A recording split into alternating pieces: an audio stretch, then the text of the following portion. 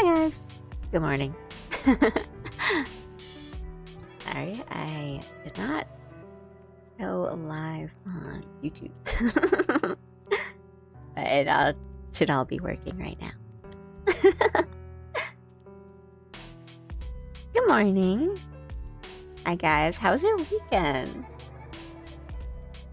Thanks for coming in. Good evening. Music's a little loud. Is the audio fine for you? It's like a little loud for me, but it's probably just like my volume on my end. Just gonna...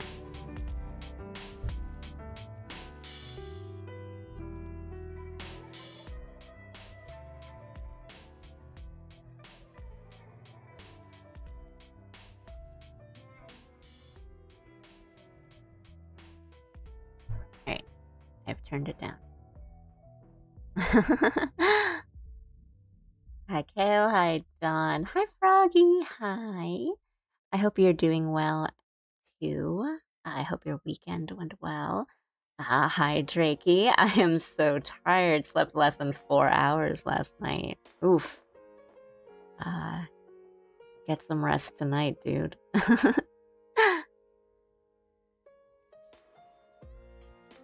That sucks. Your drawing is so pretty, thank you. I'm just having it up on screen now. It's still some stuff I need to do. Mostly like small details like keychain stuff. Actually attach them to the bag. Some details and then like stuff I've been avoiding. Like I need to do like plaid on the skirt and I don't want to like fiddle with all the designs and the warping and stuff. But whatever. It's just up here so that I don't have a blank screen again. 4 hours is average? Oh man, that's no good. It's no good. Well, I hope we can get some like longer rest than 4 hours soon, because that's just... it's making me tired just hearing about it, so...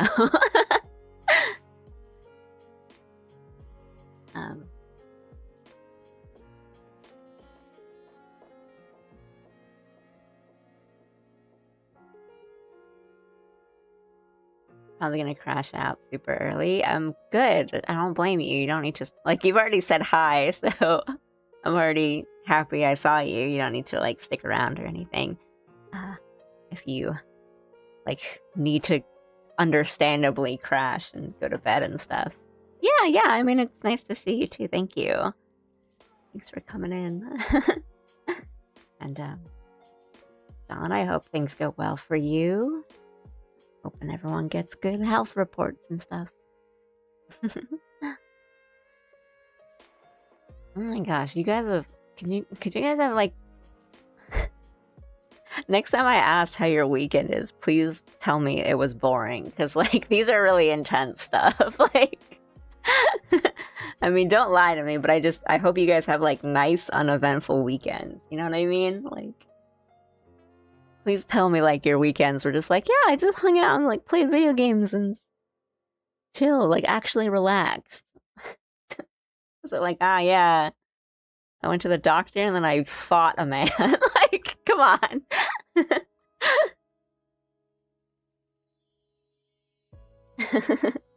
had, like, a pretty nice weekend. I actually did, like, just relax and play video games. Played a lot of video games. And went to a bathhouse. Aren't your weekends not like that? No, I like... Well, my weekends are... Try to do some relaxing, try to be a little productive. Well, I probably should have, like, done a bit more on the productivity side. Maybe, like, cleaned up apartment, that, but that was nice. It was a 3-day weekend here on this side. It was like, I guess the overall vibes were a lot more chill. There we go, Froggy. That's what I'm talking about. playing video games and drawing, that's what I'm talking about. That's a weekend.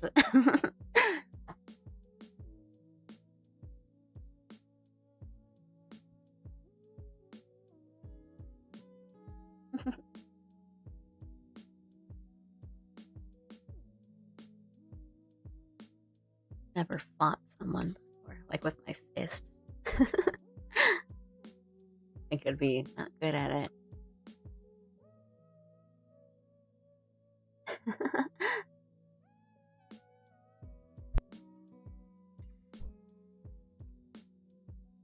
Okay.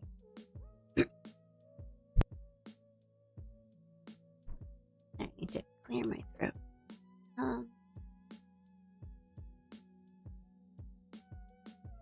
Right. Oh. That's some stuff. I think, maybe, we'll see. And put up a schedule on Twitter and on Twitch. We're gonna do like a chill art stream today. Like, we'll see what we get done, if anything. Because actually, my plans for today have changed since I did stuff last night. I had to take care of some things art-wise, and then that was just like, oh, well, I might as well get this done. And the only thing that I think would be like fun to point out is that on Twitch there's a new follower emote that's just like a little standard cool panda emote, because I realized there's only one cool panda emote so far, and it's the animated, like the thumbs up cool one. And then I was like, oh, only people that are subbed can use that, so I added a follower one that anyone can use if you follow me on Twitch. Yeah, there it is. Thank you. Just a really like standard one, just so that we have like a usable cool panda for all occasions. And then because of the eye today, not today, but this week, because I want to finish it. And I don't actually know how long it is, and I'm kind of afraid to like look up stuff on any kind of game that's like that, where it's like you don't want to spoil yourself with the story. He's so much cooler than me. So yeah, I don't know how long it is, but I've been told that or like that's the correct usage of it. I've been told like two streams I might be able to finish it, and if it's like, oh, I'm stuck on a puzzle and it takes me longer, then my Friday or your guys' just Thursday night, that is just kind of like a buffer stream. So if we don't finish it, we'll use that time to finish it, and then if we do finish it, we'll do like art or some other game or something. Yeah. Thank you for showing off the emote, Drakey.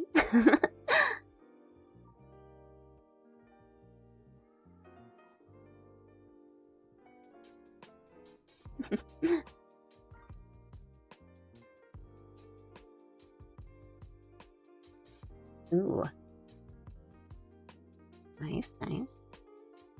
But I played a lot more of Nine Souls off stream this weekend. Getting far. I'm kind of close to the end, I think, but like, man, that's a tough game. I'm almost...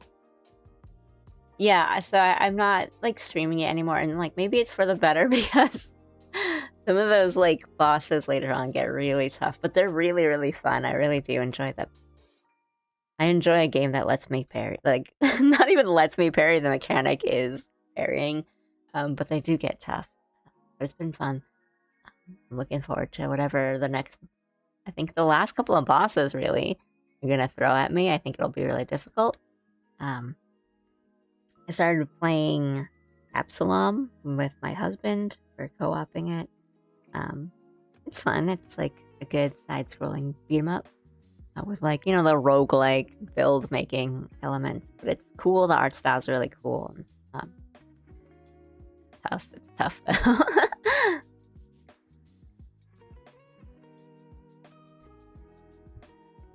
Yeah.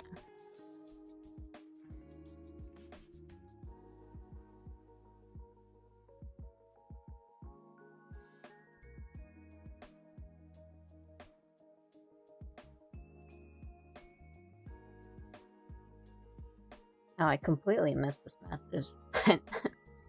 Drakey on your 10 stream streak, that's crazy. Fisticuffs the wild experience if you join a fight club. It's interesting, but we can't talk about fight club. Your husband is really lucky.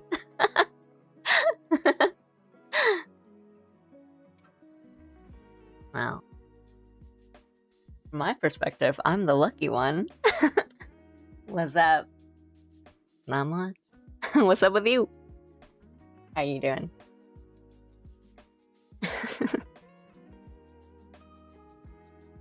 I hope you all find someone to have lovely co-op experiences with. But it doesn't have to be a significant other. It could just be like a really good friend who has the same taste in games as you. But with, like, I guess something like that, like a couch co-op, it is really fun to just, you know, play next to someone. Okay, I'll get to your question in a second. Just brain rotting. I mean, that's all fine, right?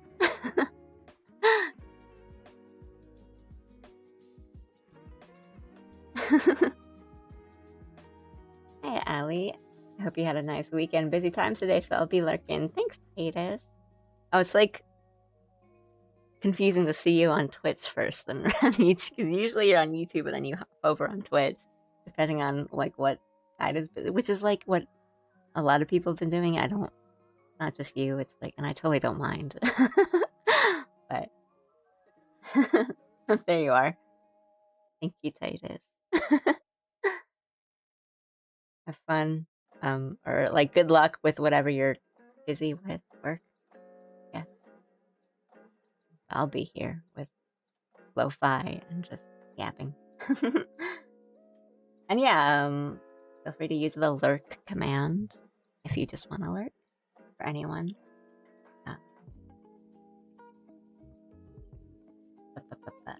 Right. Let me do these in reverse. So Froggy asked, did you draw a full illustration for each season? I don't know if you're meaning like season or like session, like stream, but I'll answer both. I do. I've been trying to keep up this thing where I do like a different alley illustration every month. And so each one is like themed something differently. So like the past couple months have been more seasonal, like at Christmas or December, and like November was like winter clothes and like big coats and scarves and stuff. And then January is this one, this Gyaru alley, because I didn't have an idea. Good night, Drakey. Get some rest. Oh my gosh.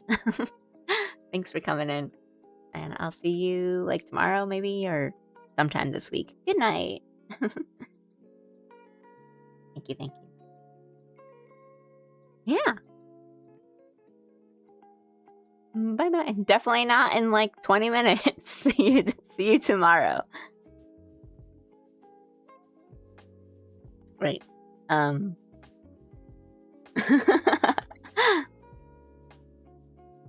Yeah, so this illustration will impress. We'll see. Yeah. Hey, rest counts. So thank you so much. Thank you, Yellow Flash. Right, so back to what I was saying. So this Gyaru alley drawing is supposed to be January's alley illustration.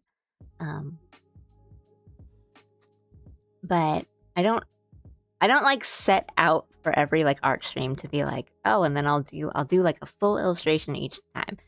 It's usually like I will have something in mind to draw, or like, oh, let's see how far we can get through this. And then it's mostly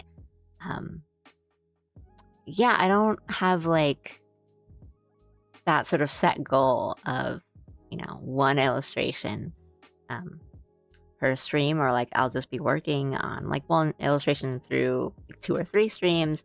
More of what I think about for what I do on art streams is like what would be more interesting for people to watch, which is like funny that I say this now when have like just a drawing on screen. I'm not actually drawing. But stuff like, oh, I know a lot of people like to watch me like do sketches and draw something from scratch. So I like to do a lot of sketching stuff on stream. And then sometimes it's like, well, I don't really want to do anything really intense for that day. So like line art is something that I can kind of do without like thinking too hard about it, I guess. So it's like, if I want to chat more on that day, for example, or like I don't want to be like super locked into a drawing, I'll do like line art, or it's like I like coloring. Like coloring's the fun part for me. So and I know that I don't do coloring as much on stream, or like I'll only do a little bit, and I won't do like, you know, like I will tend to show like, oh, I'll color a little bit, I'll drop in the flat colors, and I'll do like the shading on the face, and then I stop stream there. And then the next time you see the drawing, it's like 2/3 of the coloring is already done. So I always do it off stream. So lately I've been trying to do more coloring on stream. Yeah. Sort of just depends. Or like if I have something to do, like I want to get this drawing or like this animation done by a certain time, or if I'm like working on a commission or something.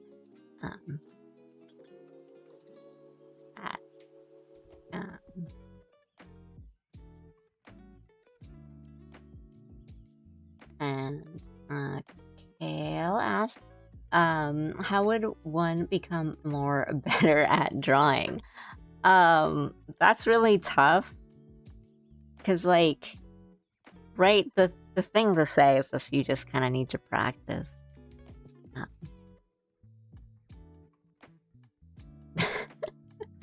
There's not much more to say other than like, it's just practice. But I think, sorry, there's like construction going on outside, like across the street from my apartment. So it's not that loud or anything. Like I don't think you guys are hearing it, and you probably shouldn't be. I don't think it would pick up, but like it's a little distracting for me. And then every now and then there'll be like a louder sound. I'll be like, I don't know if that's like something fell in my apartment or, you know, it's construction outside. But yeah, like with practice and like drawing practice, I think, and I've kind of said this a few times on stream, but the thing to do is just, you know, practice, but be mindful about it. Like,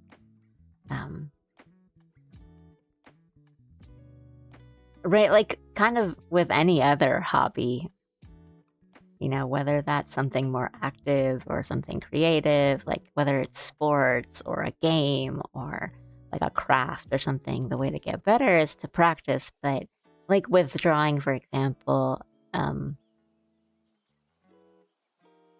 you know, don't, especially if you're like new, like you're a beginner, don't just keep drawing like the same stuff. You know, if you wanna, for example, like I have people ask me like, oh, I want to get better at drawing like faces, and like don't draw the same face in the same angle over and over again. Like you'll get better, and you'll kind of learn things as you go, and you'll learn like what you like and what makes things look good, and like what angles. But then, you know, if you just keep drawing like the same angle, for example, over and over again, then like when you get to a point where you want to draw something else or you want to draw something different, you're not going to know what to do. And then, yeah, it's all just breaking things down into shapes. It really is, you know, draw the circle, draw the rest of the owl. But the trick is like, what does the circle mean, right? Like,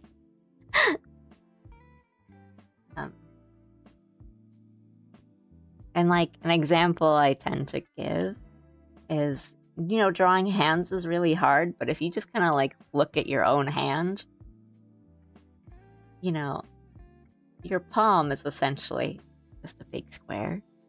And then your fingers are just essentially like big like rectangles or cylinders coming out of that square. And then your fingers are just 3 rectangles, right? And like that's way easier to think about when you're trying to draw like a hand and you're having trouble. Like that's easier to think about and like kind of get clear in your head that like, oh, you're just drawing a little tube coming out of a square, right? Than to think like, I need to draw the hand and the fingers and the palm and the thumb needs to go this way. It's like, take a step back, you're just drawing rectangles. That helps me. I don't know, like maybe that does not help you guys. Like we're all different, right? But I mean, on that note, like just find a way to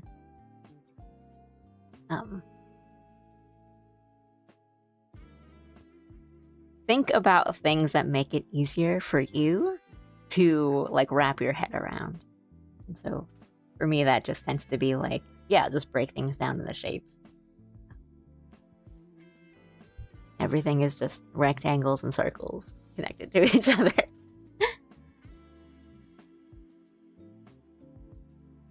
Like, I'll actually like do something now.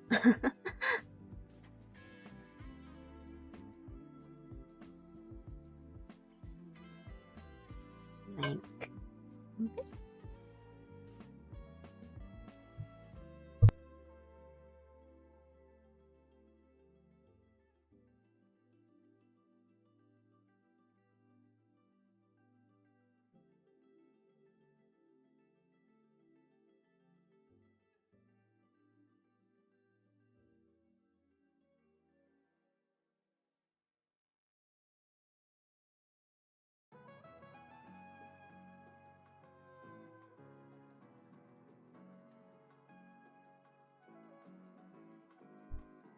Okay, hello.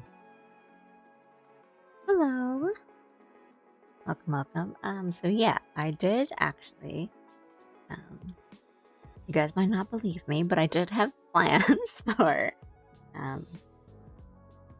today's stream and what I was going to draw, but I am sort of like waiting on responses and stuff from other people, so, I think I might have to pivot, because, I don't want to go forth on something that I'm not sure about, and I will have to like edit later on. I might pivot and draw something else, and I just think for a second.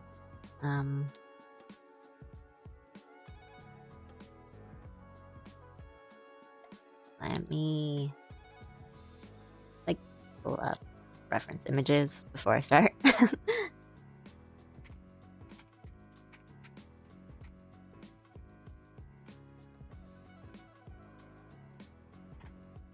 Hello for people just coming in.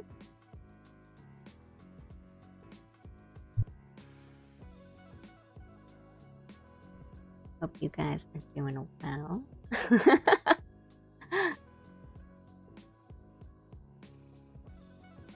That is an intense emote. No, I'm gonna draw. I do need to make...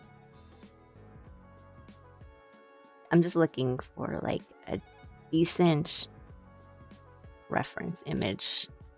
I'm not just drawing.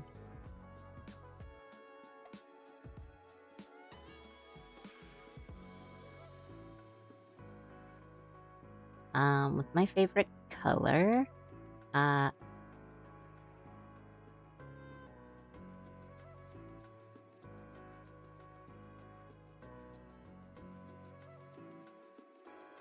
This. Here, let me... That... Yeah, that works.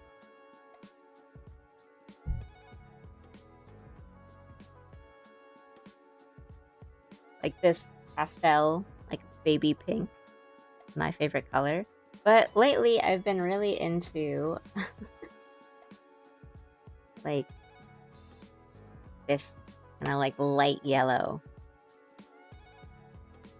Pastel yellow.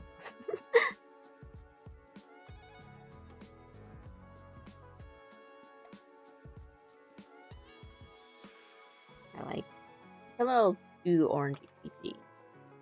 Maybe. It's like easier to show you than it is to say it. But I like a light, like a pastel pink and a pastel yellow, and then Allie ended up being a lot more purple than either.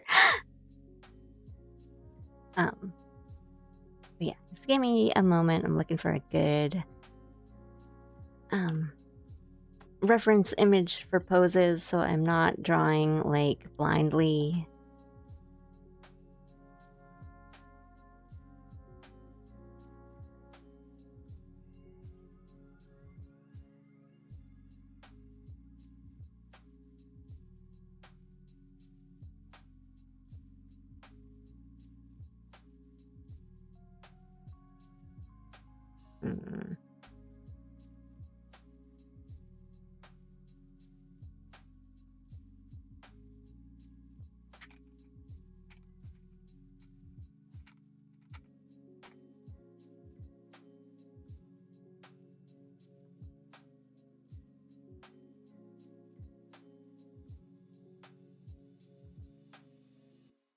Well, I'll be good enough.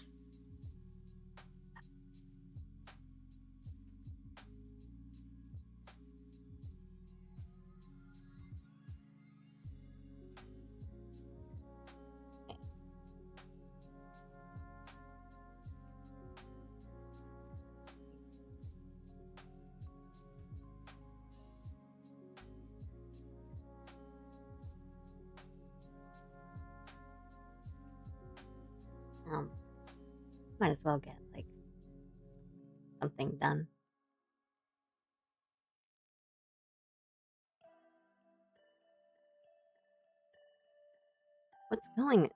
What's going on? I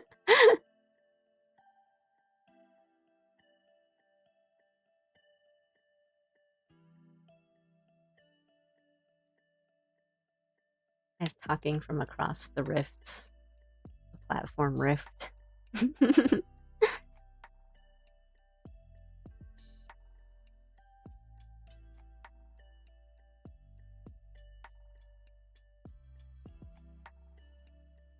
I am also confused. What did Jupiter do? Some cryptic messages, seafood pasta.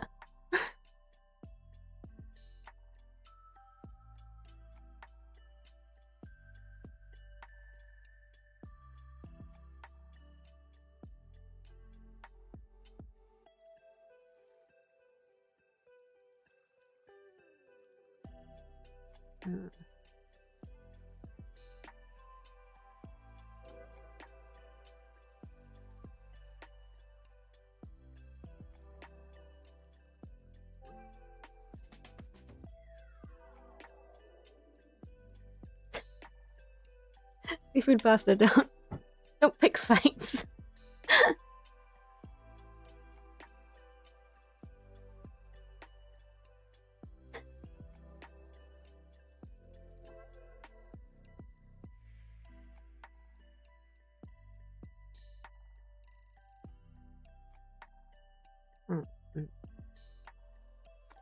Well, my idea was that I was gonna draw, because like I need to.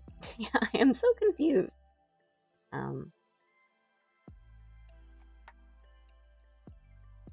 Draw like a new like BRB screen. And the idea was I was gonna have like Allie look at her phone and stuff, like as a BRB thing, but I don't know if I like that anymore. I don't know if it's like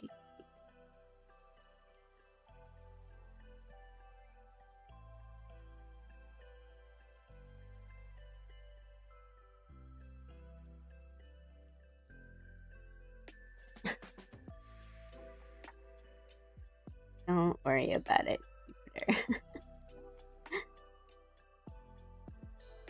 I don't think he did anything wrong.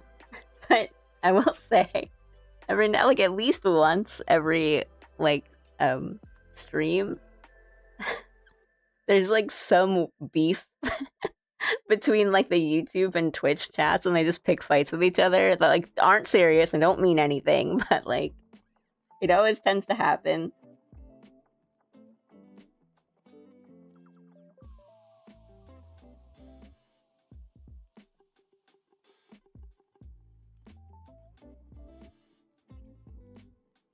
Oh, we could also well, cause like doing this, the looking at the phone would work as a BRB screen, but also might work as like the galley PNG tuber that we kind of joked about making, but we'll almost definitely make now.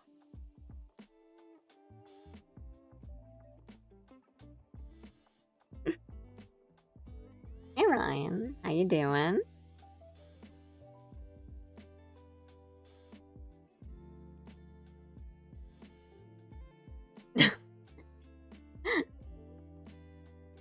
Stop fighting!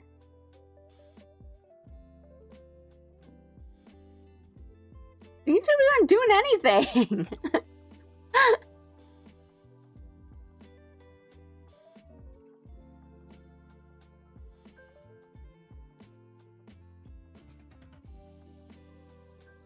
That is like the funniest part is always that like the YouTube and Twitch are like the same people. Well, I mean, there's definitely like mainstays of both, but like there's a lot of people, a lot of regulars that use both, but also I mean, there was that one time where like my Twitch like stream elements bot just like accidentally banned everyone for like 3 minutes, and so everyone on Twitch just came over to YouTube.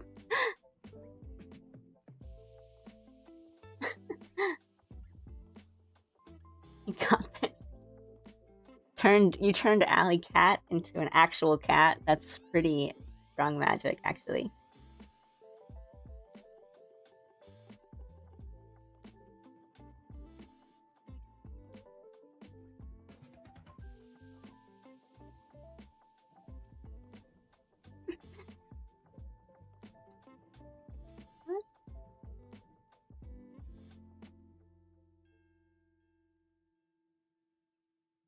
I will say, I do think we're kind of close to re-monetization on YouTube. I don't know how close because it's a watch hours thing, but we're not that far. But then YouTube, you guys would only be able to use like my emotes anyway.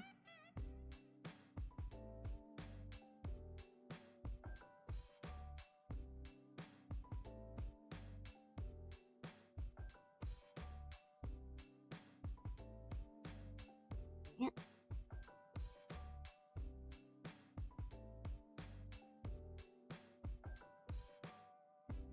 If you want me to watch on YouTube anyway, I might do it. If no, you guys don't have to.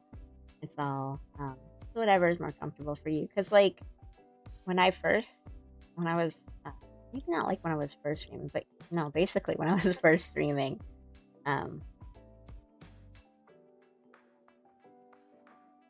I was really just on YouTube, and then I kind of had people ask about Twitch, so that's how I started Twitch, and I didn't really like know how to use Twitch. Like I've only just kind of like lurked and watched people on Twitch, so I didn't know how to use it, and then this is not good. Just started using it more, and more people started watching me on Twitch. So now like Twitch is doing pretty well, and I didn't think it would, honestly, as in, you know, it was just something I was less familiar with. I didn't really know what to do on it, but yeah, and that wouldn't have happened if I told you guys like, oh well, I'm more used to YouTube, so like please use YouTube. Whatever is more comfortable for you guys, I am happy with. It is all kind of the same for me. Like, I'll get there when I get there. And, I mean, with YouTube, I can always just, like, upload more videos. And I just don't do that because I don't want to.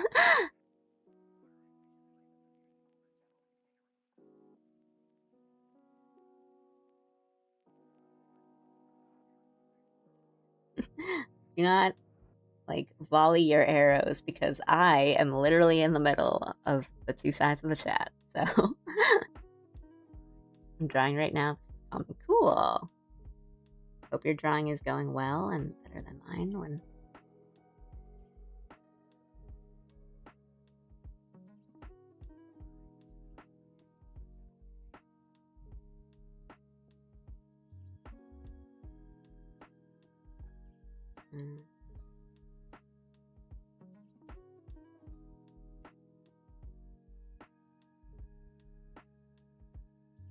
What I mean when you gotta have references.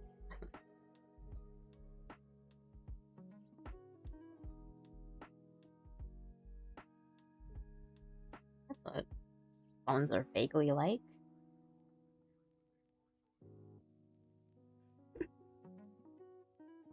Bye day. Oh. I did? Nice. Well, I'm glad. That's fun drawing. I mean, I always say that, and I'm like, I always hope you guys have fun when you draw. And I have a lot of people who are like getting back into drawing or like starting to draw, like learning how to draw. I'm on my stream and I always say like, I hope you guys have fun. Like, make sure you have fun. And meanwhile, I'm here drawing like, oh my god, this isn't right. This is so bad. I hate this. Drawing sucks.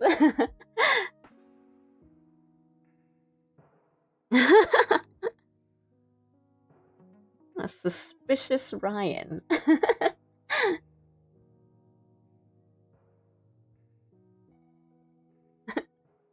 Froggy. Everyone be nice to each other. And by that, I mean, be nice to yourselves. Because you guys are really the same people.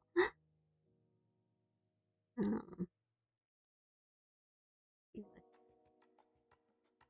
around on my files.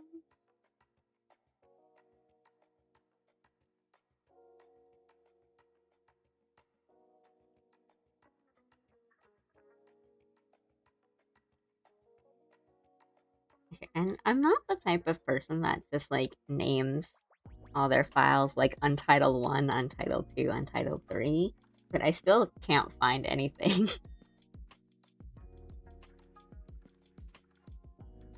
Like, to be fair, they're not much better. They're all like hee hee and like, character names. They're not really like descriptive or anything, but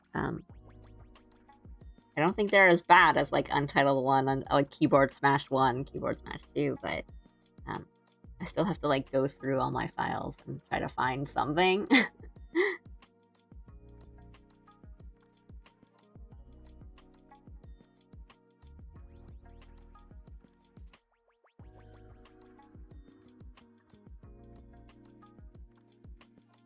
Okay.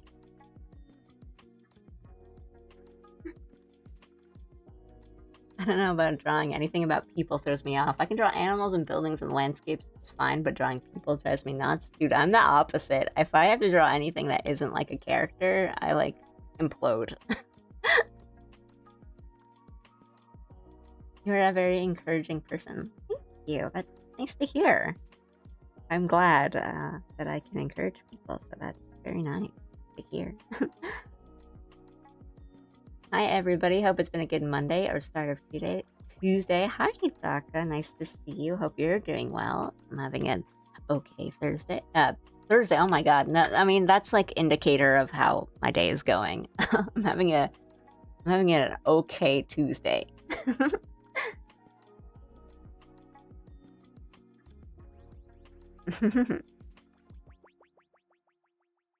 Helped build a computer from scratch yesterday. I weep for your wallet.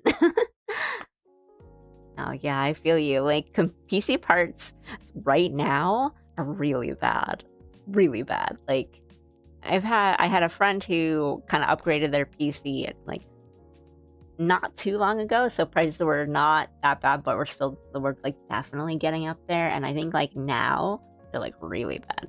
It's not my computer, and I guess depending on the parts too. Some parts are definitely like way worse than some of the others.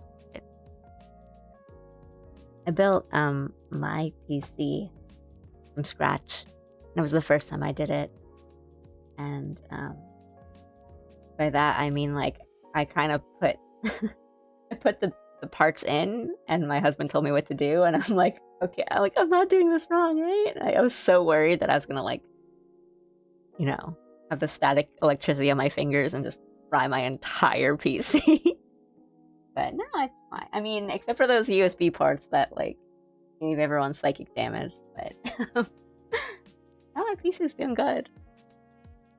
It's kind of fun to like build a PC, and then when it starts up and everything's working nicely, you're just like, you just feel so accomplished. And for me, it was also like the look of it too. I like have a nice like white PC case, all clean, nice.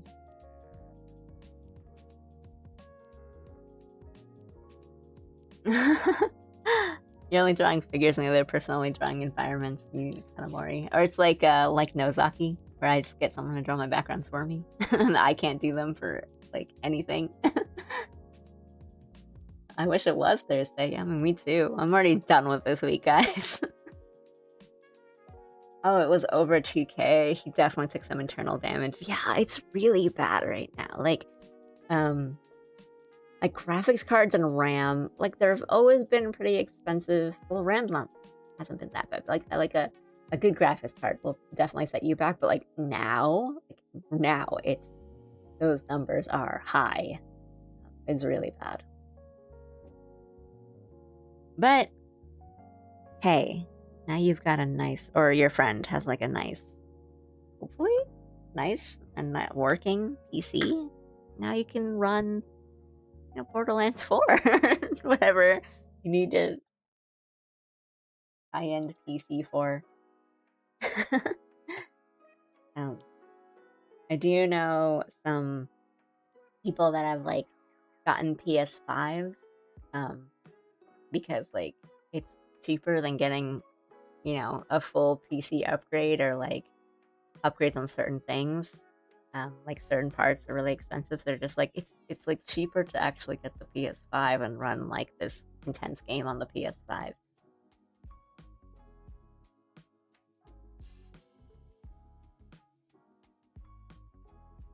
Yeah, right. That's the thing. It might not be like the nice, the latest, the most powerful thing now.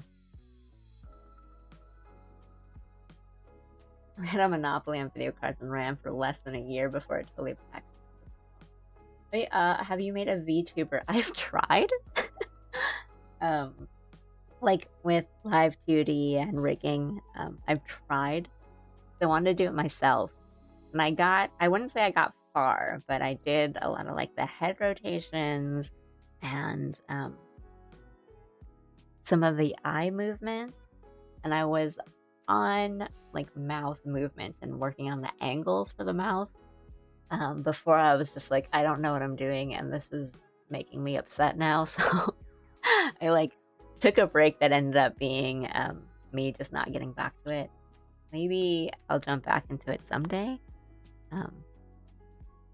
Because for now I'm still enjoying like just using my PNG tuber, but I do want someday to have like a live 2D model. But I'm like stubborn like that. I would want to try to do it myself. And I know I don't need to. I can hire someone, commission someone to rig it for me. It's like the art is there. I have the art. I've been trying to do the model myself, but it's like it's so I can't. I understand what to do in principle, but doing it myself is just like, what am I doing?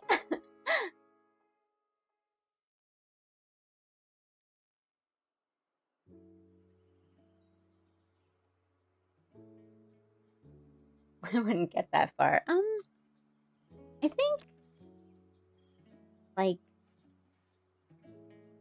doing the art was definitely the hefty part of it. Like thinking about all the,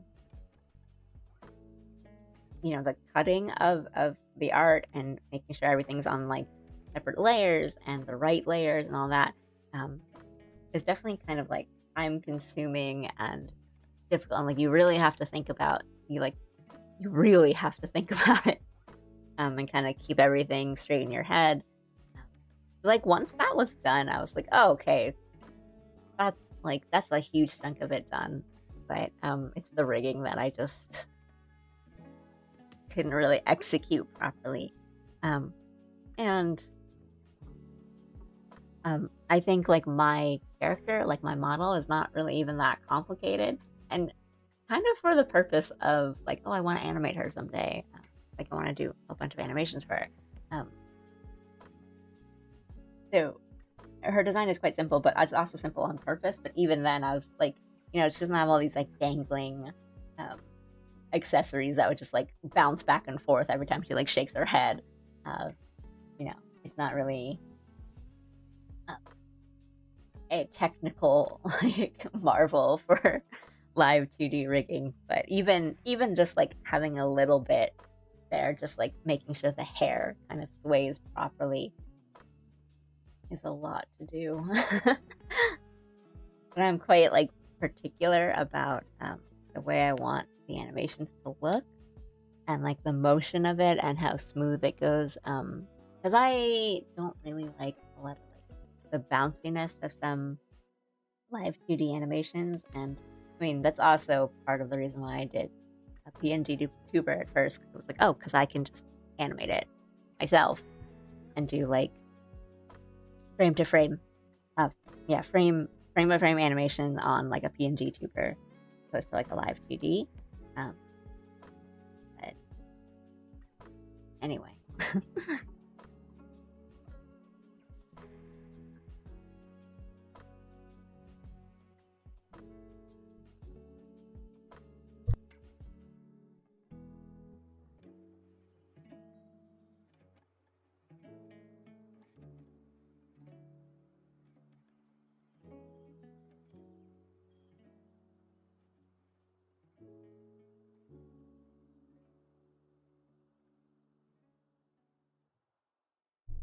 Alright, I have old art that is similar to what I'm thinking of doing now, so I'm gonna load it up and then print my own art, but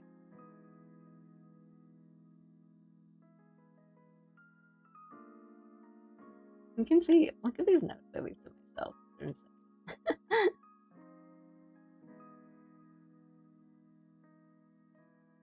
isn't even like that bad. Actually, it's not good, but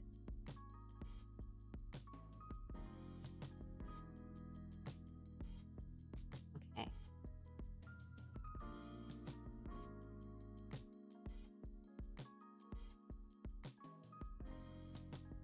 Yes, and I will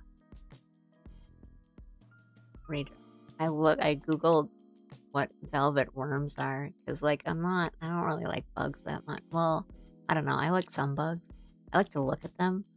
I don't like to be near them, but they're kind of cute. They look like little they look like they're made of gummies. They're kind of cute.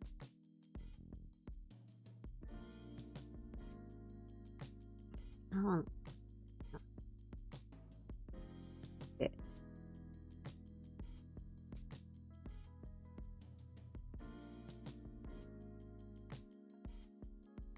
oops, I haven't drawn Allie in her like drawing glove so long that I'm like, oh yeah, that was part of her outfit. Um,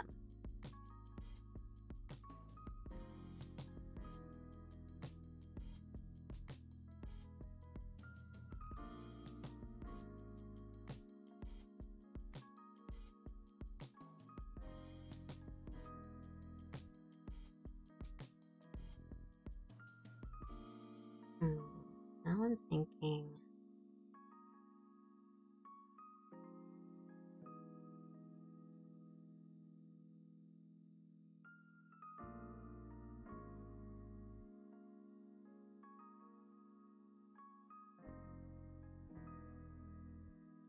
My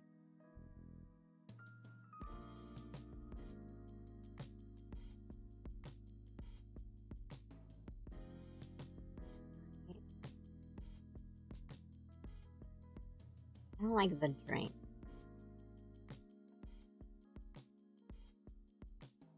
Yeah, caterpillars are cool. I don't particularly want to touch one, but I like to watch them, like inch around, like move. And they're really cute when they kind of like look around. Uh,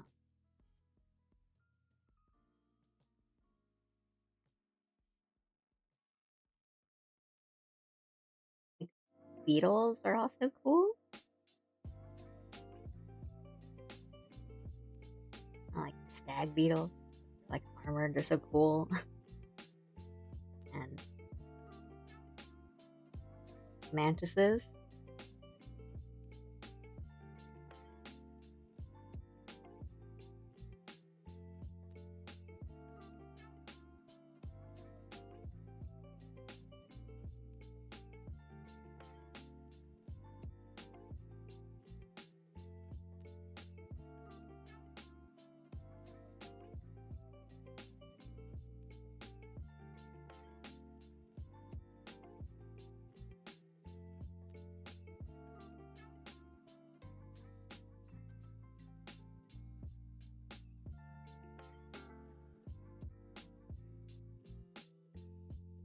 I'm wondering who's the pose on this one.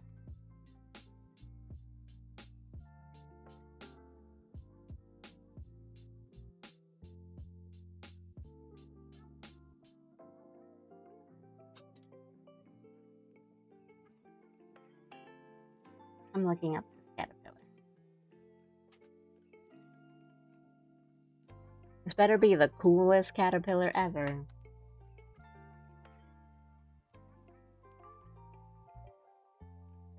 Oh, it's a little freaky.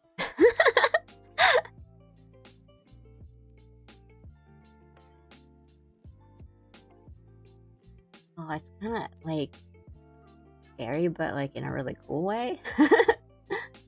Nature's crazy, man. Like, how did that happen?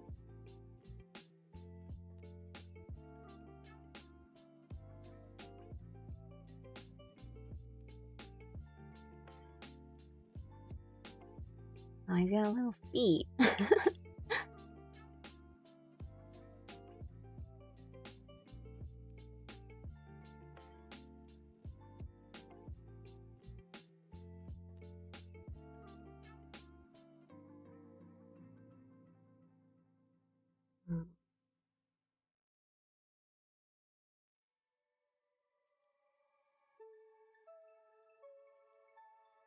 Maybe I'll just draw over this old drawing. Oh,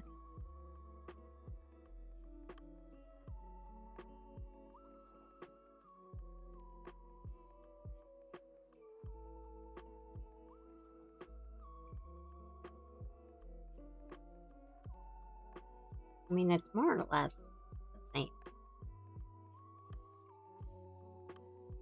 Well, I guess what I'll do, kind of outline it, and if I like it, then I'll go with that, and if I don't, then I'll go back to the sketch that I just did.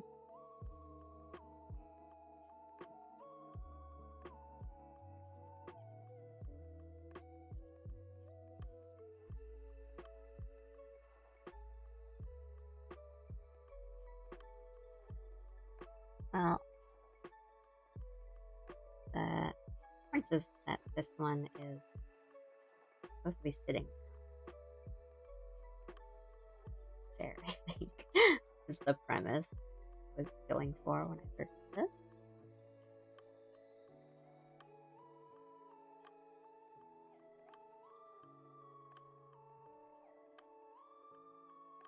But that worked.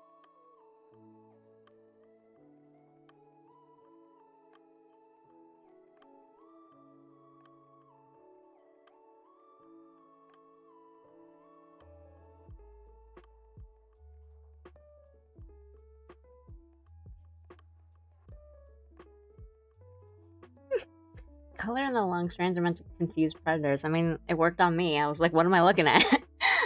And to be fair, yeah, yeah, right? Like, I'm confused. Like, what is it? Like, what's going on there? I do enjoy, like, looking at an animal, or, like, looking at anything in nature and being like, man, humans are nothing. Like, I don't know. I guess if you think of it in the way of, like, from a purely, like, animal mindset, like, human hair is so weird and different, and it's like there's so much variety between humans, but like you look at like a caterpillar like that and you're just like, what? Humans are so boring. What can we do? What did we do? We're not out there confusing predators. Or like I always think that when I just like see an octopus and like look at all the things an octopus can do. And it's like, man, if octopi had longer lifespans, I don't think we would be the dominant species on Earth, probably. Like, the things they can do, man.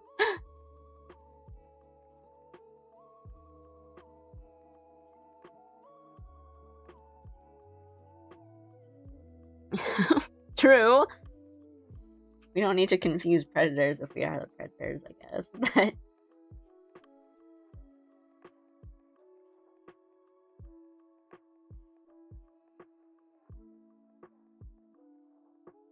I don't have like antlers.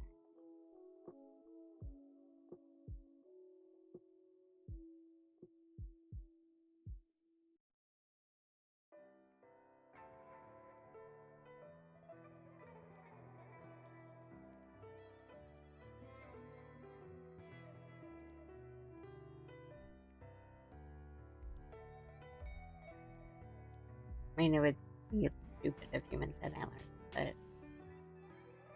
more like we're not that.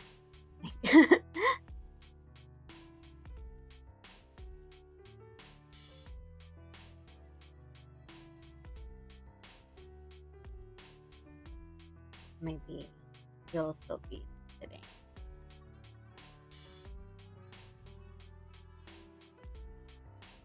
This is not to be that big.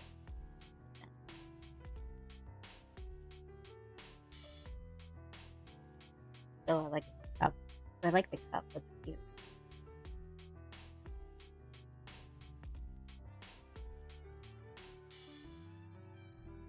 Nice. This arms.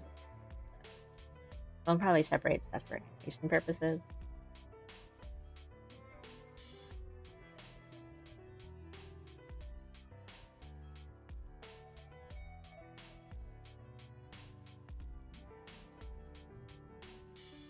We cross. We'll see. Sitting.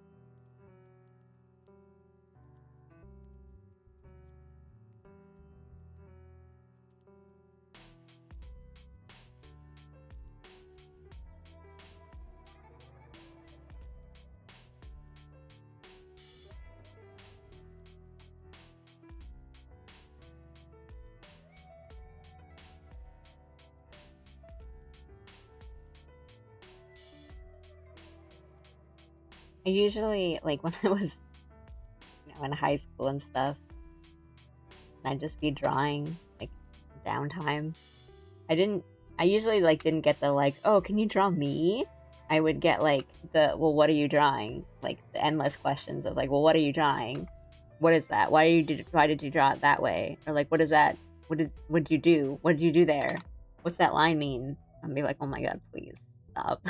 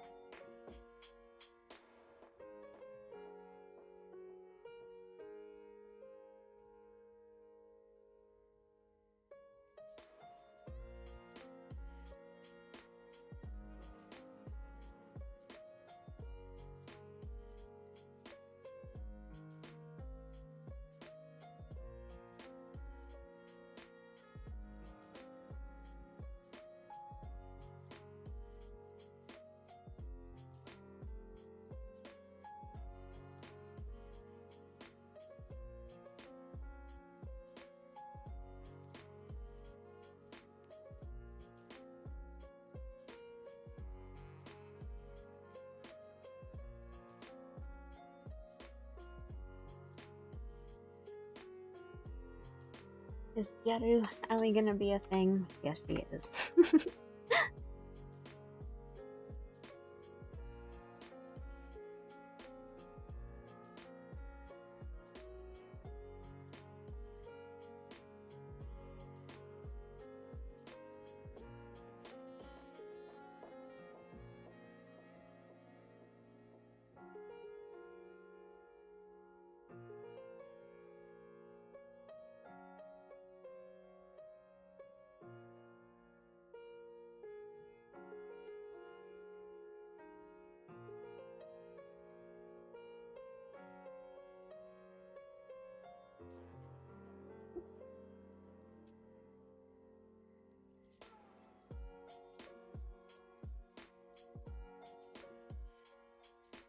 I get this shape.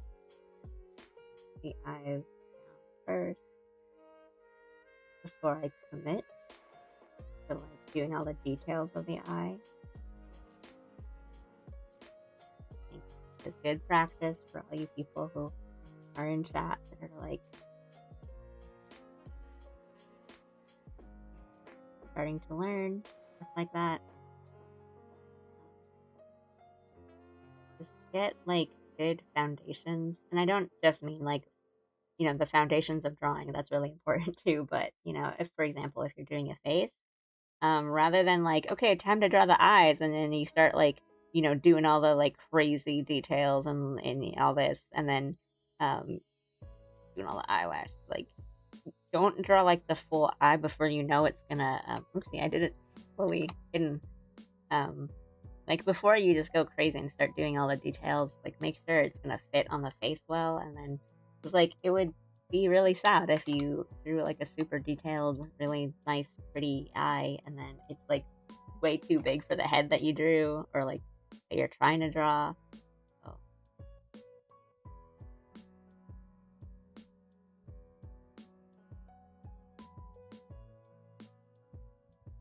you know, start simple first and then build up.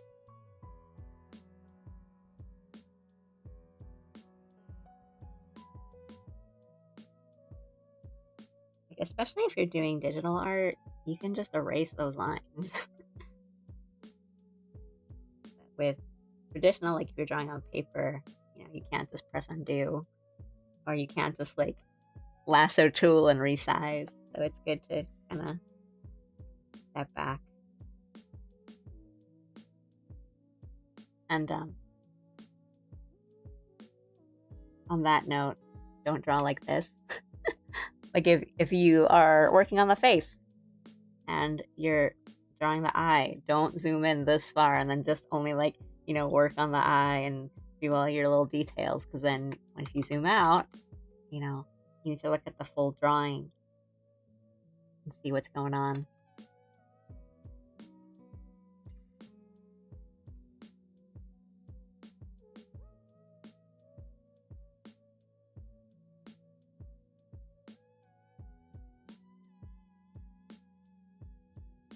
Solution, have them winking or put their hair in their face. Oh my gosh, I hear that. Hands behind the back, winking. 3/4 angle, looking to the left.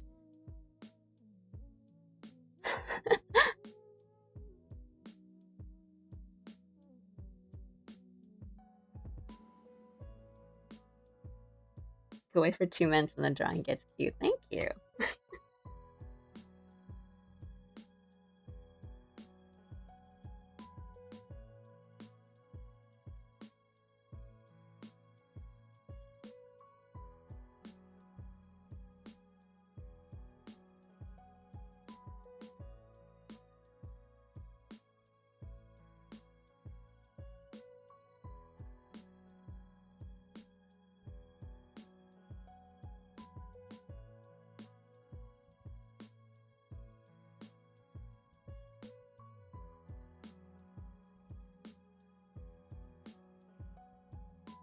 Gotta remember how I draw. Oopsie. I hit the fill button by accident.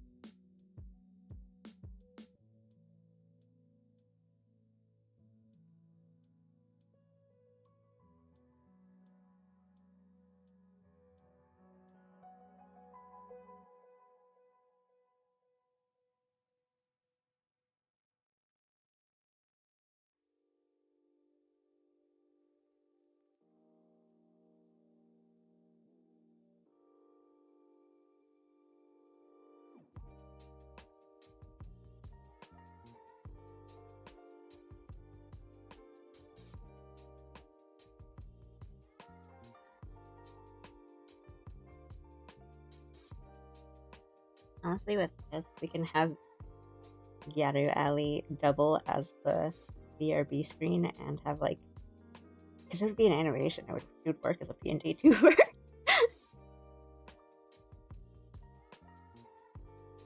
This she's the stronger Alley and she'll take over. I'm scared of her.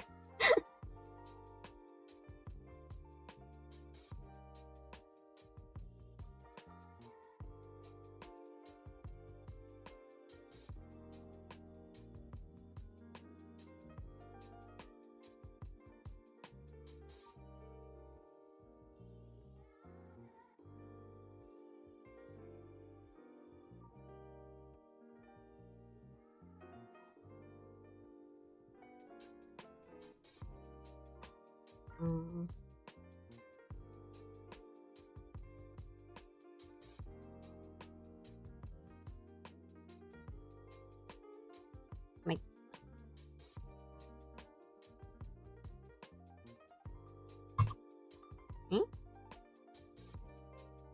flat. Kind of like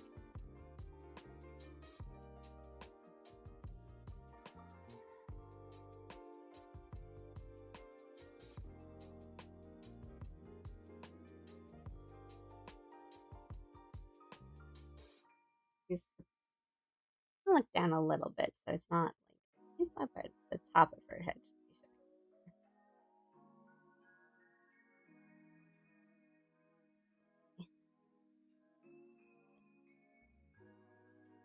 That worked back in. Oh, sorry, I was looking in a bit more.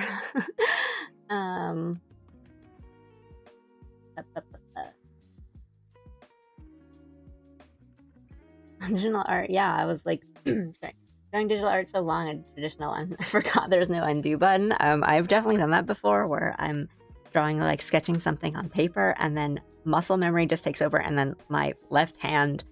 So like when I draw, I usually have like my tablet in front of me, and there's the hot keys on the side of my tablet, and I also have my my keyboard to the left of me. So either way, whatever I'm doing, my muscle memory is that I'll like reach over with my left and I'll hit either the undo or Control Z. And there's just definitely been times where I'm sketching something on paper and like my left hand will just like dart out to like hit buttons, and it's like embarrassing. But I've definitely done that. So, don't worry about it. Love your art style. Thank you so much. Worst fear as an artist is hands. Like, bruh. I understand, but because like they're not easy. They're never easy. They don't get easier. No, actually, no. They'll get easier, but I think you don't really feel like you know what you're doing at any point. It's just like, and kind of what I said before. Like, I just think of fingers and like hands as, a hand is do a little pentagon, and the fingies come out this way, and then each fingy is like, there's the different joints. I mean, that's a terrible example, but just break them down into shapes.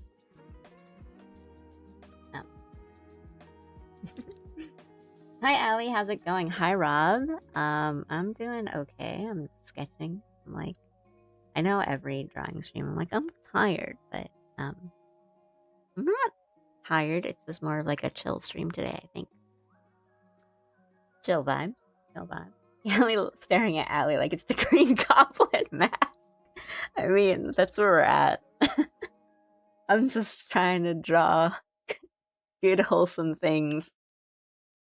And the Gyaru Alley is there, like, what if you didn't do that?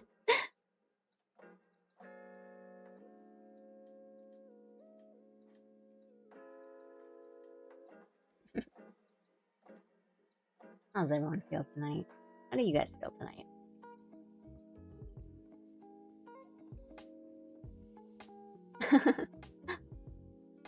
Sometimes I do feel like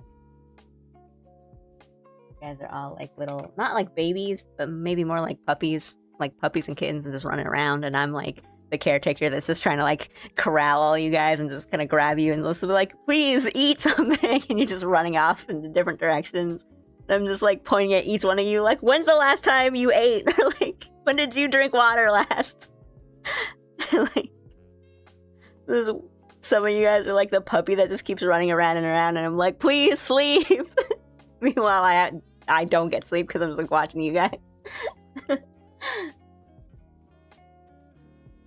I guess, yeah, I'm the alley who watches over you guys. What's in your mouth? Better be 3 meals a day. Alright, like, the puppy with like something very clearly in its mouth, and I'm like, what do you have? And they just run.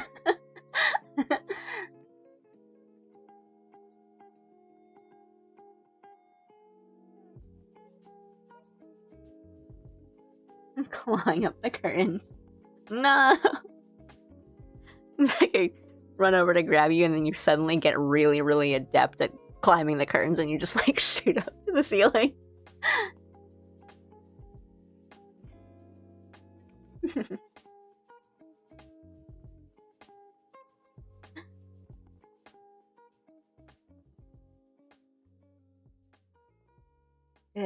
Good, Froggy. Get your water. Everyone else go get your water. Drinking. I'm drinking. Hydrating. Good.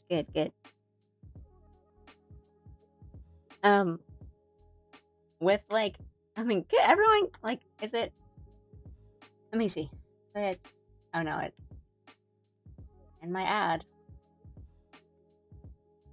Oh, I was like, it'd been a good time to run an ad. Everyone have a water break. Which I know, like, it can be kind of corny on streams and stuff. Like, everyone make sure you're hydrated, but I don't feel as bad when it's like a co-working kind of stream like this, where I'm sure some of you guys are getting stuff done, or if not, like, maybe you're just playing video games, but still, that's a good time to remember to water.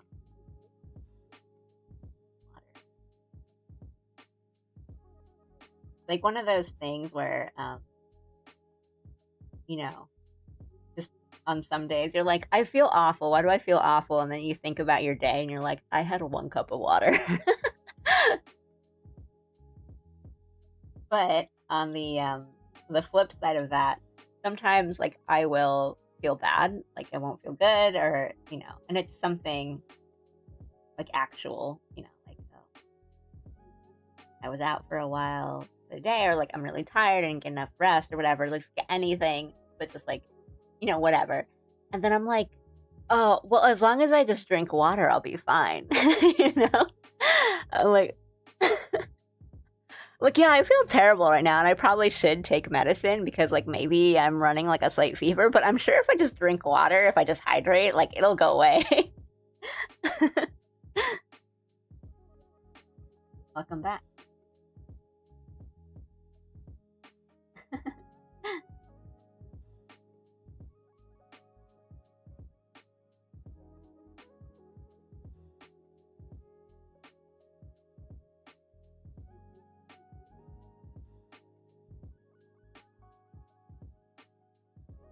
It's like one or the other. Either I, you know, don't have enough for the day, or I think like, you know, I should really be taking medicine or something. Like, nah, I just need to hydrate. Feel bad? Water will fix it.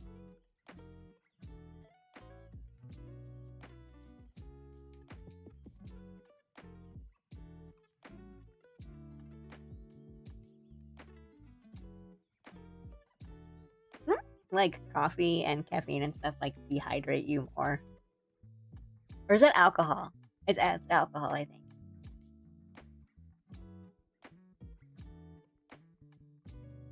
But I do know it's like, oh, if you are dehydrated, you know, like if it's a hot summer day, for example, and you want, like, if you're just trying to like refresh, you know, you want like a nice refreshing drink, like like a sugary drink, like with a soda, fine. And then, you know, you get the energy from it. But if you're like dehydrated, like just drink water. I know it's a thing. Like, don't get an iced coffee, get like actual water. But that's like if you're dehydrated. You know, you just need a drink.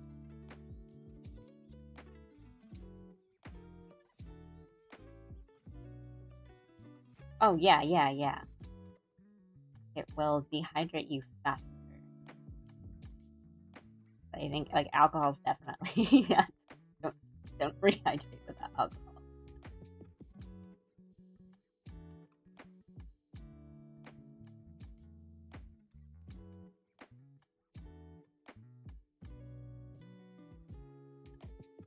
I always I tend to forget that tea is quite caffeinated. And so now now I remember it too much. I'm like, I could go for some like a nice hot cup of tea, and then I'm like, wait, it's it's 4:30 p.m. If I have tea right now, I will not get to sleep. Which is, you know, like not it, but I like overcorrected for like forgetting that tea had caffeine in it. And now I've like overcorrected where I'm like, well, if I have tea past 11 a.m., I will not get to sleep tonight.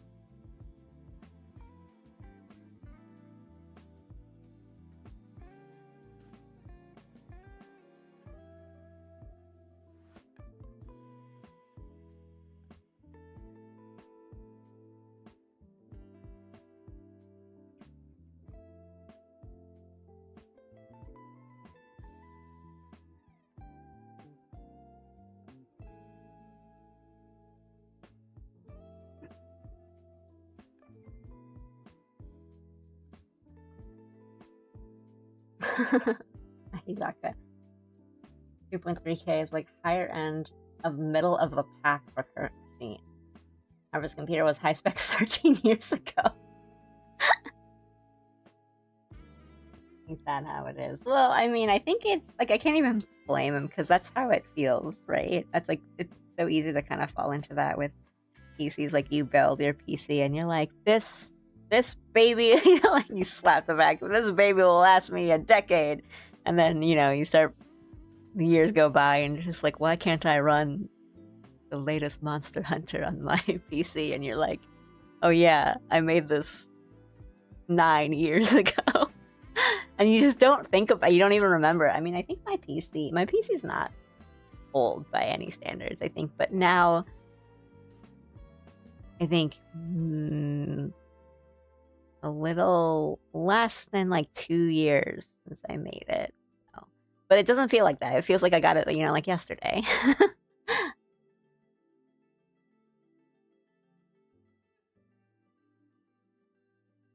This non-caffeinated tea, spearmint tea, is one of my faves. Have it with honey and it goes down so smooth. Ooh, sounds nice. I should just kind of get more like decaf tea and decaf coffee and stuff because like a hot drink is so nice. You know, not just in the cold, you know, winter months, but just like at night. It's nice to have like a little hot drink. I'm like, all I have is caffeinated drinks. It's that or water.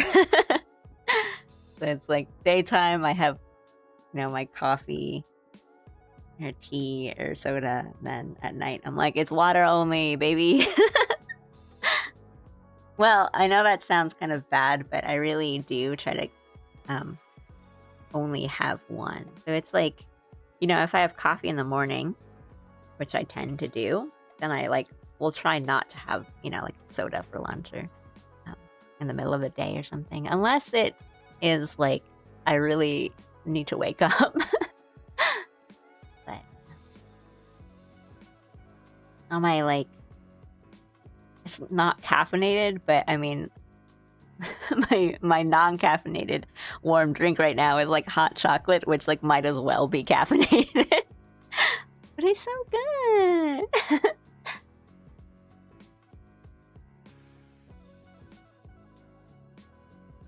Oh, bye, Jupiter. I don't know if you headed off, but it was good to see you. I see you again soon. LMAO, it was Wilds that was chugging so much he didn't want to play it, though he gave up and it was crashing. Now the new comp, it runs like the developers think it should run on everyone's machine, so we're gonna have more. Yeah, I mean, like, my PC was good. And so when Wilds came out, like, I was fine. But yeah, I mean, like, I had friends who are just, like, getting, like, essentially got a PS5 for Wilds, or, was like, well, what do I do? Get a new PC? Or, like, completely upgrade my PC?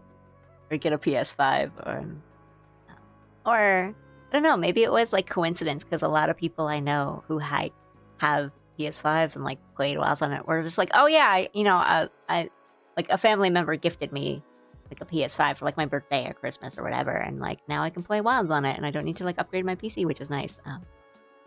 It could have just been coincidence.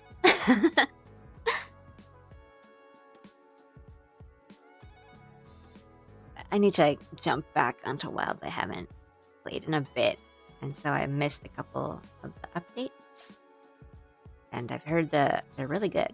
So. Like the new monster. A new mega monster with like the 8-person hunt or something. It's like 4 hunters, 4 support. I hear that's like a really good. You can always play with chat. I would, that might be fun. And now that I have more people, because before, I was like, well, there's like just me, and I don't know who else plays enough. But now that we've got like more people. In the Cult of Alley. Maybe we could do some monster hunter soon. That might be fun. I do, I have to get some ideas for, like, February. That'll be... I was thinking, like, oh yeah, February, my birthday's in February, so I'd like to do, like, a birthday stream, but I'm like, I don't know what to do on it. What do people do on, like, birthday streams when they're not, like, a big agency idol VTuber and they don't have, like, a concert or, like, some kind of, like, variety talk show or something? Thanks, Kale. Have a good night. See you. Maybe tomorrow. I don't know, I'm playing, like, Outer Wilds tomorrow, so I know people don't want to get spoiled for that, because not everyone has played, like, the DLC, even among the people who have played Outer Wilds on my stream, so we'll see. Okay, but I like the Omega fight. I think it's like they did some interesting stuff with it. I do kind of get what you're saying of like forcing the Monster Hunter shaped block to the FF14 hole, but I don't know. There's like little touches I like, like the numbers being in like the 14 style, but I kind of like nah, it's okay. It's a really, really tough fight, though. I think it's a tough one, but it's fun. I kind of like that it felt. I don't know. I guess like the way I can describe it, it's like it's a little less Monster Hunter and a little more like Souls-like ish of like Omega's doing these patterns that I know, and then I can just dodge, and like the AoEs like are on the lines are on the ground. Compared to the other monsters who are just gonna like charge at you constantly. I mean, Omega does that too, but I don't know. It's like a really difficult fight, but it's fun. But I don't know. Like maybe it's also because I'm familiar with 14 that I was like, oh my god, he's doing the larboard, starboard. Oh, he's doing the thing.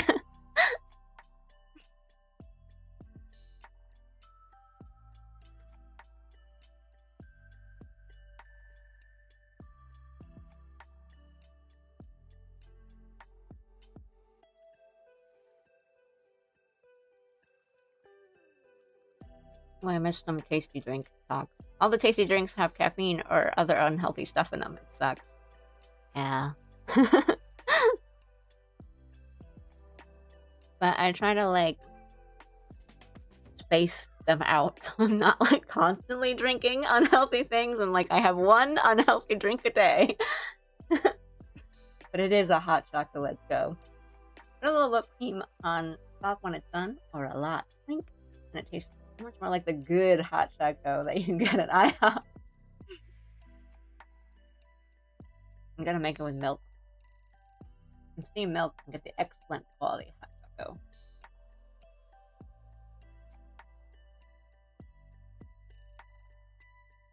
Drink unhealthy food. I'm in Gunlance exclusively in WoW, so at a certain point, if I have aggro, I just get constantly attacked and my health whittles down. It's not enough and people are joining as healer.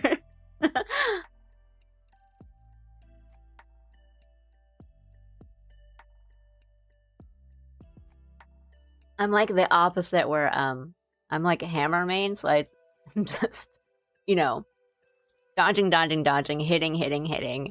And I just like feel bad in the Omega fight because everyone I play with does like some weapon where you can guard and like block and use a shield or something, and I'm like, I'm sorry, I can just dodge. So they're like, okay, I'll tank, and then they're just like getting blasted and like they're getting all the HP buffs, and I'm like just standing over there using my hammer and just like smacking the legs and be like, I don't know, I'm sorry. Like I can tap in for a bit.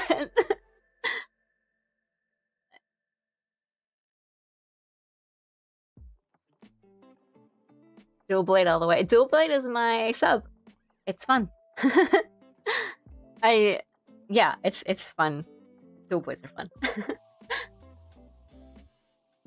Do you like me a sweet drink? But I'll say like as if I'm just doing a bunch of DPS, and I'll also try to make sure that I'm doing like all the like life powders and all the armor powders, that like all the support stuff that I can do. If I'm gonna be like, okay, if you guys are agreeing to like just be the tank roles, like I'll help. I am a baby when it comes to Monster Hunter. I played like, you know, the big ones, as in the kind of more like universally popular ones, like World Rise and Wild. So I'm like a baby when it comes to Monster Hunter, and I admit that fully. And a lot of my information and all that comes from the people I know and like my friends who've been into it for a long time and have played way more than I have. So I'm just like, I don't know who this monster is, but he's cool.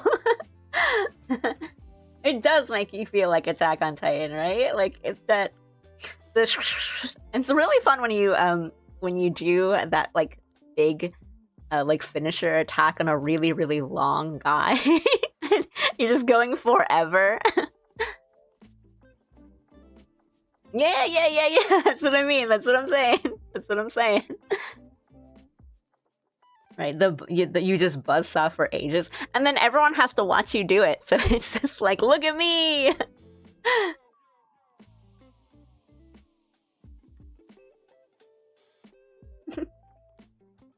You try to pick a new main each game. That's ambitious.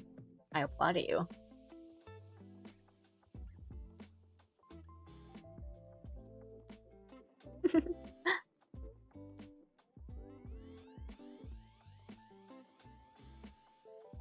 I have like one brain cell, so I just like the weapons that are like, press the triangle button 3 times. press Y, and then press Y again, and then, you know what? Press Y, and that's your combo. And I'm like, okay, big number.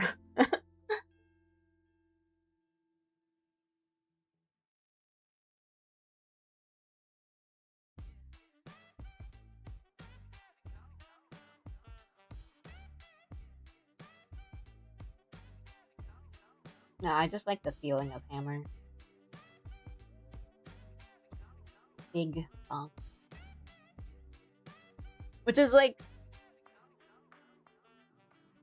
it's funny the right word for this, but because in Final Fantasy 14 I main warrior, so it's just like one brain cell says spell cleave, um, big bonk unga bunga, the only thing I do.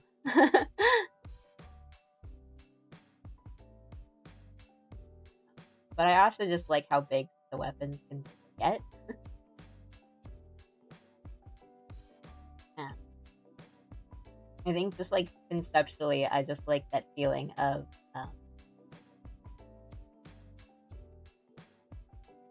just like fighting a monster with a big giant hammer. There's some fights in particular. Well, like I really like Ray Dow. Just like in design, he looks really cool, and I really like that he's kind of like a railgun. So I like, just tend to like the electric, the thunder themed monsters. But I like fighting Ray Dow because it sort of feels like you're scrapping with him.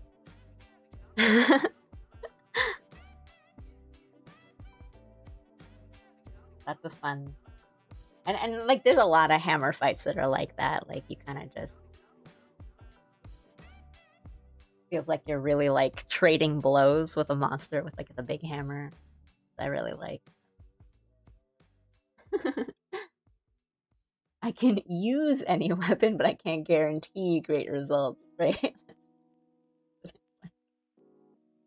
I mean, like, yeah, like technically I can pick whatever weapon and I can press buttons and I will do something, but how good that something is, I don't know.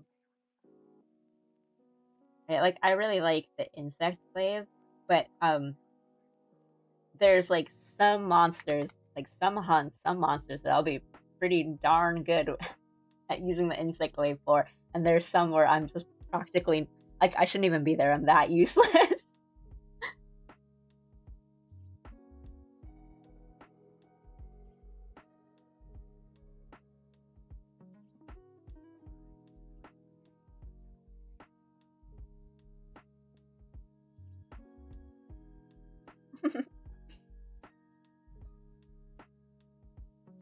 At the beginning of either last year or the year before, I told up all my Monster Hunter playtime, and it was over 100 full days of play. Oh my goodness. Definitely much more than that. Well, if it's like spanning several games, I don't think that's, I don't know, 100 full days is an insane number. But I mean, if it's spanning a series of games that are all long and have like a bunch of replay, it's not like that crazy. It's a little crazy.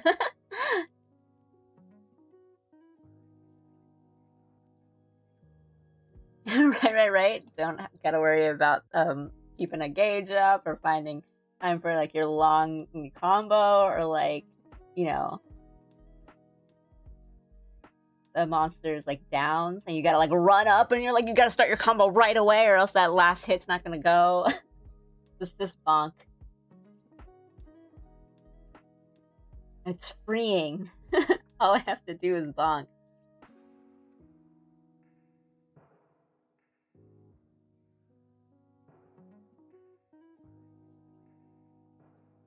It does it is like a big dopamine hit though when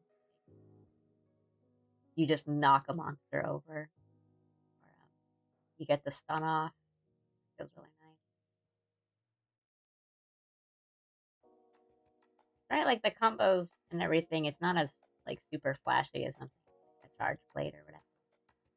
Switch axe, charge blade, switch axe. I always get the names of them mixed up because I think they should switch names. Um, or, the other weapons with like a lot fancier, flashier combos that actually require like thought to use them. And it's like, press B at monster's head.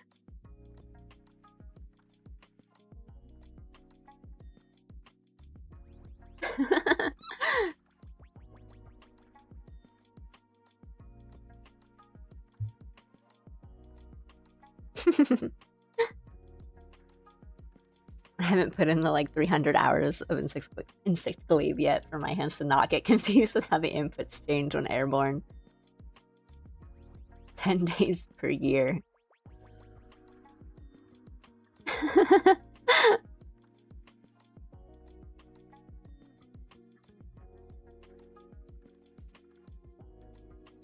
Yeah, I'm just a wee babe when it comes to Monsty Hunty.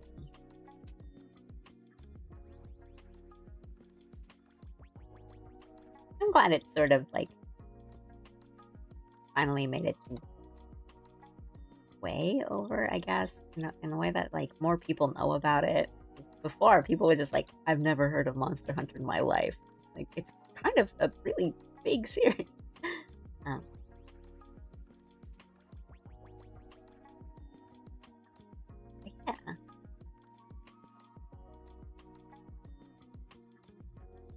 Also, my character in WoW's really cute. So.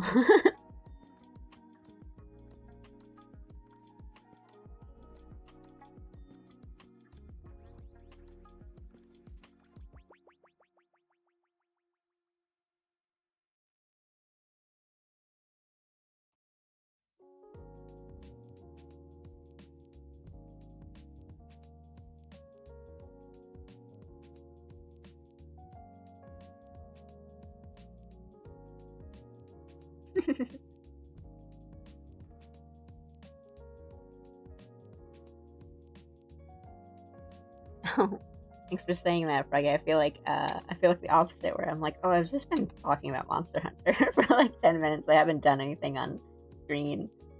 But to be fair, I was thinking.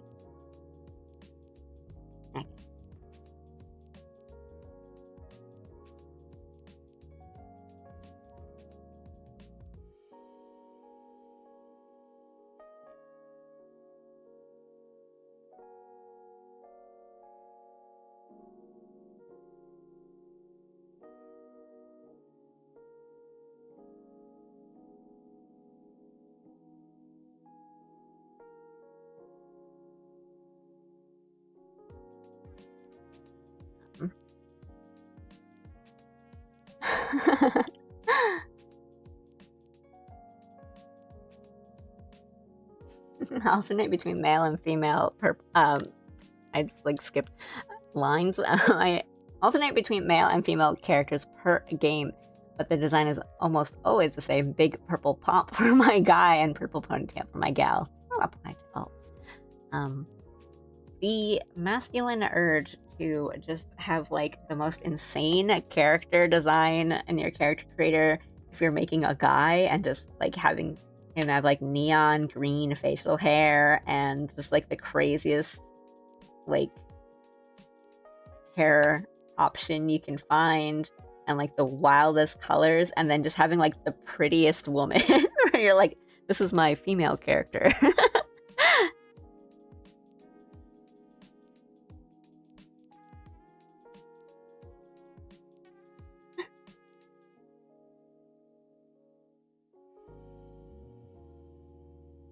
It's fun. I mean, I don't think there's anything wrong with that.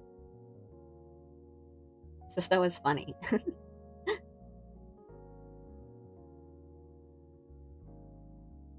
Right? It's like one of two things.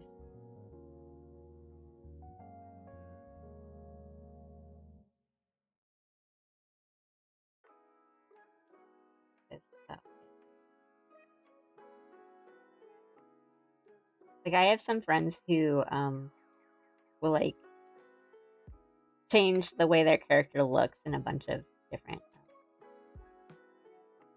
games with like a customizable character. So like Monster Hunter or like Final Fantasy 14, and it's always that where it's like the guy has just like the giant pomp, or this crazy outfit, or it's like neon colors, and then they change to like their avatar like a woman, and it's like the coolest, like prettiest design you've ever seen.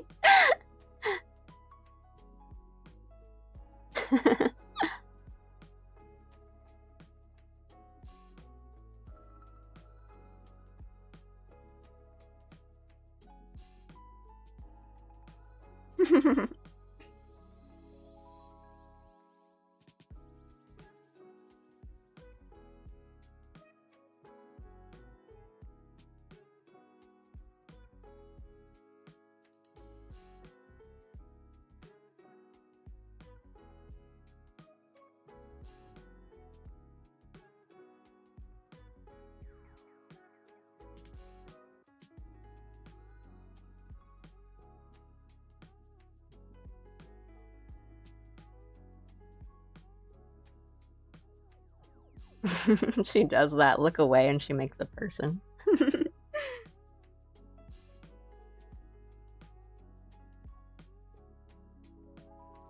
Yeah, I only draw slow because it takes me forever to actually put the lines down, but when I put the lines down, by goodness, I will put down a million lines.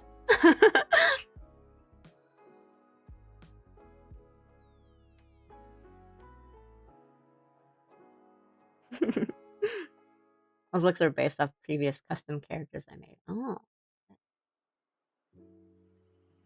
that's kind of crazy. Like, you don't even realize, like, you didn't realize it at first. It was like a subconscious sort of thing.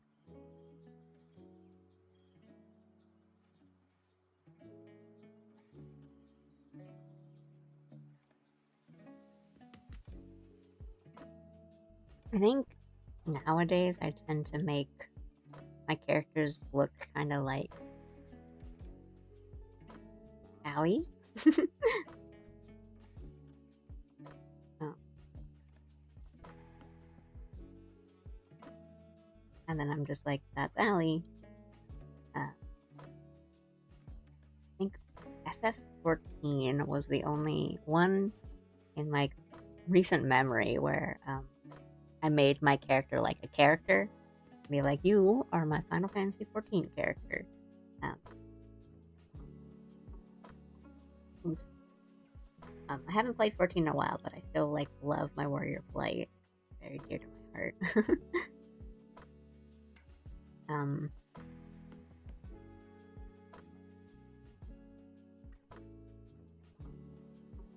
Everything else is just kind of like I either make, Allie, or just I don't mind that much. Like, I'm not like that into it. Like the character creation, honestly, which I know sounds kind of like weird because everyone's like, "Oh, you're an artist. You must love the making characters, making the house." Like in I don't know. I guess like a lot of people think like, "Oh, because I'm an artist, then like when we do like base building games, like when I play like sort of craft survival stuff with friends, they're like, "Oh, you're gonna make like a really nice, like beautiful base and a nice little like house," and I'm like, "No, man, I make like the box. I make like a 4x4 box in Minecraft, and I call that my house, like enough to fit the bed in, and I call that my house, and that's all. That's all I do." It's like all my other friends are the ones who make the really big structures and the really nice houses and like make the whole base, and I'm just like, 4 walls, door, bed, done. But yeah. Hi, bud. Doing good. How are you? Trying what I will think will end up being like a new, an actual usable like BRB screen for stuff like games. When I'm streaming stuff that's like not art. Or something that, if I need the beard. Sorry.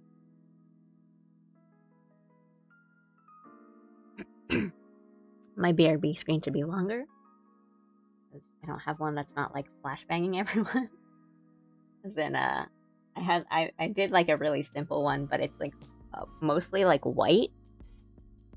And so I've been told like when I put it up, it's really, really bright, and it's just like wakes people up.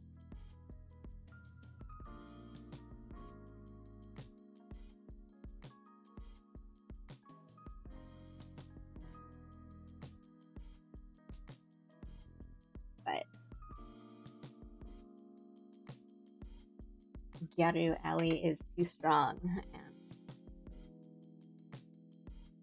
I have to keep drawing her now.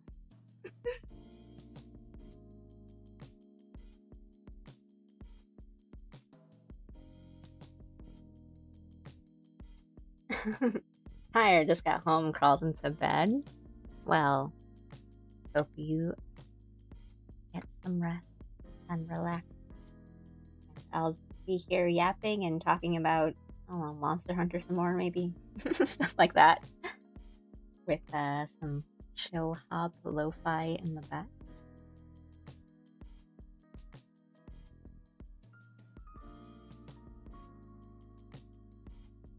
No worries. Rest in. See. Feel like you gotta be active if you're sleepy. Actually, that collar's kind of really low. I don't like that. Get the ribbon first.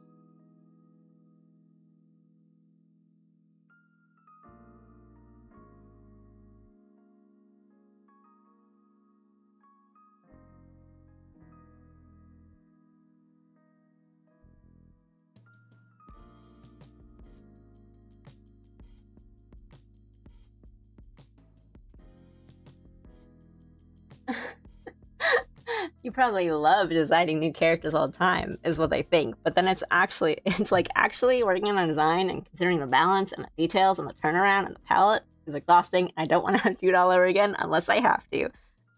Yes.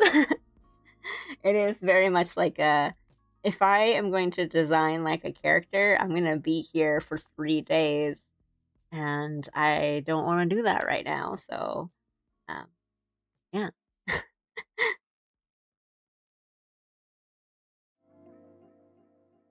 I mean, that's me with like whenever my friends and I want to do like a TTRPG or even like a one shot where they're like, okay, time to make characters. And I'm like, you want us to do that now? Like, I need at least 6 hours. Like, even if I'm going to make like a really quick one shot one, I need to think about this. But I mean, that's me. And it's really like, it's 0 or 100. Either I come in with like a fully fleshed backstory and I'm just like, here's everything, I've come up with everything, here's like a turnaround of what my character looks like, or it's like yeah, they're like a woman and here's all the basic, class like stats. I didn't think about it. There's like no in between.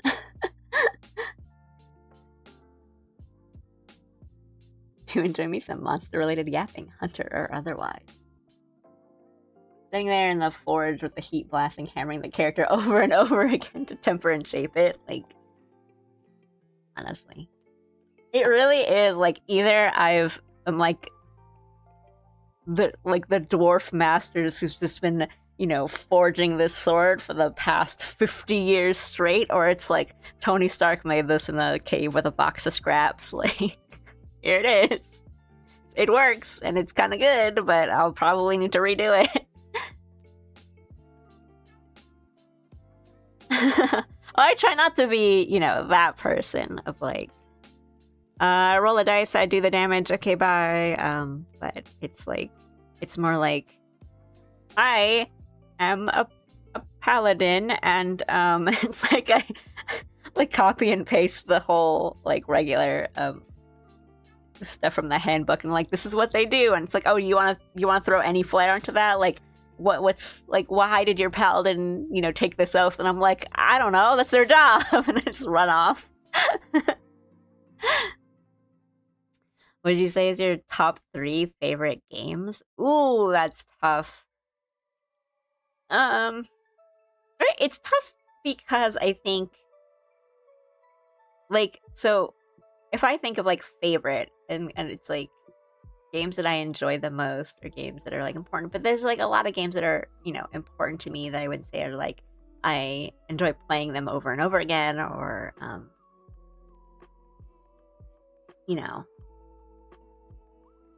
or vice versa. Like a game I really like to play a lot over and over again is not like necessarily when I can think about and be like, oh, this game is so amazing. I would say Sekiro is up there. Sekiro is probably my favorite game.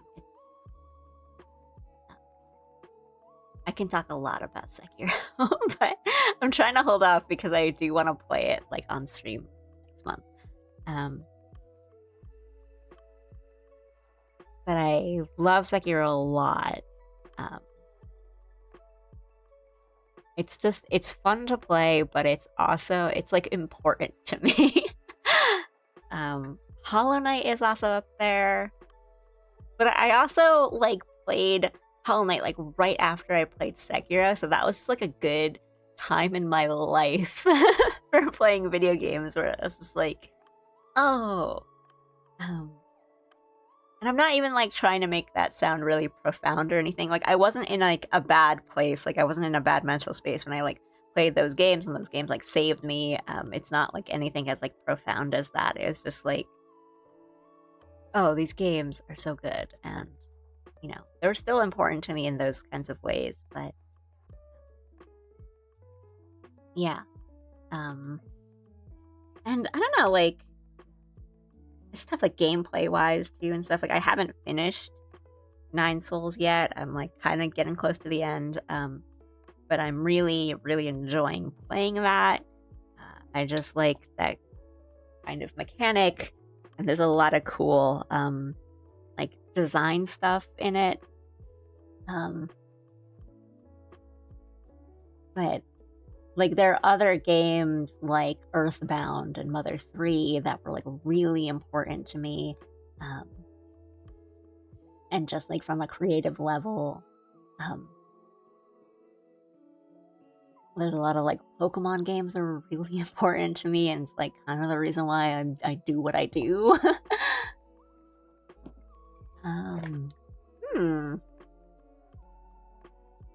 I mean, Outer Wilds is up there because like that you experience that once, and I think it's just such a solid game too. Like when I think of other like puzzles and mysteries and kind of like a non-linear kind of game where you're solving, I'm like, nothing touches Outer Wilds.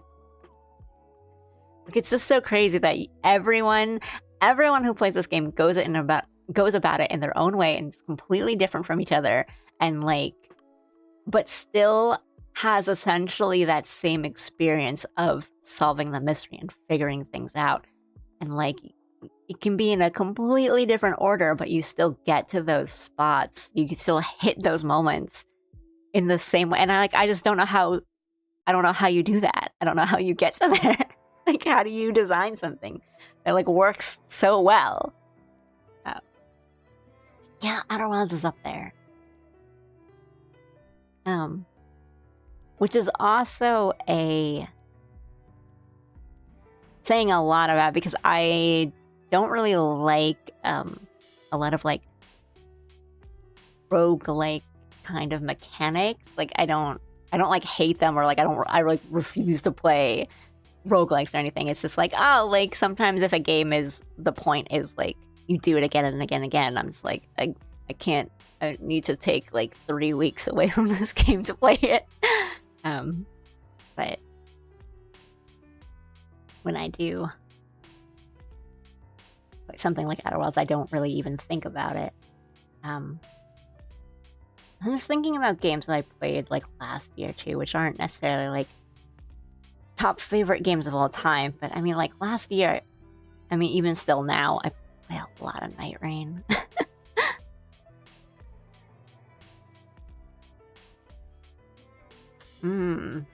That's really tough.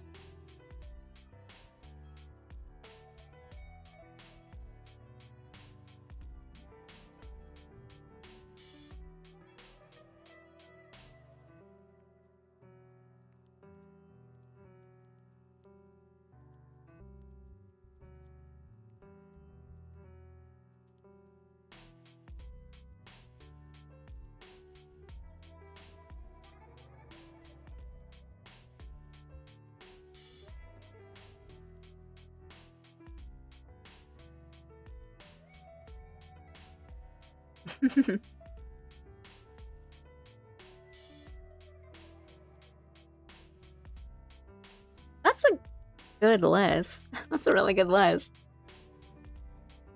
Nice overall regard. Outer Wilds. Games I never get tired of playing ever. Sonic Adventure 2. That's Reading Disco Elysium. Happiest to play might be a Monster Hunter. Thematic core focus, Majora's Mask. I mean, now that you say it, like Wind Waker is up there on my list. God, I love Wind Waker.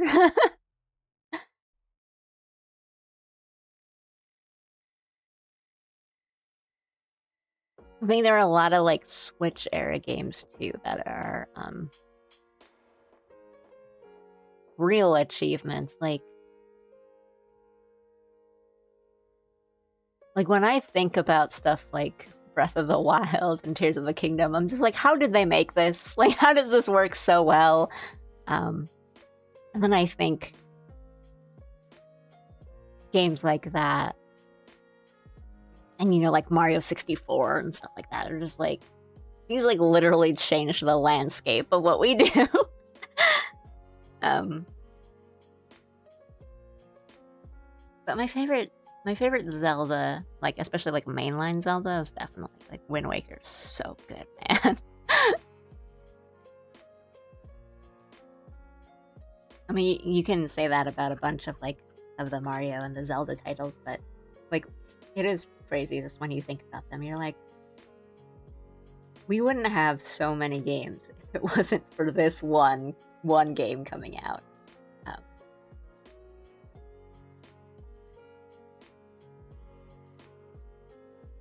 And then games that are just genuinely like fun to play, like Mario Odyssey is really fun to like genuinely just fun to play.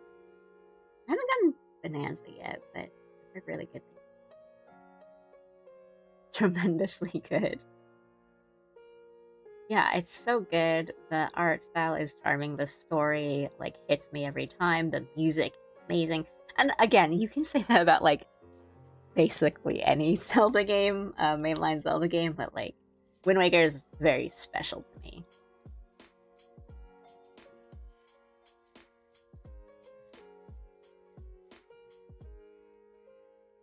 It's very memorable. I think they do some fun stuff with the story, like you know, in the timeline where the hero loses. That's cool.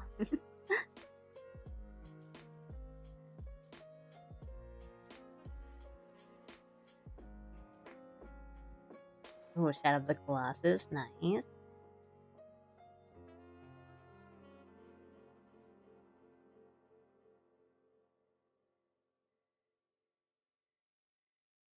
Rhythm Heaven, Katamari Damacy. Good taste. Yeah, Rhythm Heaven is fun. I'm glad they announced them making another one. Katamari is really fun. Okami, real good. I liked a lot of those kind of like, it's a platinum.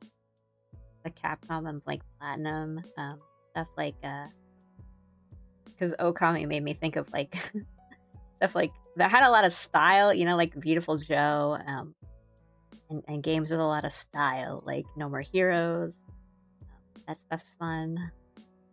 I'm just like listing good games, like fun good games now. I'm not even like thinking about like my favorites. I'm just like, hey, you guys remember No More Heroes? It's so cool. Yeah, thank you. Yeah, I'm just dropping the names of games that I enjoy.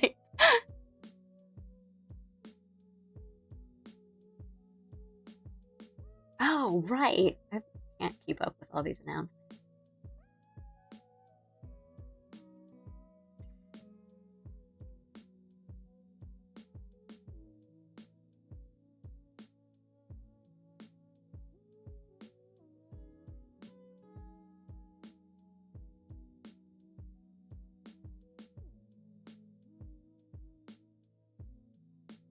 I remember other games I have really good fond memories of. Oh. World Ends With You. Really fun. Really good. Really hard to play. They wanted you to have like 8 hands. I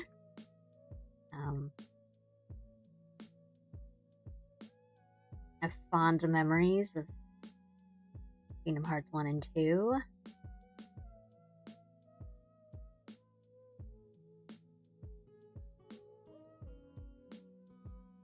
I've watched more than I have played Final Fantasies, but I mean, like, I know we talk about Final Fantasy a lot on this, which is surprising when I say, like, yeah, I haven't really actually like played that much. I just know all the stories because I watch everyone else around me play them. But 10 is a work of art. 9's my favorite. I mean, the story in 9 is just so good too. They're very different, but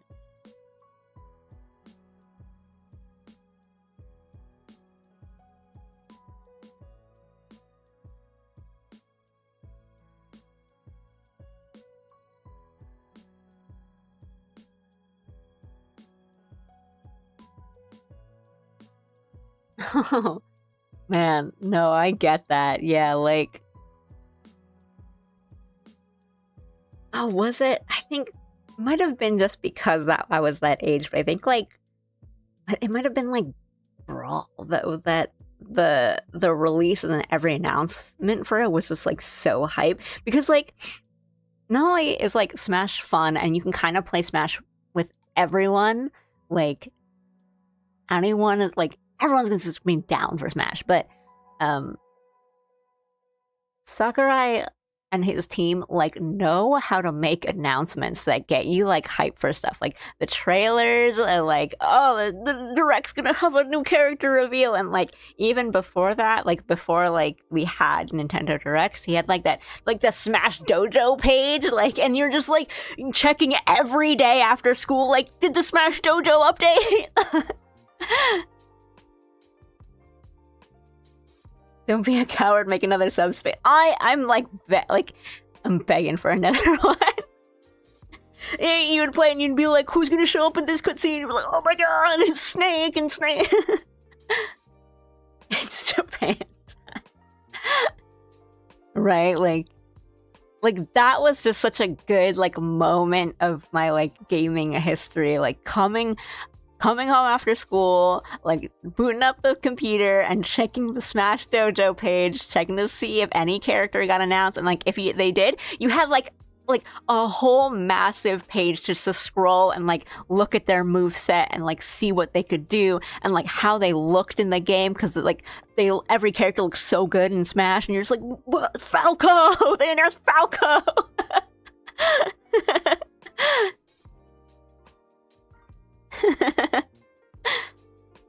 You just like there's no hype like it. And like now it just makes me think of that one, I don't even remember if it was just like the announcement trailer or for the trailer for like a character, but it's like the fiery Smash logo, and then like the Splatoon 1 like female Inkling is like turning around and just like it zooms in closer and closer to her eye as she looks on in like horror of like the Smash like logo, and that's what it makes me think of now, where it's just like, oh my god. Have you seen that one post about like Smash yeah, Smash Ultimate, where they're like, I don't know why, or like I don't know how they did it, but every time I hear like the theme song for Ultimate, like the main like theme music, and like I see like Kirby on the Warp Star, I'm just like I put my whole soul into it. I'm like, go Kirby, you have to live, my son. And it's just like, yeah, I don't know. I don't know how they do it, but like, and then it's the same for like every game too. Like you just hear like the startup to the themes of like any like melee, brawl, whatever, and you're just like, oh my god, it's time. Yeah, yeah, like little details, little moments, like references, things like that. Just like it feels like good to have those characters in there. Right. And I know we're all like getting sick of like the Fortniteification of everything, of like every characters and everything, but I feel like it's like still like different in Smash. It's just like, especially when that the highs of like, speaking of all this, like just the absolute highs when it was like when like Sonic was announced for the first time, right? And like Mega Man, when Mega Man was announced, like, oh, we all went crazy. We all lost our minds. And then like Cloud, Sora, like those are, you can't get those levels of hype with just anything.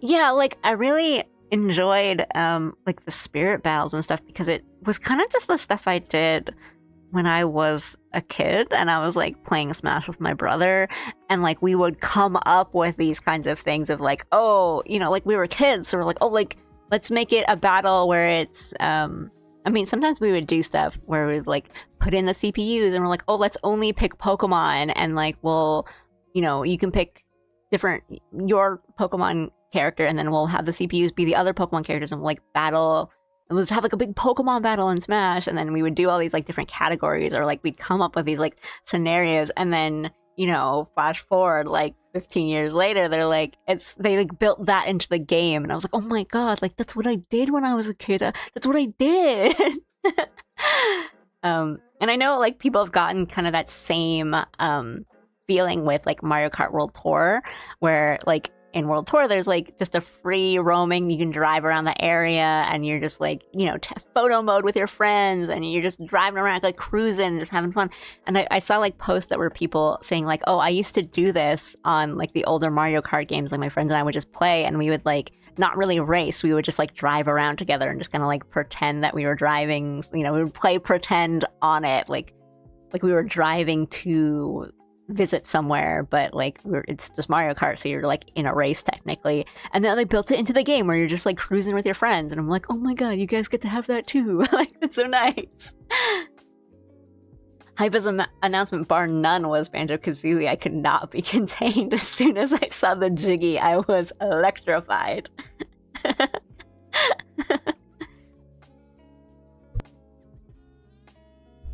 Gah.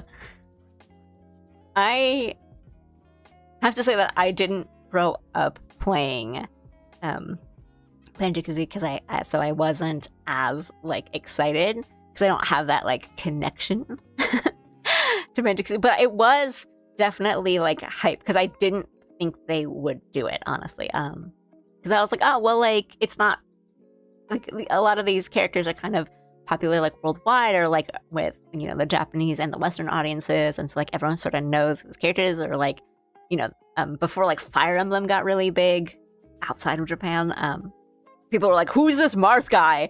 And now we have too many Marths. I'm not talking about Smash, I'm just talking about like Fire Emblem in general. So I was like, oh, I don't know if they'll do Banjo-Kazooie, like I don't know if people are gonna know.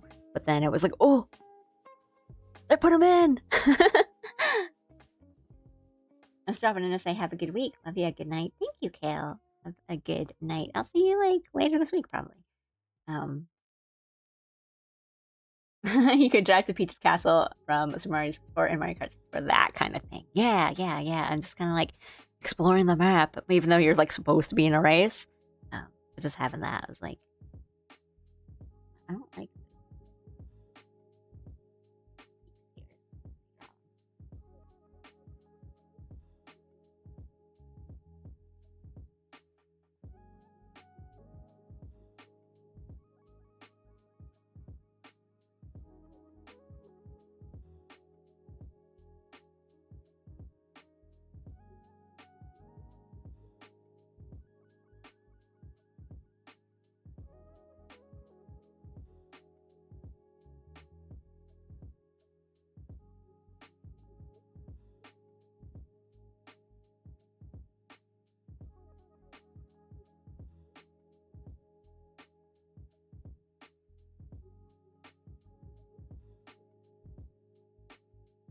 Yeah, with starting Banjo-Kazooie, yeah, I didn't play it, or like I didn't really, I wasn't introduced to it when I was a kid.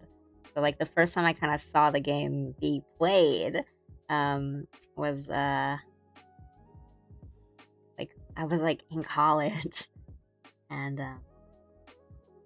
my friends like had a N64, and they were just playing a bunch of different N64 games, and that was like the first time I saw the entirety of Banjo-Kazooie, which like first of all, there's some like really scary scenes in some like if you get a game over, it's like scary, it's like terrifying.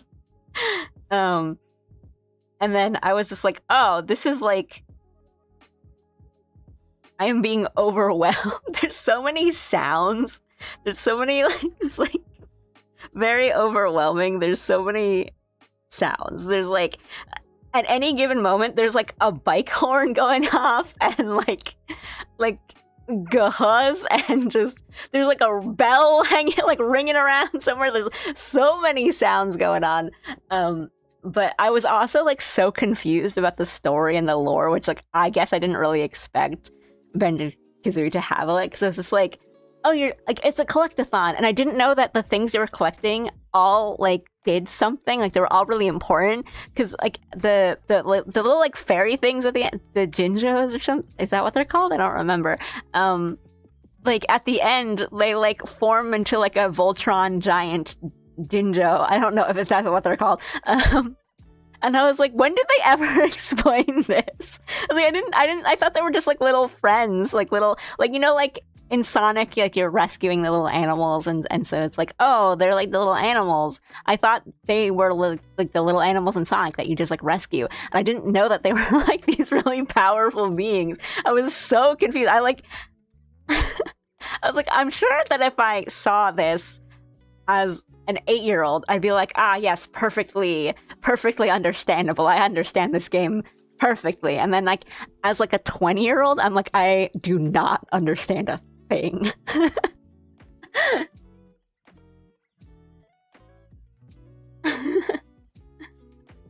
Moveset was integrated perfectly into Smash. It is phenomenal.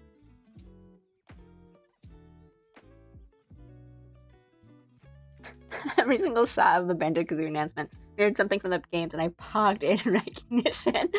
It really is like that, though. Like some of the Smash announcements and everything, it's just like constant pogging of like, oh, that. Like that was me with Mega Man, because I like when I was a kid, I just grew up. You know, I didn't rewatch like a Disney movie over and over again. I watched my brother play Mega Man 2 over and over again. So like that was my moment of the Mega Man announcements being like, oh my god, it's that, oh my god, it's that, oh my god, it's that. And it's always really fun because you get the Smash like music arrangements, and the music in Smash is so good. Oh my gosh. But yeah, that was me with like the Mega Man. And then Mega Man's Final Smash is so good. It's just like, as a fan of those games and those characters, like it's just so rewarding to have them in Smash and kind of see them. And yeah, like the care, right? And then like having Mega Man's Final Smash be like all the different Mega Mans, like Like, I think I, like, cried the first time I saw it. I powered up the Gingernator. Like, that doesn't seem real. Every little buddy you meet in the wild possesses the infinite potential to Voltron with its buddies. The chances are low, but never zero. And Jonesy. Been hiding while drawing. I mean, that's what I do. On everyone else's stream. I didn't get to catch them because they were at times that were not convenient for me, but I did see that you were playing Infinite Wealth. Did you finish it? Sorry, I don't want to like call you out if you were like just lurking and you didn't want to be, you know, active. So then I can just keep it to that. But I was just curious. So I did see you play it, that you were playing it, and I think there was a point where like I tried to like tune in. So I was like, oh, maybe I'm not too late. And I saw the credits roll. And I was like, oh. Oh, oopsie. Hi, Tenet. Nice to see you.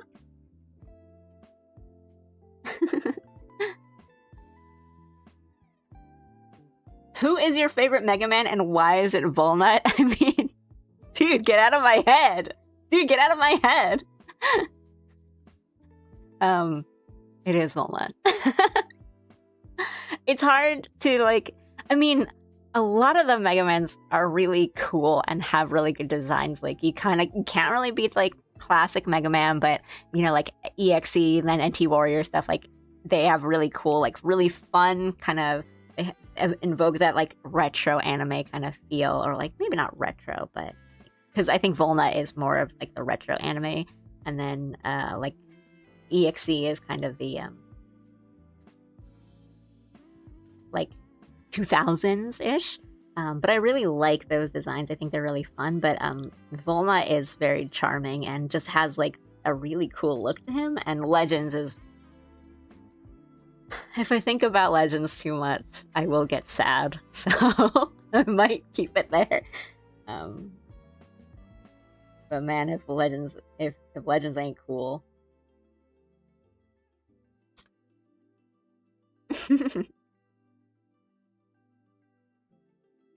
I did finish it. Yeah, but no worries. It's still too fresh, I shouldn't rant, but man, I do wish the ending was just a tiny, tiny bit longer. I feel you on that. I did. After, like, watching other people play it too, I've appreciated Infinite Wealth a bit more.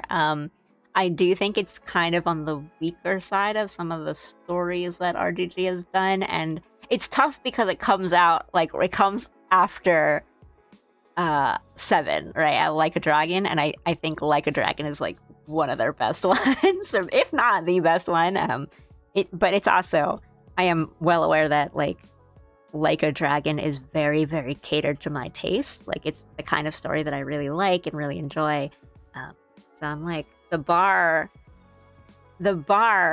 is so high coming off of Like a Dragon that, like, Infinite Wealth, like, really had some heavy lifting to do. But there are definitely parts of Infinite Wealth that I really, really, really like. And some parts where I'm just like, oh, okay.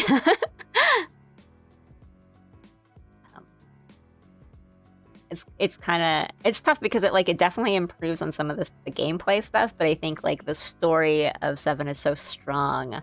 I think I agree after that ending. Yeah, I don't want to, like, say too much because I don't want to, like, color your opinion, especially since, like, you kind of, what you said, it's like still fresh and you're still, like, digesting it, so I don't want to, like, color your thoughts too much, but those are mine.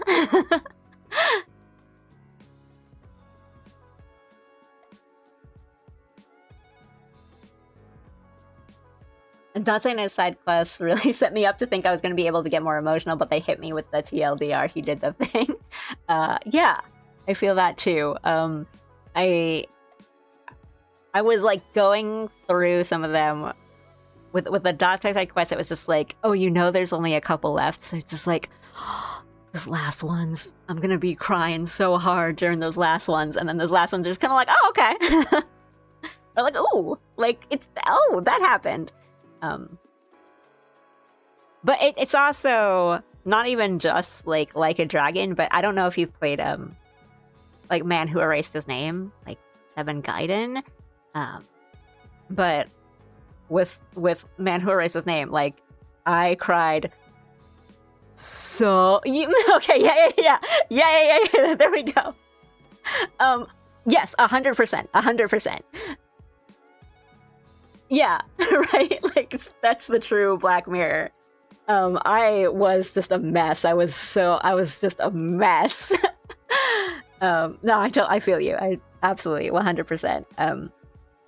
Right, but like that's the thing, right? Like coming off of 7 and 7 Gaiden, I think like yeah, it was the same. Like I went into Infinite Wealth thinking like I was gonna be like beaten up emotionally by this game. Like, oh, they're gonna come in swinging, and it was kind of like not that, which is fine.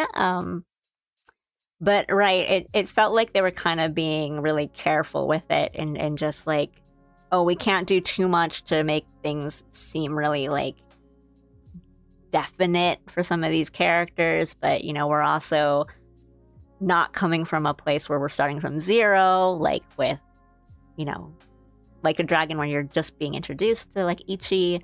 So I can't fault them too much. It's like I think it's hard to kind of springboard off at that kind of place, but it's yeah. I was expecting to see more of the kids.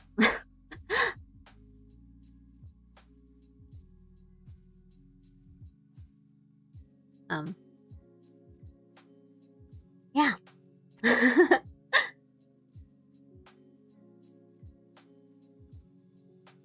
I did, and it hi.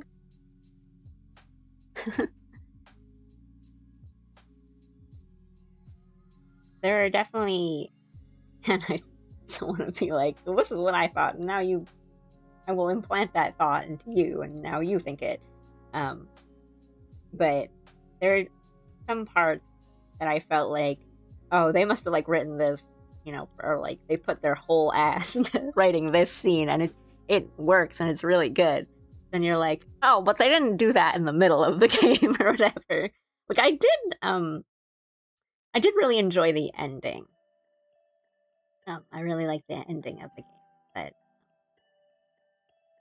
yeah, and yeah, it's just tough coming from 7 and Gaiden and just those being like such highs.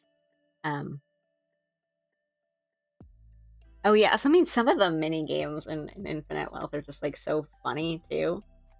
But I mean that's also how I felt about like Judgment and Lost Judgment, where I was like, oh, this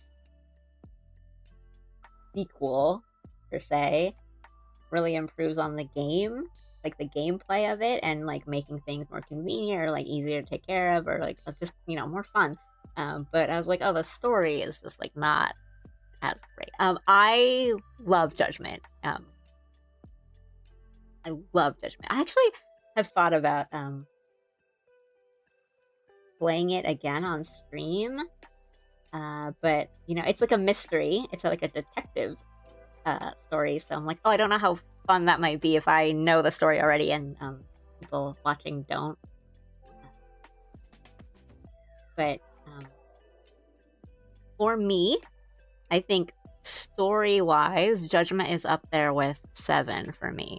I think they were like written by the same people or like around the same time. So those are just like two like really like high. I think it's like the script writer or something. Like I think it's Yakuza 0, Like a Dragon, and Judgment, where it's all like the same person and they're all like bangers, like so good. Really fun stories.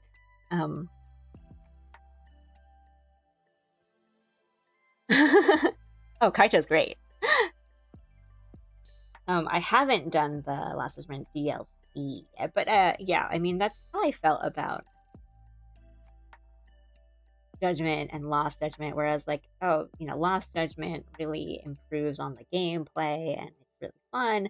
But like the story is just like not as tight as Judgment, and I felt the same with like 7, I Like a Dragon, and Infinite Wealth, where I'm like, oh, like there's a lot of improvements in the game, but the story is just not as tight.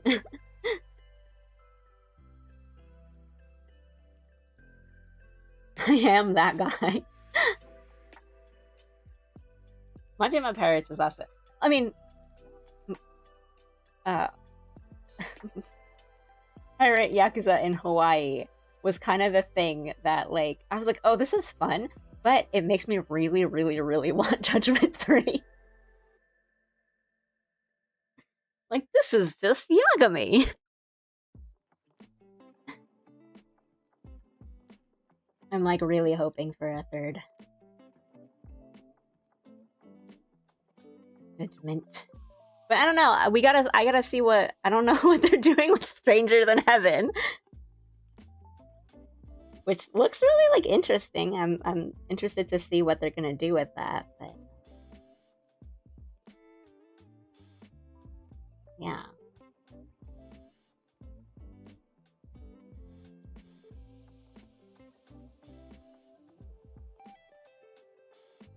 But Judgment's really fun. I hope you get to it when you get to it and enjoy it, because it's one of my favorite RPGs. And it's like a fun, like, detective story. And at times it's like way more serious than the Yakuza. I think honestly, and I don't think this is spoilers or anything, I think you like end up, fighting like the police and stuff more in Judgment than you do in the Yakuza games, which is like really funny to me. But it's like the Yakuza games are definitely like cinematic, but I feel like Judgment is definitely has that feeling of like watching like a week by week sort of like drama show of like, oh my god, how are we gonna get this guy? Sort of stuff. I wonder if they'll like remake Dead Souls or something. They remade Ishin, so I think there's hope.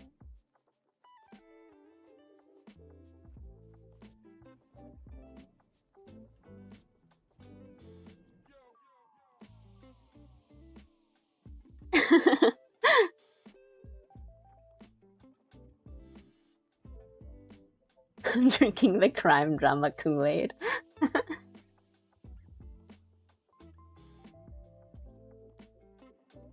don't know if I want this to be like a cup or like a soda can or something. Drink.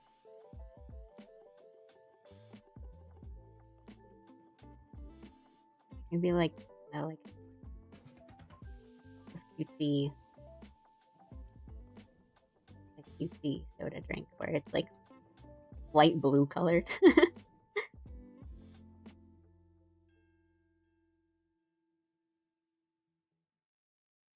I mean, Kiwami 3 is coming out soon. I'm so interested in what's gonna go on in that Mine.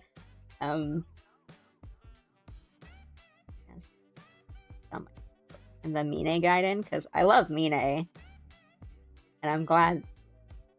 I'm glad they realized, like, oh man, we gotta use this character more. It was fun seeing him in like Ishin and stuff, but I'm happy he's getting something. They also made him like crazy hot.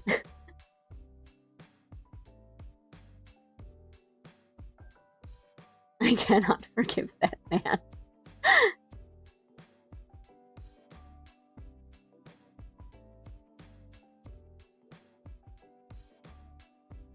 Understandable, as my daughter, but he's so hot.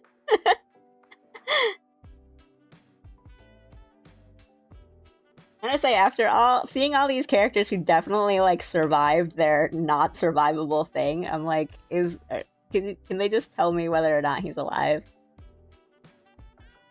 But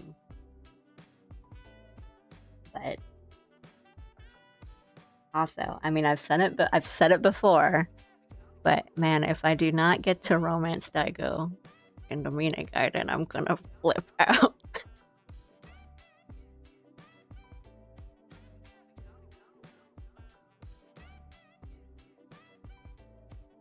Very like evil, doomed yaoi coded.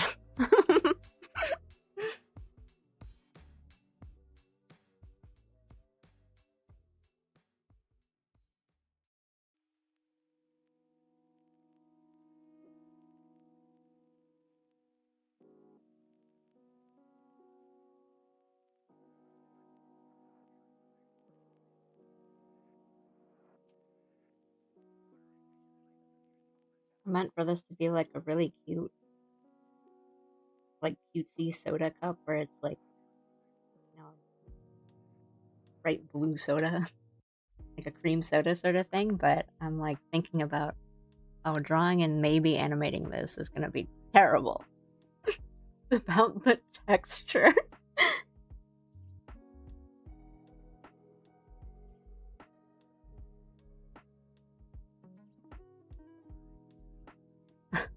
The ending to 3 just had me like, like gasping the whole time.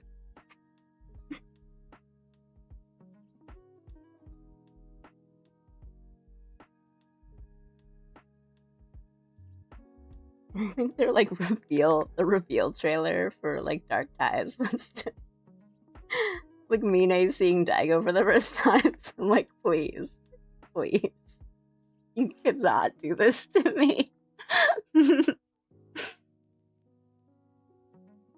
Hope it's the 90s. Oh, what? You mean?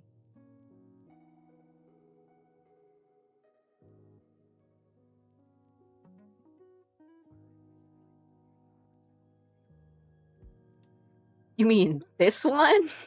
Wait. Yeah, this. I was like, wait, am I thinking about the right one?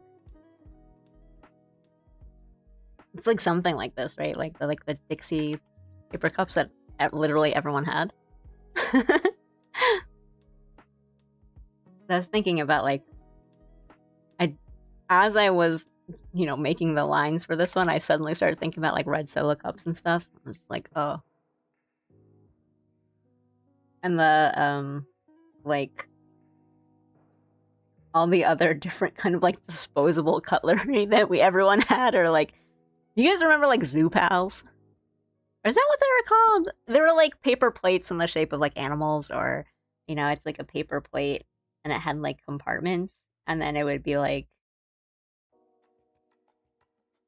a bear or something.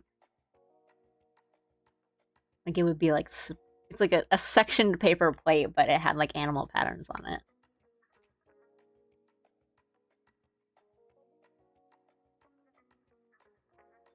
Just pondering the White 3 ending, it's crazy how Mine Daigo is so Denethor fair. Get out of here! I just go back to doing your work. Don't have, you cannot come in to me saying like, but we have to have Mine Daigo yaoi in my game, right? In the remake, and then you'd be like, just like Denethor. Get out of here. but I get what you're saying. I get what you're saying. See, the problem is that there was just no like, oh, I guess maybe like Kiryu is the Pippin who runs and is just like, he's not dead.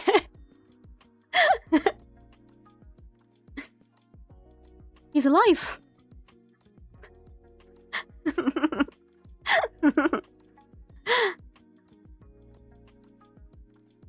Hi.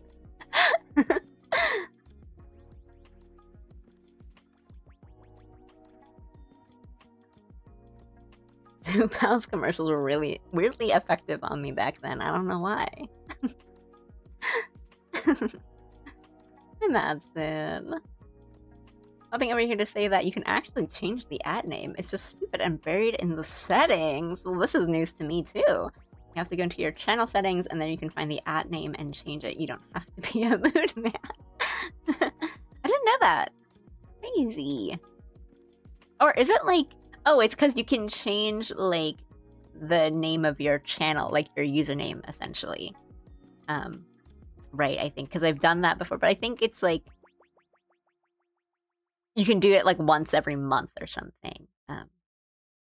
I think, or maybe that's Twitch. I might be confusing two things, but I know that mine was like that because I did.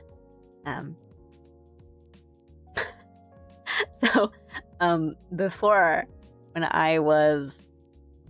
I had like named my YouTube channel like Alley Cat channel or whatever it is now, it like gives you a name, or like you put in your name and it kind of gives you like a random number sequence for your like unique username. And then like back then I think they didn't really like show it. And then they changed it so that it showed you like your actual username a lot, or like I would have to like link my YouTube places and then it would have my full like username with the numbers on it. And I think it gave me such an unfortunate, like I had to change it because it gave me such an unfortunate like number combination. It was like Alleycat 69 and it was like Alleycat 69445, which if you are not like up and up with a lot of like it's the same, it's two like sex jokes. So 69 is, I don't need to explain that one to you guys probably know that one, but in like English, right? And then the other one was, it's like Japanese for, it's like essentially can I say that? Can I say it? Well, I'm not gonna say it, but it's like it's essentially the same thing. It's a different meaning. If you guys know it, you know it. But it gave me like the two worst number yeah. It gave me like the two worst number combinations because like I can't, like what do I do? So I had to change it. I mean, yeah, I guess like, well, that was like before 6-7 was like really a thing. So I was like, I kind of would have like, it would have been okay with 6-7, but then I would have to I would have to have changed it, but like yeah, it was really unfortunate. It was like, oh, okay. Yeah. Oh, hey, Adu.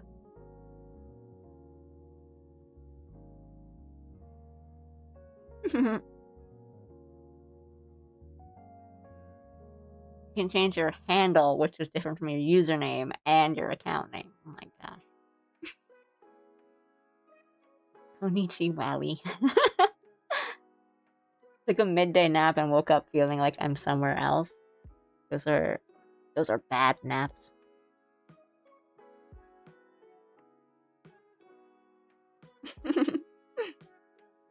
I'm very sus at yeah.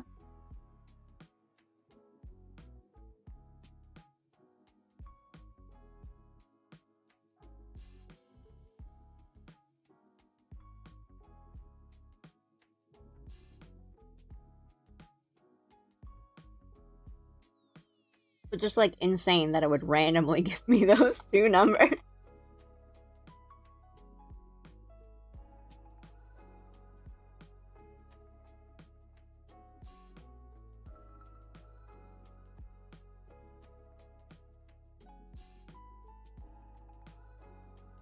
I have been told that it's okay to use Ohio if it's the first time you're seeing someone for that day.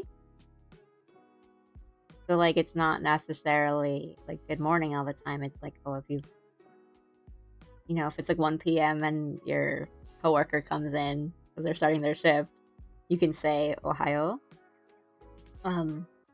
But I've also been told that to people who say that to me at like 2 p.m. and I'm like, huh? And they're like, oh no, it's okay. And I'm like, okay, sure. I think it's okay if it's like the first time you see them, but not if you're like, you step out and you come back in and you don't say that.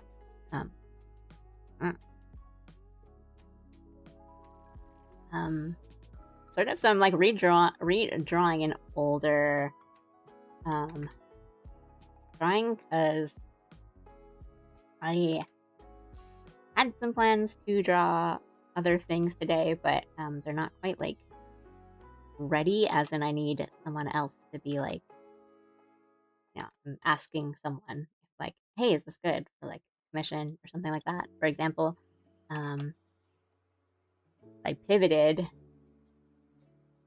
and I do need to do like a BRB screen for BRB purposes. If I'm gonna be gone for a bit longer, or like for games or something, so I'm not just on the pause screen the whole time.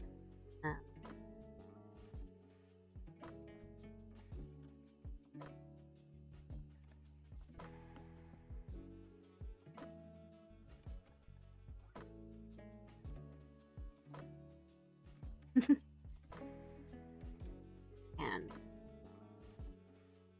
Yali is too strong.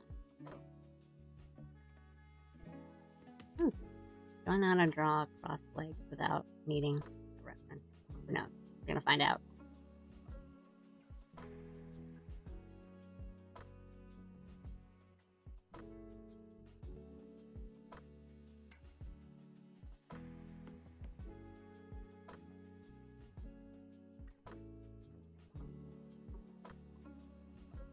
I mean, that just might look weird.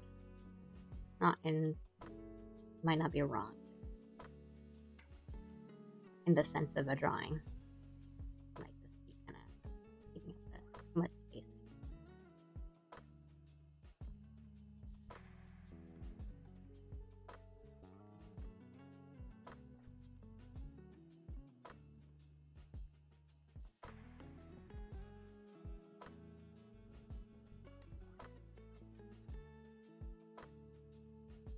I guess it would help if I knew where like the chair was.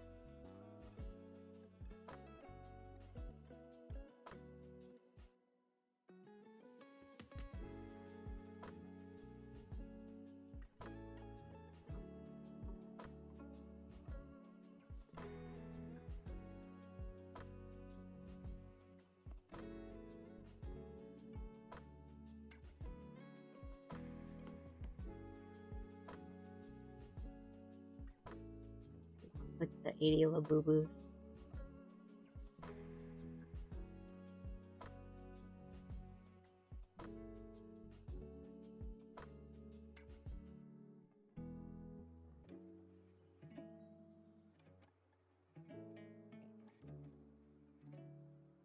Okay, yeah, now that makes sense. Thank you, Daka, for reminding me I have reasonable control over my own destiny.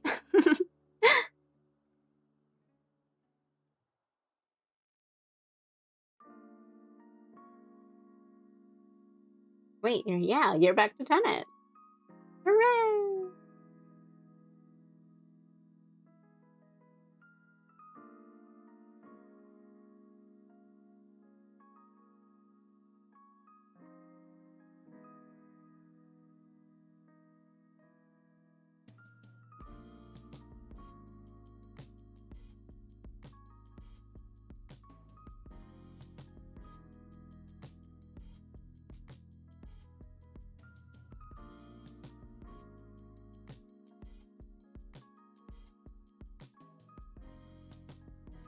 This pixie cup pattern is still here.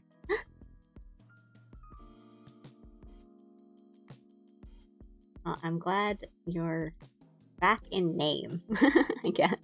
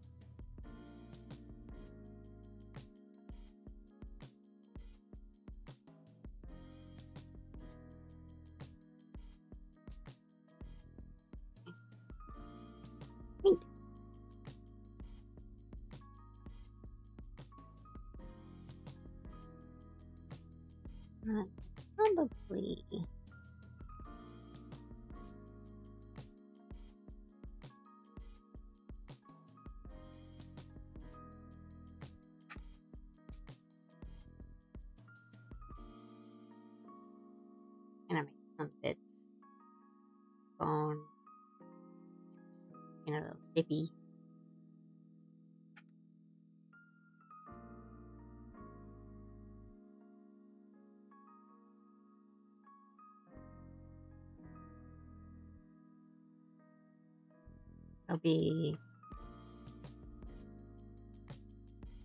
Will not take up that much space on the screen if it's just like this.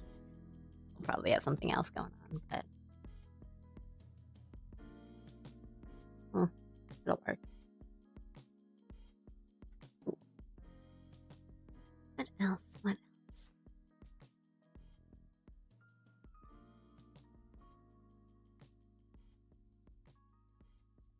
else? Cool.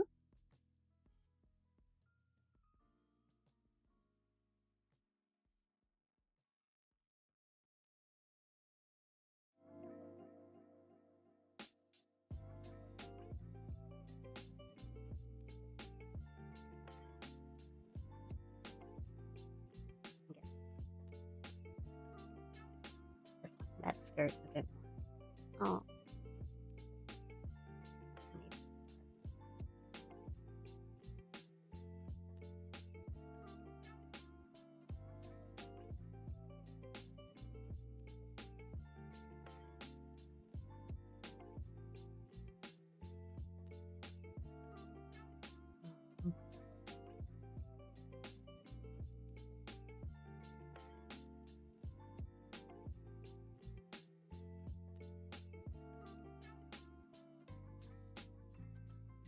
For this one.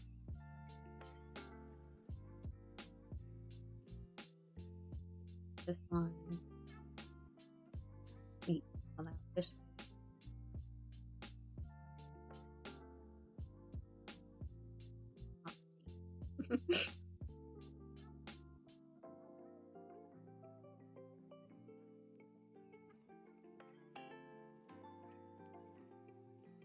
I do this first.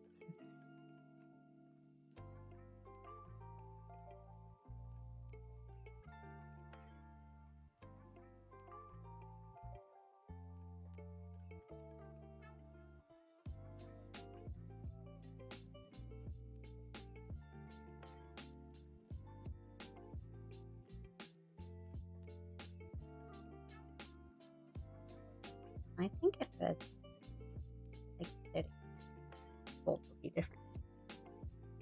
We'll think about that later.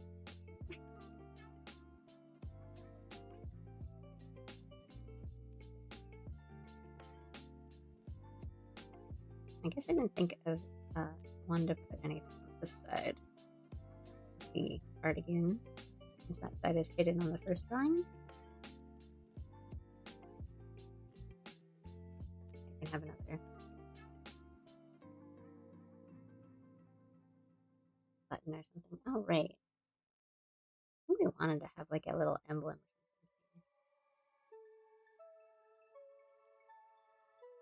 Like a pocket. Maybe that'll work. We don't have to do stuff here. I know we could because it's still kind of cute.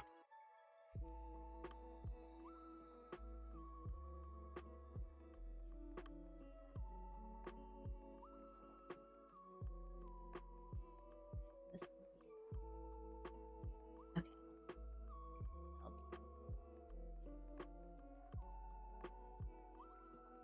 Blinking, the mouth moving.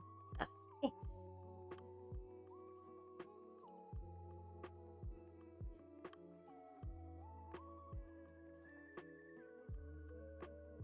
Your nails.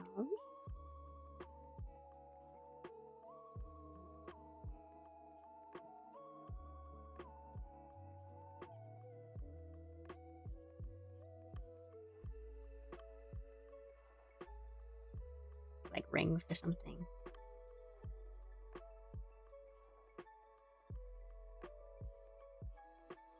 Kelly makes me want to drink tea. I mean, it would make more sense, I think, from my Gyaru point of view if she had like boba, but I was imagining her having like a cream soda or like brightly colored drink.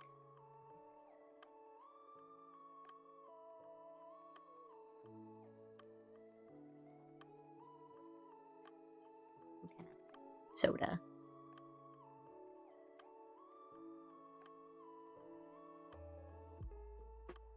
Okay.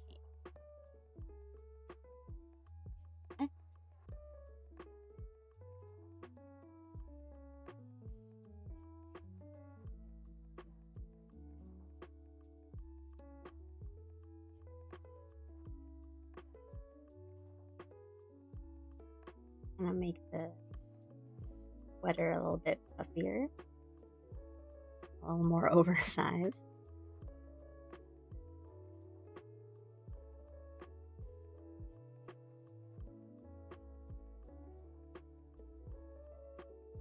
This phone's huge. Oopsie.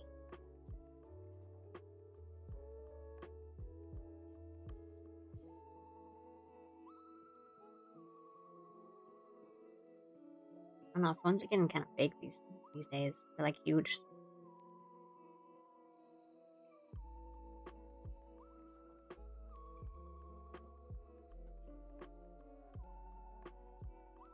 I ought to get. I don't know, like they're really big.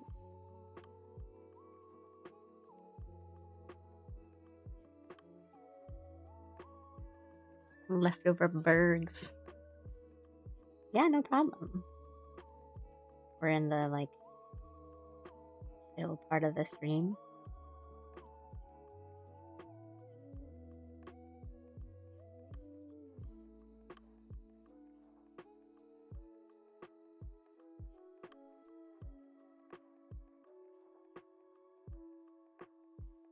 Hope everyone who is watching is having a good time. Having a good day, or night, or evening.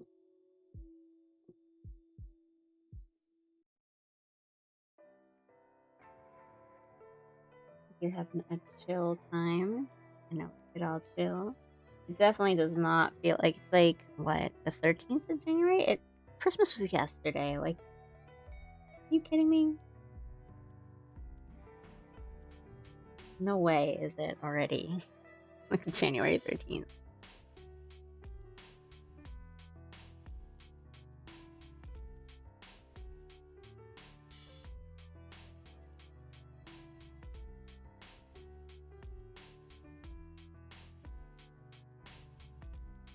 But yeah, you guys are getting your stuff done. Feeling good.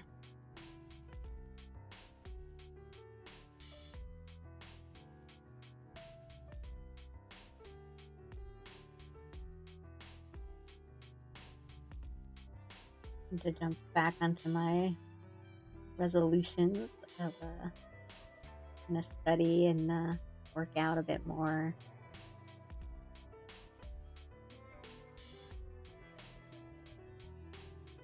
All that good, healthy, beneficial stuff. Basically, mid-January, unbelievable, right? Like, I can't believe. I honestly believe. Like, Christmas was yesterday. I don't get it.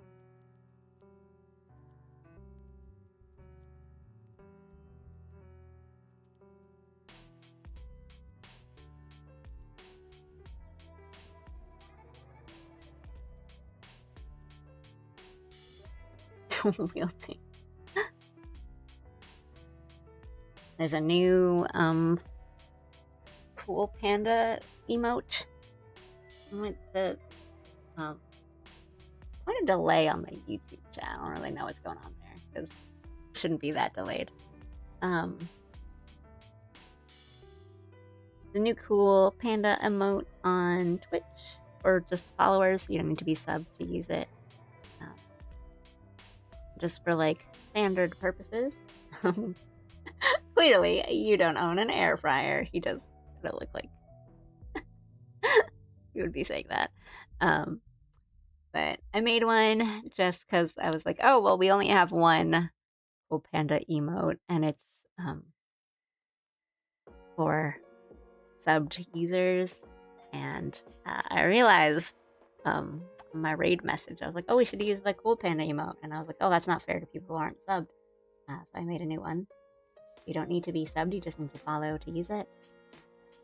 It'd be easier. as we have shown before. Which it's got some practical uses.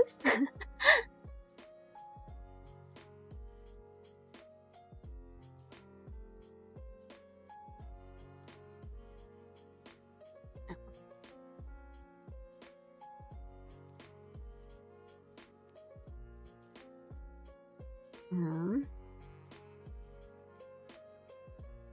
mean, I guess we could do some lining on this. I'm just trying to also remember what else I need to do.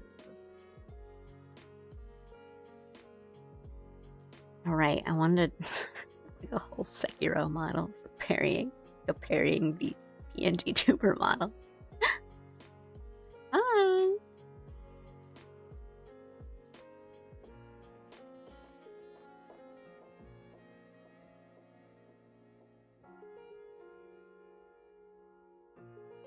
That would be really funny. Can I save this?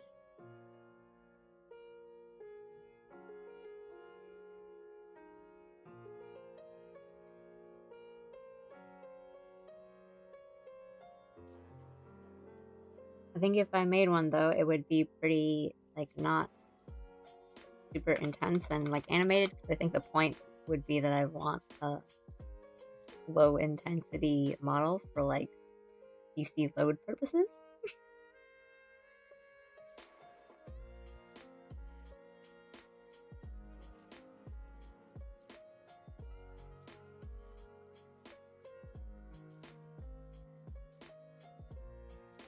Man, I used to know how to draw like katana poses.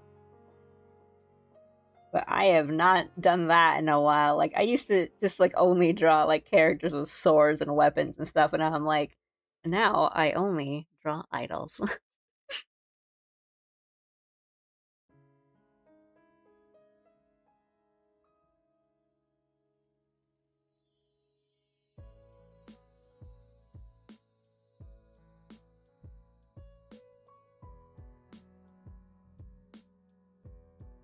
Idols with swords. Swords with idols. Sword idols, because now there's like a Token Rambu thing where there's like idols, but they're sword boys. Now that's a business opportunity. It's called Token Rambu. It is like the achievement.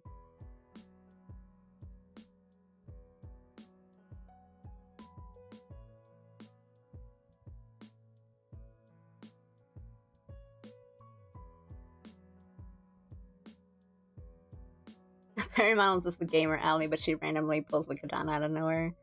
You know, that's an easier idea.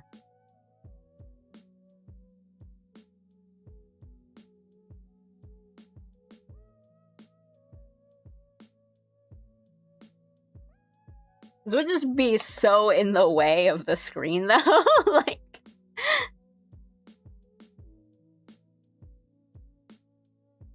wait. All I do in games is parry, but I always just see my character from the back.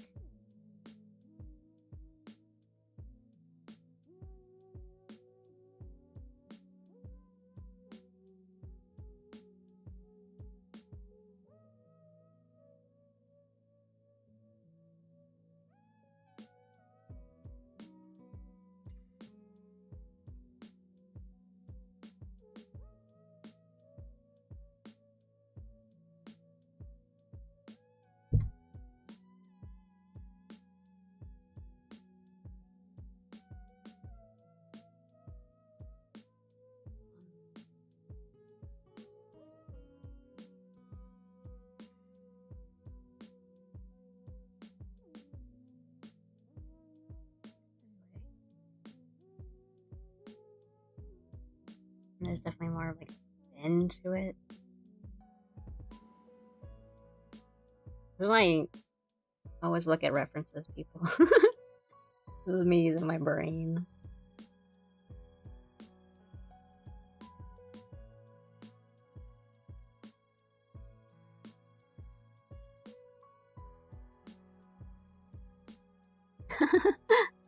I'm an artist, but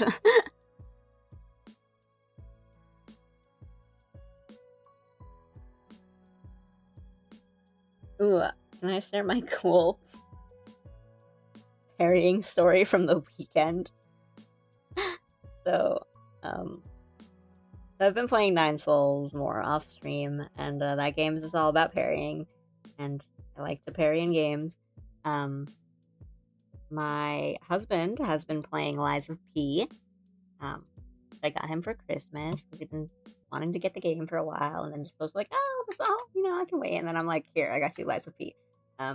He was playing Lies of P. I'm playing that Nine Souls, and we ordered dinner. And we're just like, it'll take a while, so like we can play a bit more, and then we'll get ready for dinner later. But our order came in like kind of earlier than I expected, so we're still both playing. And then I could pause my game. Can you pause in Lies of P? Maybe not. Like, I don't know. I'm used to Souls, like you can't really like pause because like the online features. So I was like, oh, I can go get the food. Like, I can go answer the door and get the food. And he was like, no, I got it. And he was like, kind of having trouble with, because he was fighting a boss. So he was like, oh, this runs curse anyway. So I don't mind. And he just kind of like put the controller down. And he's like, I'll get the food. But I was like looking over, and I was like, well, like you have a bunch of heals left. Your health is fine. Like you're doing okay. Like I don't think this is a bad run. So I like reached over and I grabbed the controller. And like the boss is just like coming at him, and I just parry every single attack. And I was like, well, I guess like the left trigger button is guard or like parry, because I know you can parry in this game. So like I think that's the guard button. I'm gonna try it, and if not, like he was prepared to like lose this run anyway. So the boss like comes and attacks, and I parry like every single attack that comes. And like, so I kept him alive as he got our order, and I felt like really proud. He's like, what? He's like, you did not just do that. I was like, yeah. Parrying is just showing off, really. But like, I also didn't attack at all because I didn't know what any of the other controls were, and yeah, I mean, I was just playing like Nine Souls, so I think it's the same as like all the other Souls, like where it's like R1 or right trigger, no, right bumper. But I was just playing Nine Souls, so I was just like pressing the square button. I was like accidentally using heals. I was like, oh no. So I was like, I'll just defend. I'll just keep him alive. And I felt like it's an MGS4 Act 5 moment.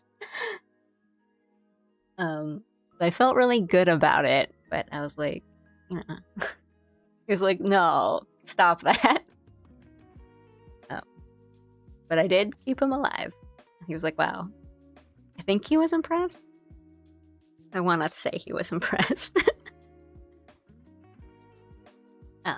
But it's not like I like attacked the boss. I just kept him alive, which is funny. But yeah, I mean, that's what I do in Night Rain. Like I play Executor, and I bring out my cursed sword if I need to, tank the boss. Like if my two friends are, down, and then the other one's trying to revive them. It's like, don't worry, I'll tank the boss. I just parry, because I'm like, I can't do anything but survive, so I will survive and keep him on the...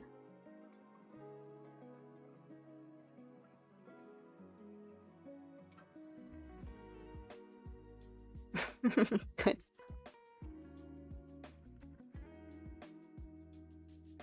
Gotta go. Have a good rest of the day or night, everyone. Enjoy the rest of the stream chat. Bye-bye. Good night, Froggy. Thanks for coming in. Hope to see you later. I'll be doing like game streams and then art streams later. So, see you. Who cares about defeating the boss? It's just the aura farming. We play like so differently too on like stuff like that, like Souls likes and stuff with builds.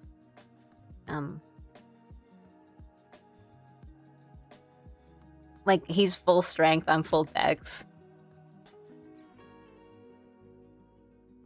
And so, like, there will definitely be times where, he's like, stop, Like, I'll just be, like, running around the boss and then doing all my parries and being like, oh, you can't even touch me, and I do, like, 1,000,000 attacks at once. I'm like, dex build. And he's like, oh my god, stop that. But then there's times where I'll be like, you know, the boss hits me once and I die, and I'm like, this guy is impossible. And, you know, my husband's got, like, the big tower shield, and he's like, just shield, and then hit him. Hit him with the big sword. I'm like, nah, that's impossible. That can't be how you defeat him.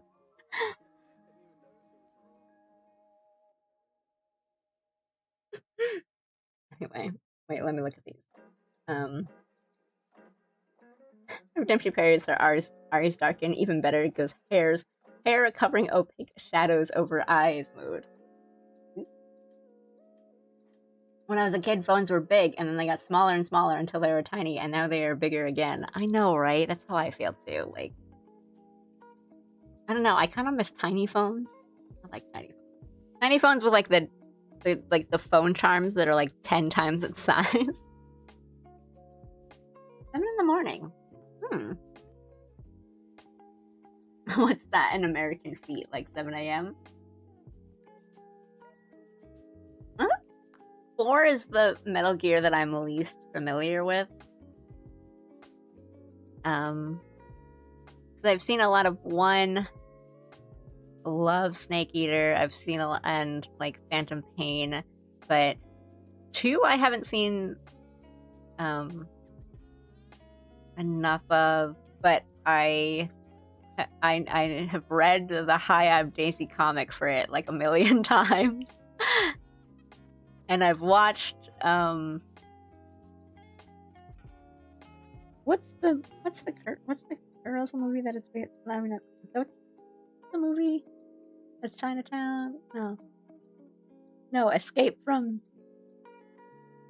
New York or something. Yeah, I've seen that. So I'm like, I basically know what happens in 2. But 4 is the one that I just kind of like. I've just forgotten everything that happens in 4. But yeah. No, wait, is it Escape from New York? No. Whoever knows what I'm talking about knows what I'm talking about. Yeah, the one where he's basically just Snake. But yeah. Big Snake Eater fan, though. Snake Eater is so cool.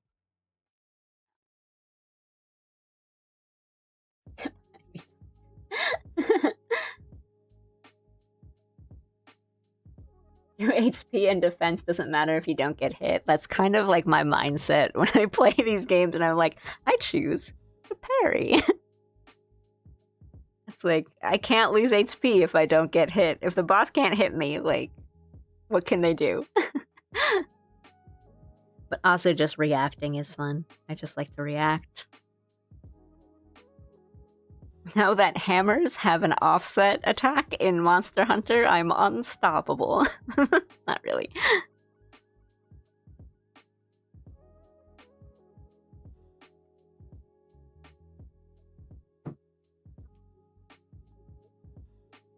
Actually, my funny like story about learning how to parry in like Dark Souls games and Elden Ring, because the parrying is very, very different than like your instant kind of deflection in like Sekiro and Night Rain, was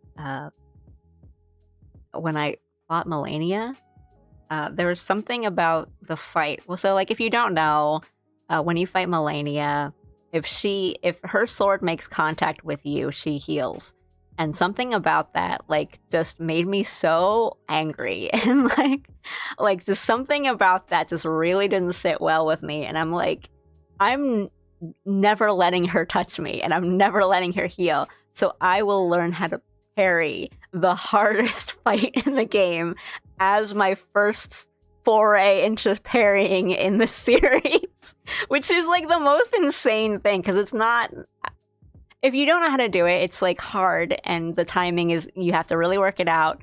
So I was like, yeah, I'll just learn how to do it on the hardest game, on the hardest fight of the game. And I did. I did it. It took me a long time, but I learned how to parry, and I learned how to parry Melania, and I fought and beat Melania by parrying her. And now in every like Souls-like, I just get the buckler shield, and I'm like, okay, it's the like the hard like sound. I play Night Raid, and then my friends just like turn their heads and I'm like, no, you did not. Hammer's having 3 offsets. You will never touch me again. Yeah, I don't know like what it was about it, but I was just like it just like upset me so much. Like, oh god, she heals from this? Like, I'm not letting that happen.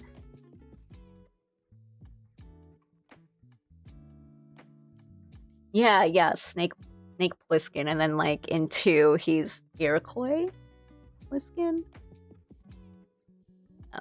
But I mean, Kojima, classic Kojima. I did watch those movies, and I was like, oh, that is Snake.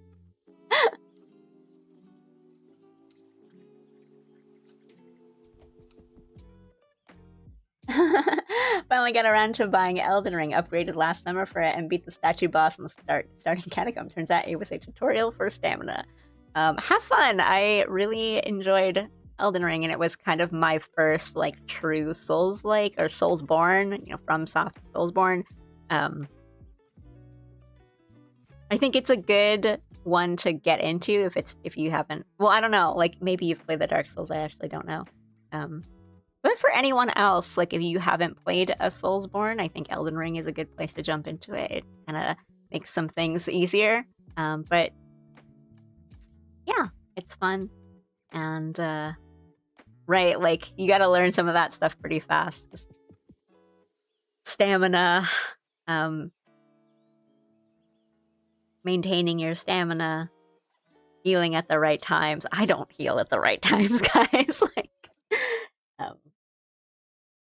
and take your time with like those starting areas and those beginning areas, and like treat everything like a tutorial. Like, it's fine to just kind of keep screwing up in those areas and like learning what you like and what weapons feel good for you and what kind of like playstyle you want to use. And then if not, like if you can't figure it out, just like grab yourself a shield and just kind of tank attacks until you learn.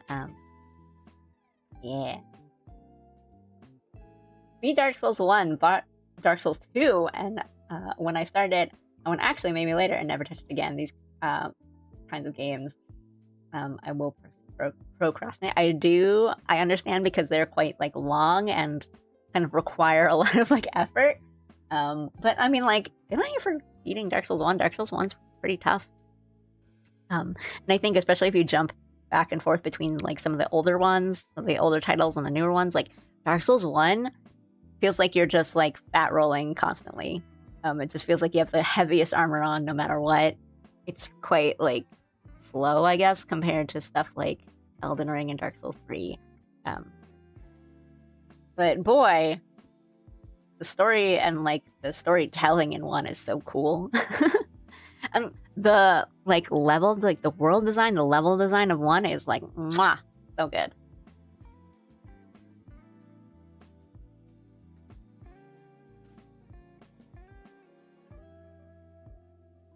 And ironically had your Ultra Instinct moment fighting Melania, basically.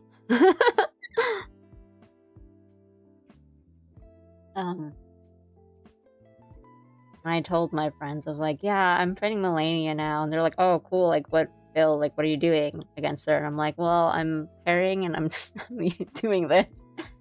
And they're like, why are you doing that? And they're like, because I need to do this.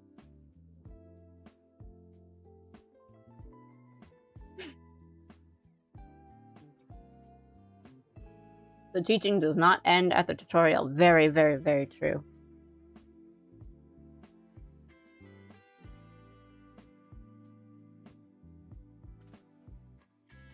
But it is, it's fun. There's a lot of like boss fights in Elden Ring that I really enjoyed.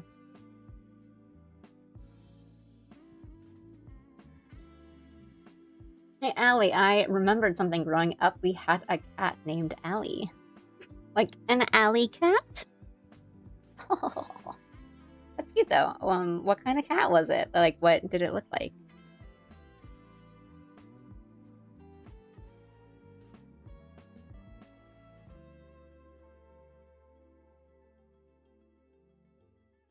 I should an actual reference for like what does it look like when people hold swords?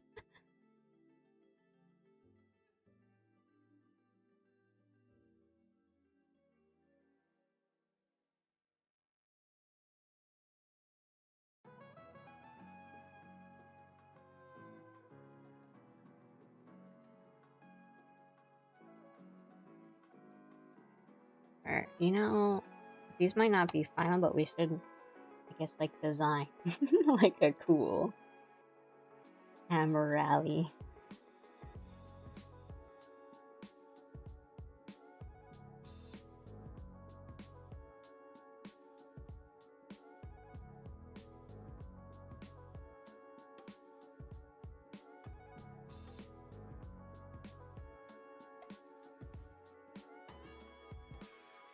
An ally who studied the blade.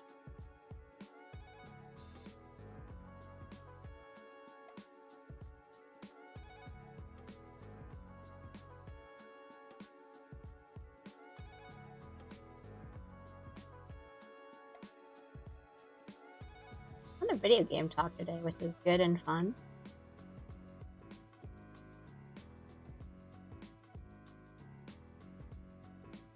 I definitely thought I'd be talking more about like anime today for some reason. A nice video game talk today.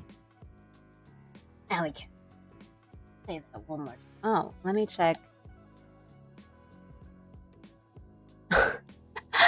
Here, I'll allow it. Okay, so the message should have gone through. It said Automod held it because it highlighted "bite your hand" as a sexual term. So that's why it held it.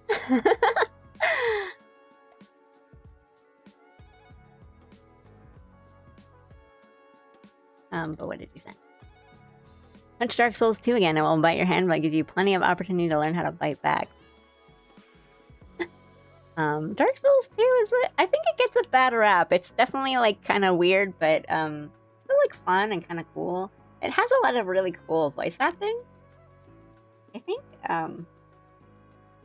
there's parts of 2 that I like really enjoy, and yeah, I think it just gets a lot of the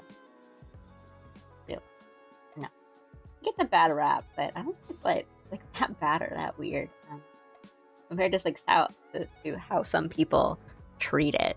And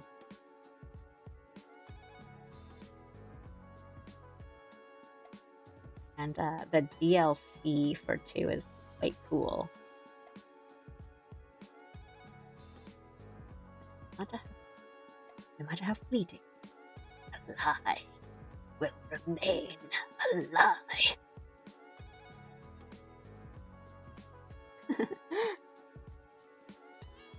Mainly black, but her chest and paw were white. Oh, that sounds so cute. I like black. I like having her let's read old sword fencing manuals from the Renaissance moment. I don't have those aren't like moments. It's just like every other Tuesday for me where I'm just like I like learning weird things. I do have to admit I do watch a lot of those kind of like YouTube kind of videos about like how effective is this medieval weapon, and then like you know it's a guy who's like I built this or like I'm using a replica of this weapon, and you know just beats up a watermelon and it's like it would be pretty dangerous.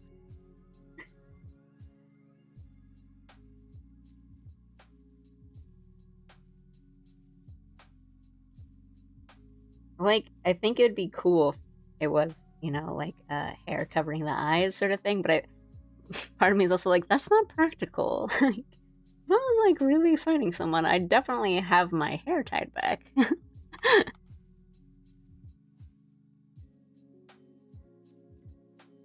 Oh, but maybe we can do like well, see, the tough thing is that I always have to make Allie's the area where Allie's ears are I have to make them like very ambiguously covered of like, does she have ears or not?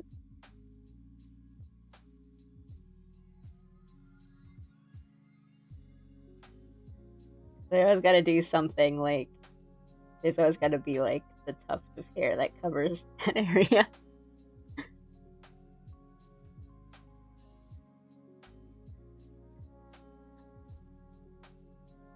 I do like cats with green eyes. It's really, really pretty. Good ever holding the scabbard thing in her left hand with her right on the grip, ready to draw. That sounds good. Um, no, that's a good idea. That's better because like this is gonna be so um in the way if we end up using it as like a model for if I play certain types of games because I can't stop myself from making like a million models. Um, but for now, I'm just gonna doodle this as like a design document type thing of like I don't really know what I want her to look like.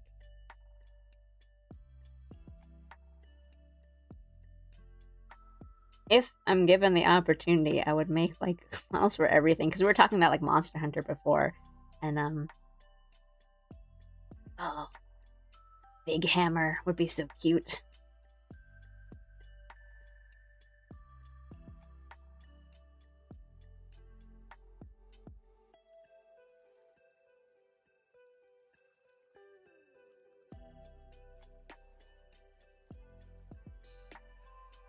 Maybe like a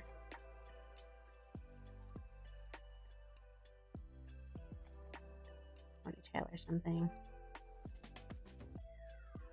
I love the face, so please use it. I am somewhat qualified to provide my input on this. I am not.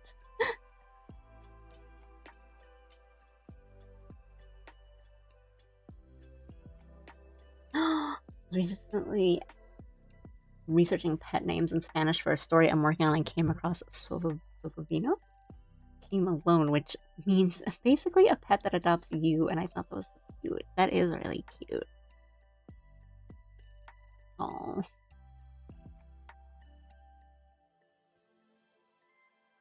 Sometimes the pet does adopt you.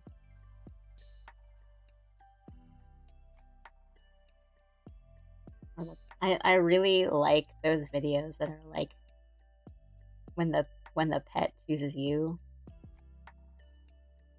It's like people who go to like adoption centers, and then it's like the dog comes up to them, and like they're not even like really like super excited. They're just kind of like calmly coming up, and then the tail's really wagging. Like I love those videos, man. Those are just like, oh.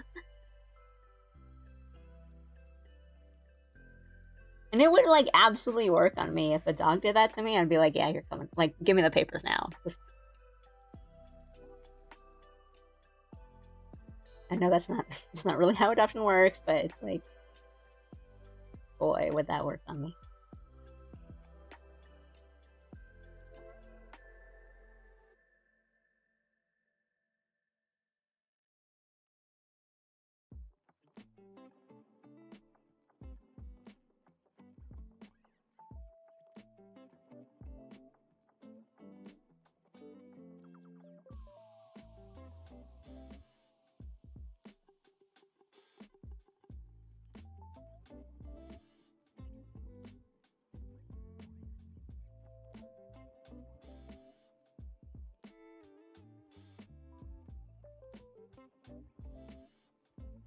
Like a scarf would be kind of cool. But I haven't had to think about like actiony, shonen manga-y kind of outfits like this in forever. So I can't think of anything good.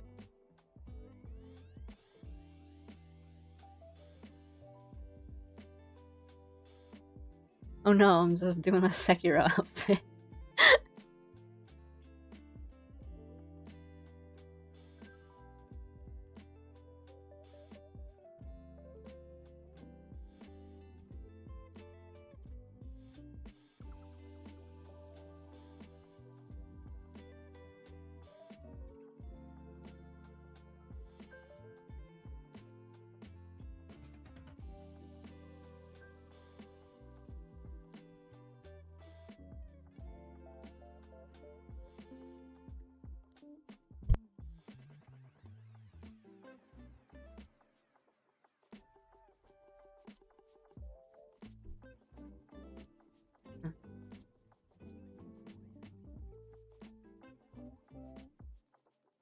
Does not need to be really complicated.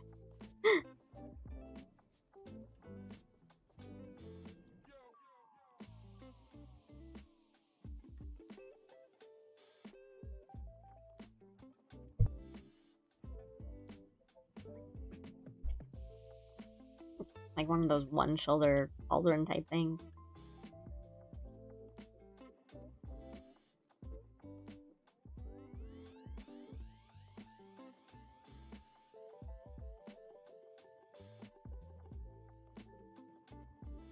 I can do like a JRPG thing or like the kind of like samurai, like not like the plate, but like the rectangular. Like I don't even, what are they called? I knew. Used to know what they were called. They're both kind of cool. I guess one's also like more multi. One makes it more like multi-purpose.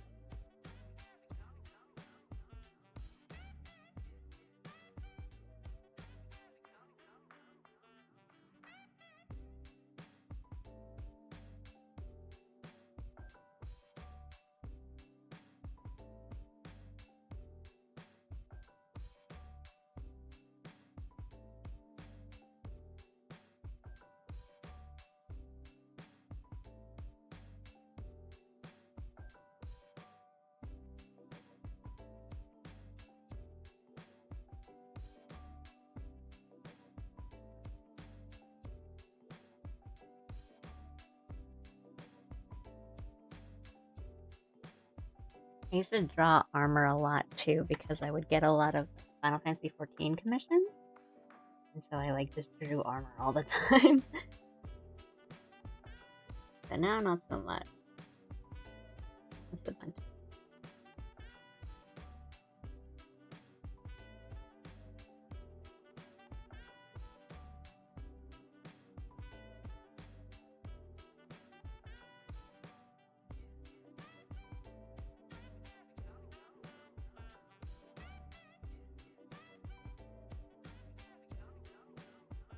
Oh, I can buy and have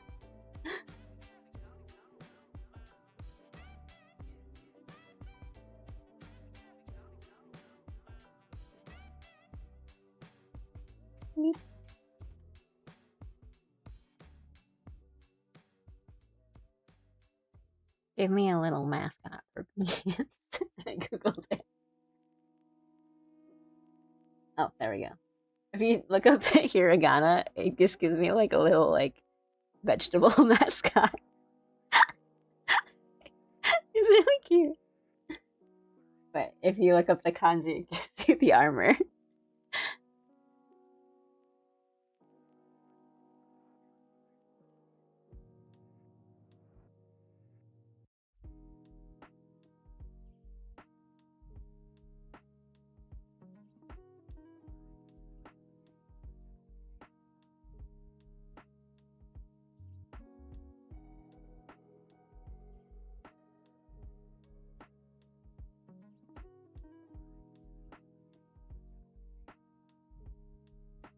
The This is Nelson.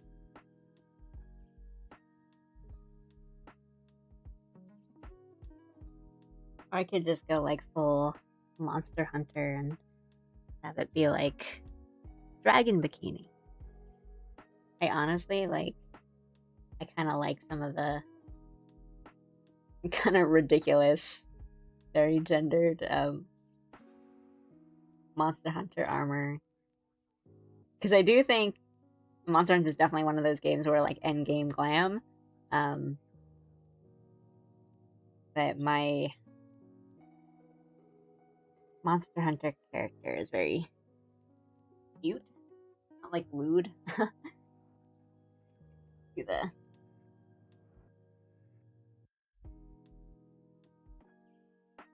cute clothing outfits. I do. Maybe I should. I think I have like a bunch of photo mode photos of my Monster Hunter characters. I should post. He's pretty cute.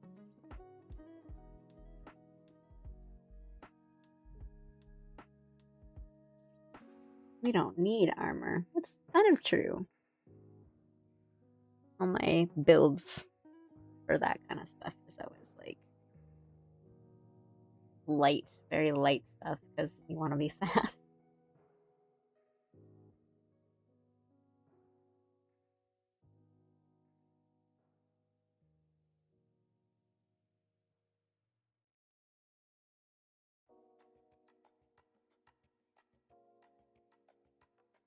Oh, or we could do.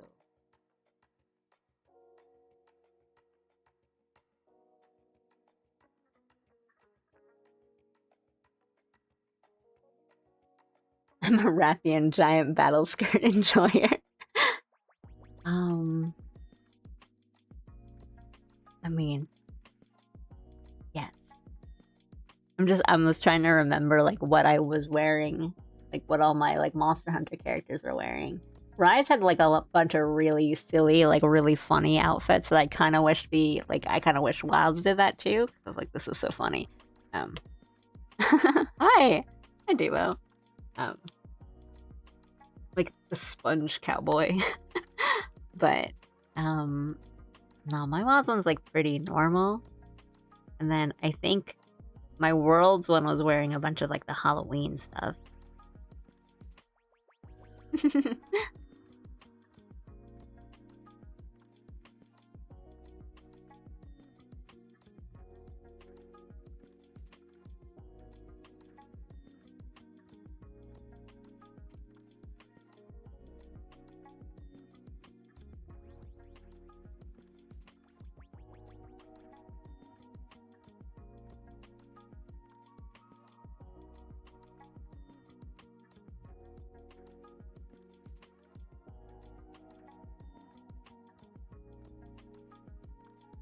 Alright. How are you doing? I'm doing alright.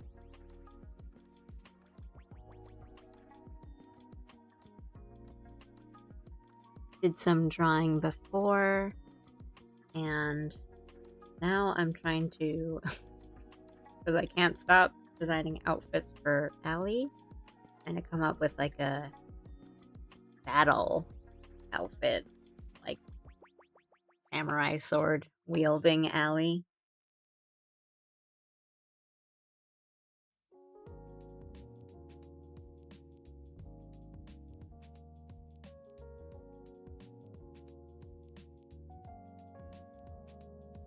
Gotta give her the Angie eyebrows.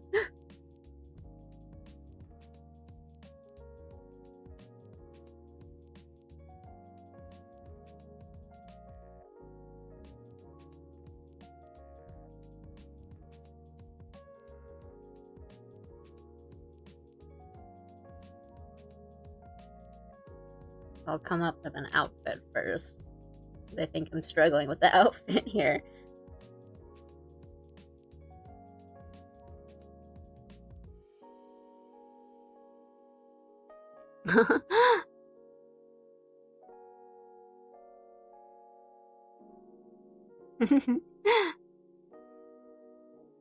Hey, I'm glad I have no control over what color people's names are for the like chat bubbles. So I think it's like a luck of the draw sort of thing. So I'm glad you got the color you wanted. I went out and well, this looks super cool. Thank you. I'm just sort of brainstorming at this point.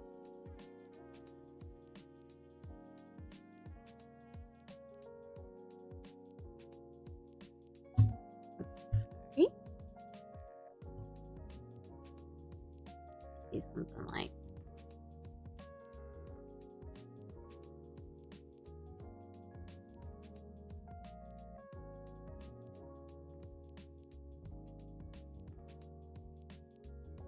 this is why I wanted to stream, so that I could just keep drawing my own character over and over again and give her different outfits. And then have people be interested and invested in it.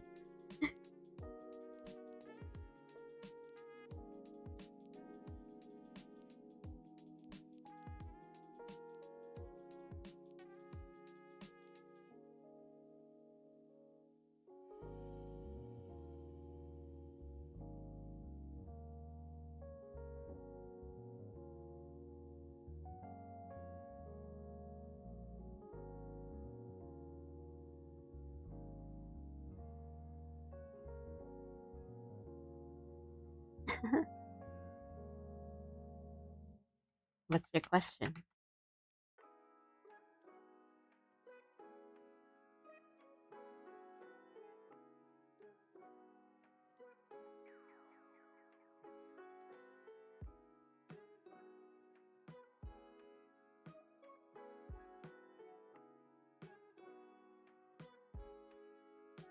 I mean, I've drawn like, non-human characters, but they always end up, or like, usually by request or like commission. But they always end up being like, like, oh, my character is an alien, but they're like very humanoid. So I wouldn't say I've drawn anything like very creature-like. That's like an alien or like non-human. But I've done like art for characters that are like, the concept of the character is that they're an alien, but they're very humanoid, which is not like bad. It's just I haven't drawn anything. I don't do or have much opportunity to do anything really like creature like. Oh no, I was just answering in like my own way, but I mean, yeah, I've done like, cute girl aliens.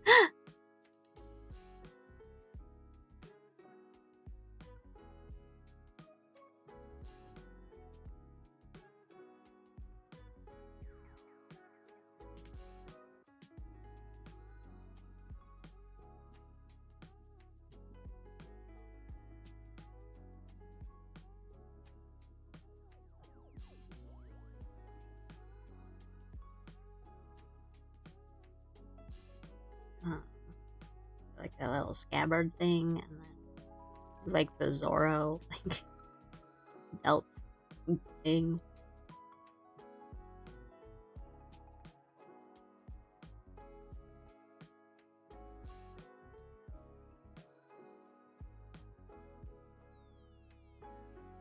Oh, you know what?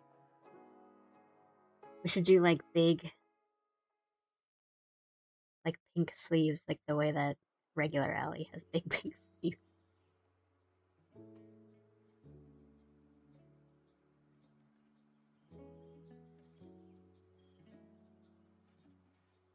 No worries. Like, I mean, yeah, I've drawn like humanoid.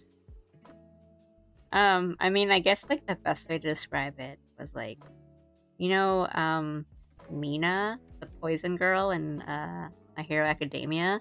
It's usually like a character that ends up looking like that. Like, I'll do like a commission or something for someone who's like, oh yeah, my character is an alien or something, but it will be, yeah, like something like Mina from Hero Academia, where they're very like human, but they've got like pink skin and like black sclera eyes and stuff like that. She's a very cute design too, but like, yeah, that's what I mean.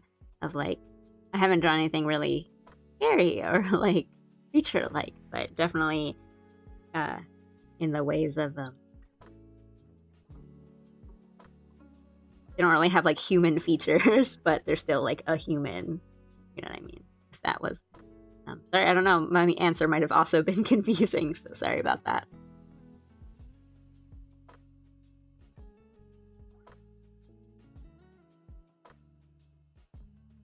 I smell all points into agility. The only defense we need is Sriracha and some pants. Saru. This big fat cool panda on her kimono. Also an Oren style hanging left sleeve with a chest wrap, or are we going for some realism? Nah, like I don't expect this to be a really detailed like model. If so, it's okay with how crazy we get. I see your points on Oren though, and I'm wondering if I should go Yuna instead, because Yuna has such a good design. Or do both.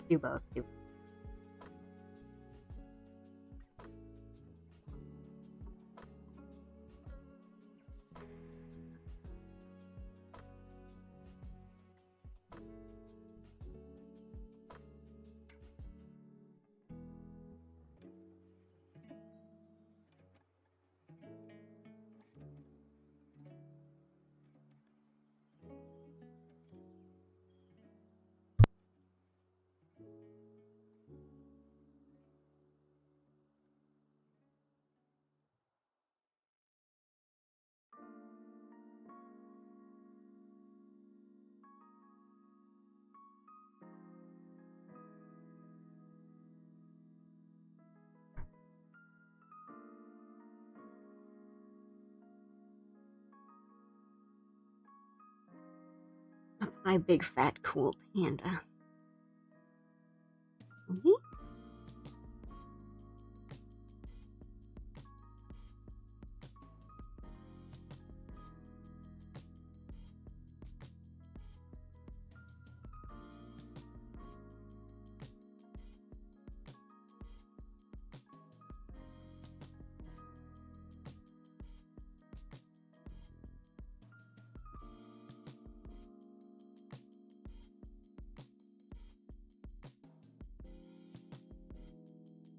Same before, sort of, on the stream.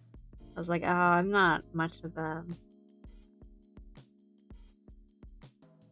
I don't make a lot of OCs myself, but I know a lot of people that have like 70 OCs, and I'm like, I don't know how you do that.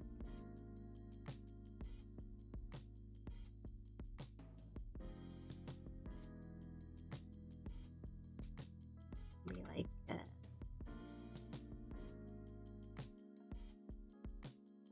oh, like a Common Rider W. Kenneth scarf.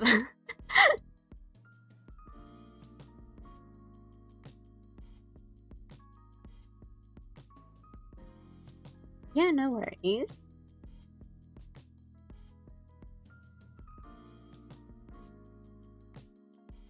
Even in the Sengoku era, Ali is a gamer. I don't know if I've asked this before, but Ali, have you played Hollow Cure? I haven't. I know I've heard it's really good, and I have respect for the devs, but I'm not like super into... what do I want to say? Like Vampire Survivor like. I prefer watching it than playing it myself. But I like to watch people play like Vampire Survivors and stuff like that, and games that are like it. But I don't really like playing it myself, if that makes sense. Like, you know, there's some games that you prefer to watch than to play.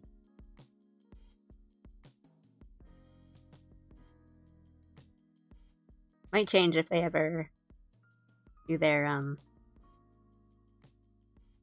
add the boys. I know, I think they've said they've wanted to.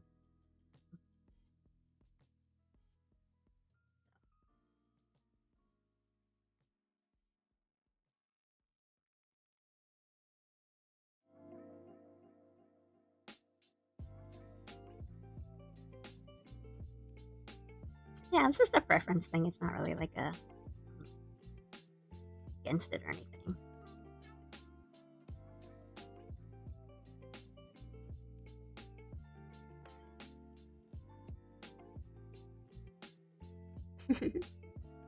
Also, at some point, I heard an alien woman and 2 vampire legs.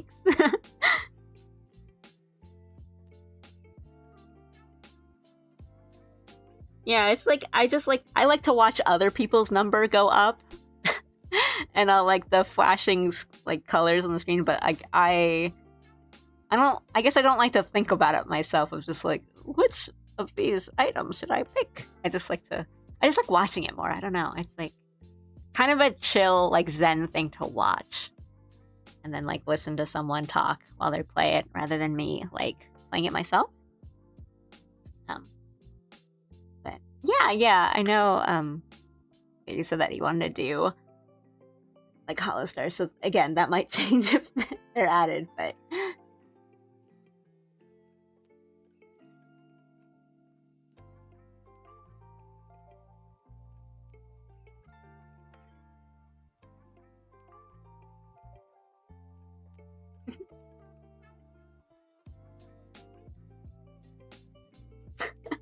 Wind blows in the scarf, but the hair remains untouched. If only real life was like this.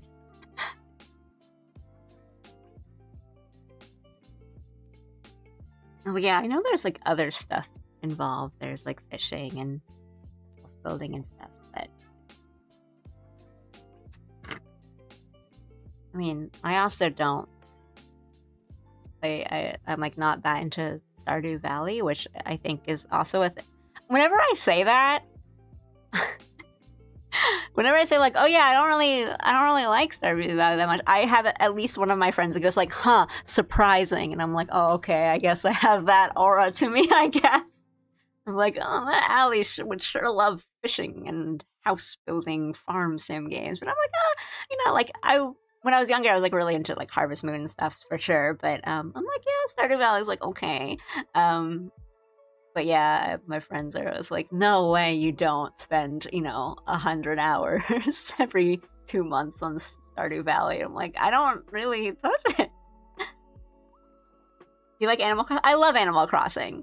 But I feel like Animal Crossing is both like a bit more like goal oriented, which is what I like in a lot of my like survival crafts too. I like when they kind of tell you like, do this. But also I think Animal Crossing is kind of more of also that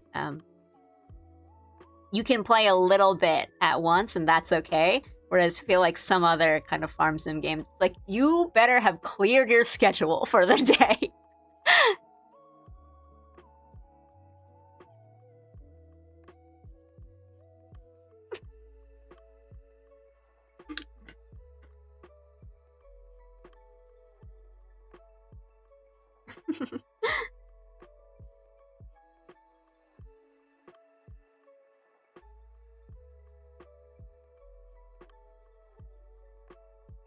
Yeah, and I mean, like, I know New Leaf kind of did have, those daily goals, but yeah, you didn't really have to do them, and I think, that was just the kind of game that they were going for, of, like, you can play a little bit at a time. It just sort of happened to come out during at the start of the pandemic, so we all just spent, all day on Animal Crossing, but I like my Animal Crossing, and that the Pokemon game that's coming out that's like Pokemon Animal Crossing is gonna ruin my life. It's gonna ruin my life. I'm not doing anything anymore when that comes out. Pokopia? And like Pikachu, I need to know what's going on with Pikachu. Pikachu is so cute. Because I already love Pikachu, but like this little like ghost question mark? Pikachu is so cute.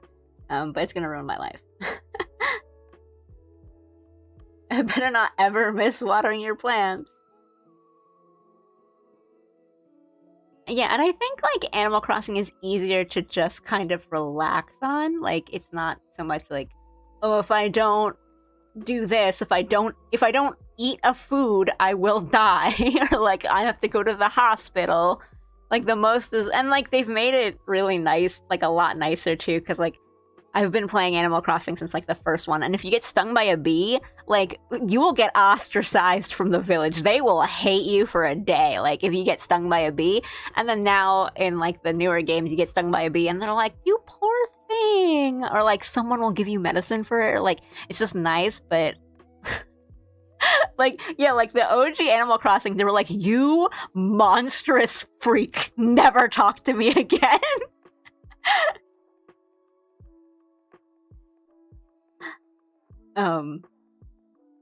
But then right, like even like the spiders and the tarantulas, you can just start like hunting them and then being like, oh, money. It's not so devastating that you're like, oh, I got bit and now I almost a day and I didn't hand in my deliveries and now I'm poor and I can't afford food. And so it's like, I'm like, that's not comfort game my ass. That's not relaxing at all. When the snooties were snooties, right?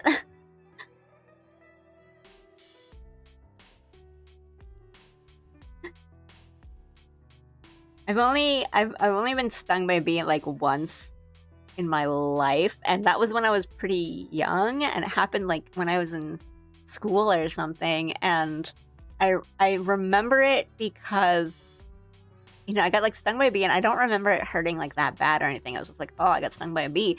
And then the like teachers or the adults were like, are you allergic to bee stings? And I was like, I don't know. I've never been stung by a bee before. Like, I don't even know what being allergic to bees means. And they're like, oh my God. Like, I just remember them freaking out. Because, like, now that I'm older, I understand why they were freaking out. Because that's very serious. But, like, when I was young, I was like, I don't know. And I remember them freaking out and, like, calling my parents and everything. And I'm just like, it's not really that bad. But, I mean, I understand now. But when I was a kid, I was like, what is going on?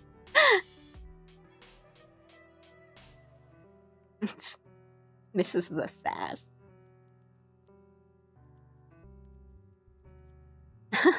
Oh, I had Velma in one of my villages. Yeah, for sure. Right? Like, when they warm up to you, you're like, we're friends now. I did it. Like, you built up that relationship.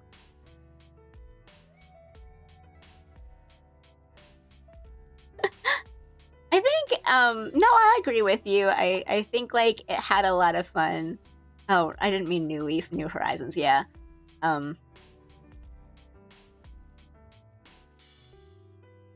Right, it, like, focused a lot on, like, the island and kind of, terraforming the island and kind of customizing the island to what you want, which, I think was, like, nice. It was different for that game, but it was, like, yeah, I think it was missing that kind of feeling of, like, community, like, fake community within that game, like, the village and really, like, caring about the people in your town and stuff.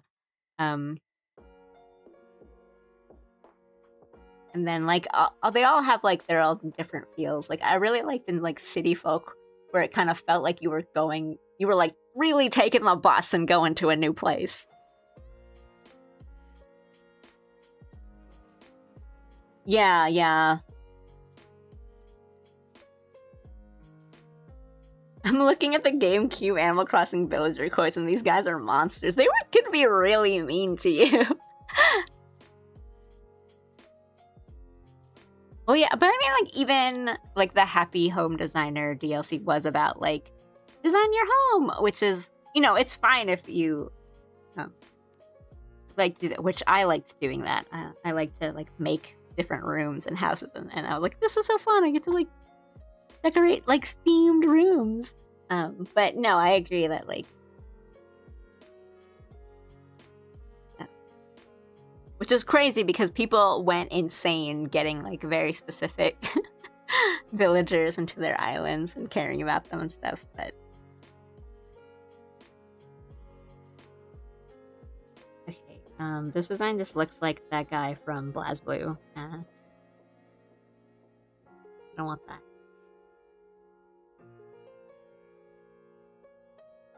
How can we make this stretch more out?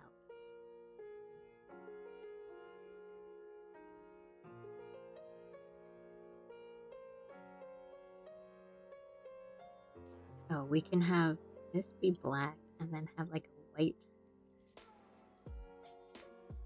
This is white.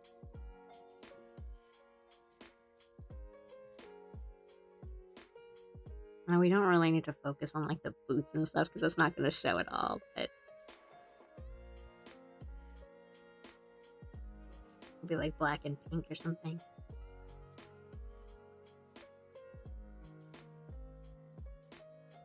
Do, like, bandages on the arm for the, like, white stripes of the sweater.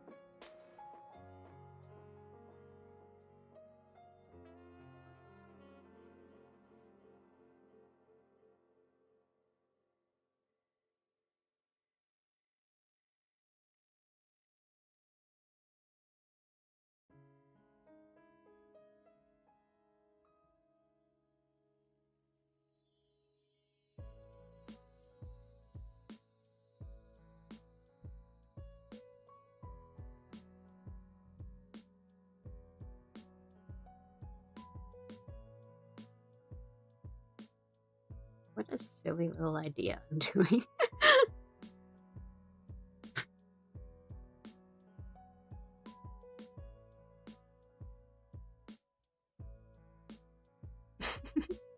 The Catboy Gold Rush of 2020. Ramen in boxes. I remember the day I randomly found Raymond and added him to my island, and my friends were offering me real life money for him. I would do it. I'd be like, yeah, give you real life money. There were definitely some builders that I was like gunning for though, and I just rolled islands so many times. But then I kind of was just like, hey, we got Spider Island.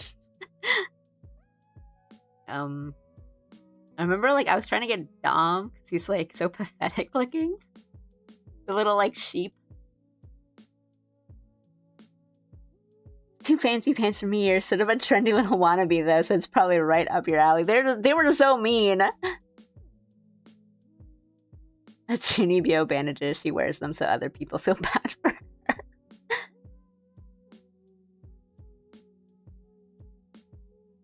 We're talking about Animal Crossing. Only remembering that Raymond is my comfort character and you are mistreating him, I expect to see him in boxes and ready to move to my island by tomorrow. Oh gosh, that was a time. Everyone was like getting cabin fever from like pandemic and just being really weird about the most like comforting game of all time.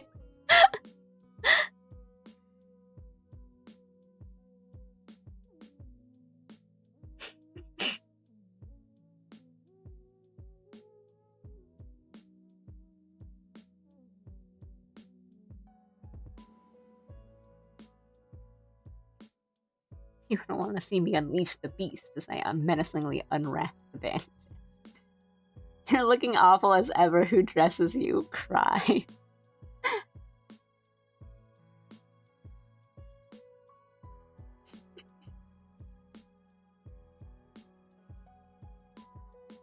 My first villager was Cat, so I have a soft spot for her. I haven't played Animal Crossing, but I bet I could make it stressful.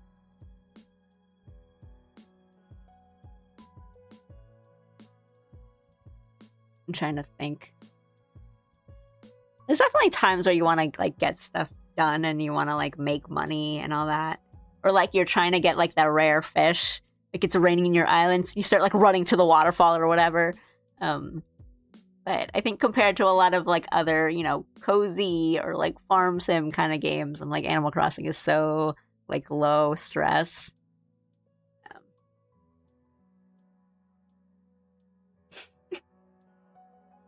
I definitely have some soft spots for certain villagers. I think in like GameCube, the villager in my village I got like super attached to was Ribot. It was like a robot frog, and I got so like I have a real soft spot for him.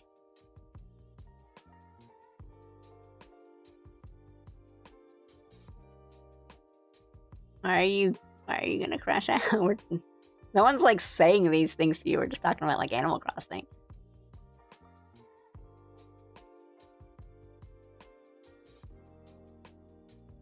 What's wrong with you? You're wasting your whole afternoon chatting with strangers, busy strangers, but I'm trying to be friends with you, Apollo.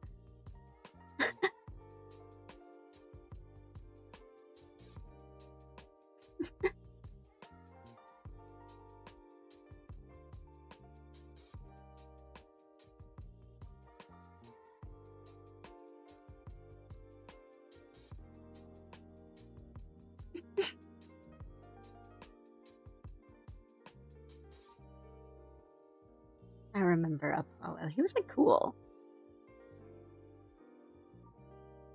And they would always be like, we're busy, but then they're like, do this thing for me.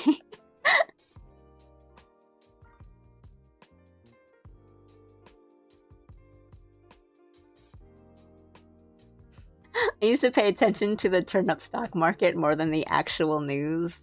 I never did. I mean, I did a little bit of like the first of all, there is some like amazing localization writing in Animal Crossing. Like, I mean, there's stuff that's just kind of luck in language, like, but still, writing it to reflect that, because Kabu is stock and like turnips, so that pun works in Japanese, but like to change it to write it as like the stock market in English was like, oh yeah, like yeah. But like I think because Tom Nook is just Tanuki in Japanese, but like changing that to Tom Nook, that's like a stroke of genius. Like I think that's so good. Like the loc writing is just amazing. I just love that. They make some really good choices in it. Oh, the Dodo guys, like their names being like Orville and Wilbur. Like, oh, it's like just cute little choices. I love it. It's just so charming and smart, like cute. But yeah, like back to what we were actually talking about. I never did a lot of like stock, like the turnip market stuff. I just kind of like, I was like, I'll get money when I get money. I'll make my bells when I make my bells so I can get my fridge. But the people I played with, you know, like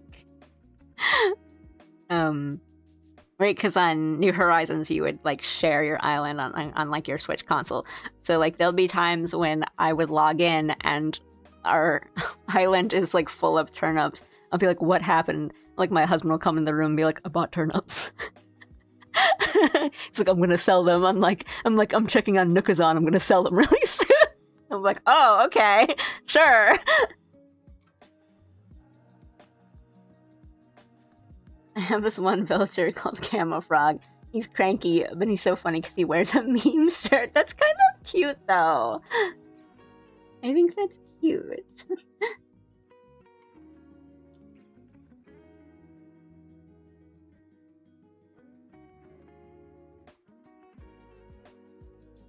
Yeah, I mean, there are a lot of like videos that are, you know, New Horizon town builds, so it kind of becomes kind of like those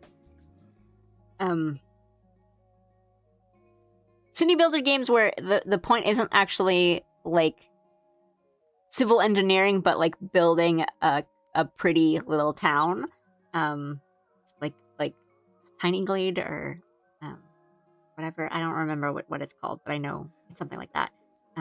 Which again, like, is fine, but yeah, no, I get it. What you're saying, that's not really like the spirit of Animal Crossing to me, and I get that.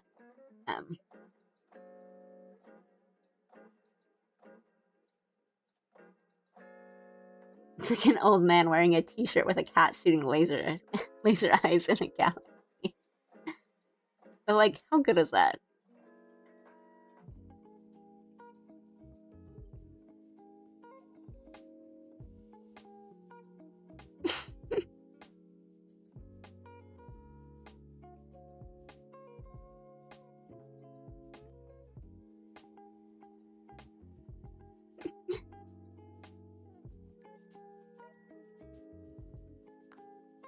Capablanca. Cap'n? A Kappa? So good.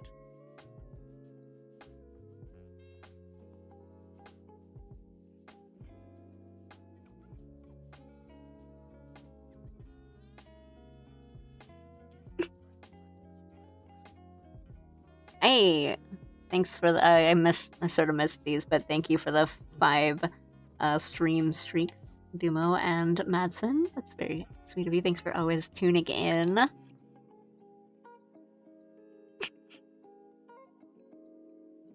Gave him an iPad as a present for his birthday. I was trying to make him hip with the kids. I remember like my house.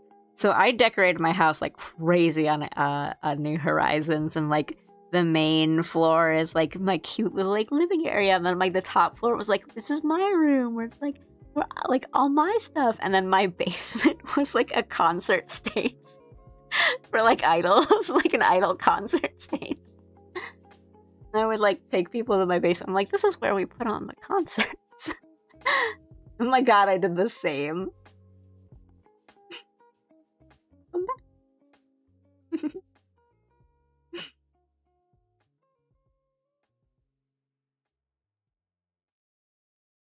I tried to make like a hot springs area in my town. I did go kind of crazy. I did like, I mean, I'm saying all this, but I'm also like, yeah, I also did go crazy on terraforming my island and making it, you know, toy boxy, kind of like this is the hot springs district of my town.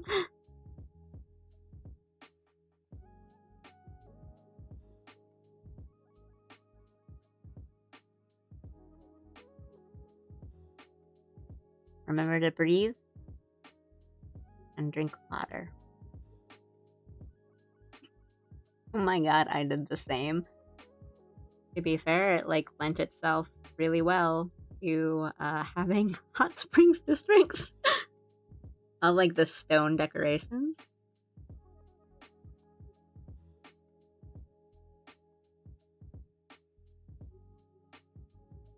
I put Zucker's house in the hot spring area, and I like to think he's the one who manages them. That's really cute.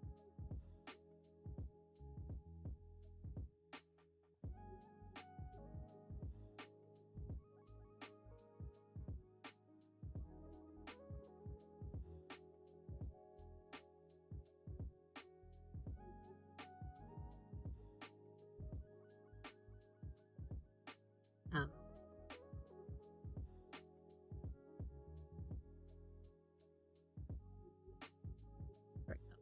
but yeah, the Pokopia is probably gonna ruin my life. I don't know if you guys have seen, but I mean, I think it's kind of hard to convey this in just a couple lines in English, so we'll see what they do. But in the Japanese like trailer for Pokopia,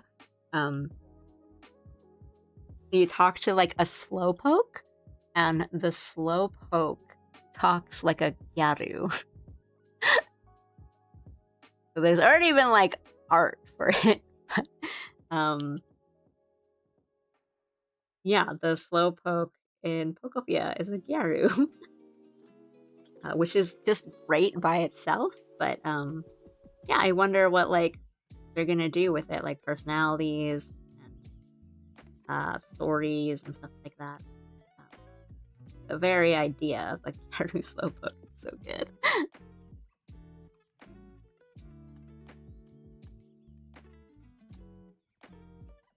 This is just me, like.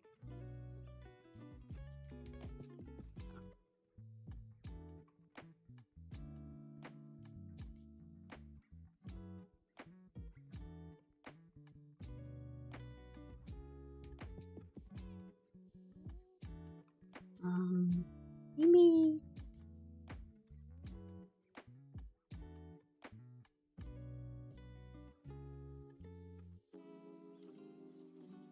Is Pokopia an allegory for wildlife after Chernobyl? I mean, people are theorizing that it might sort of be something like that. Because first of all, it's a little body horror. Like, let's be real. I think like the Ditto, because like what your character's like a Ditto who like transforms into like a human that's like basically like not even really a human.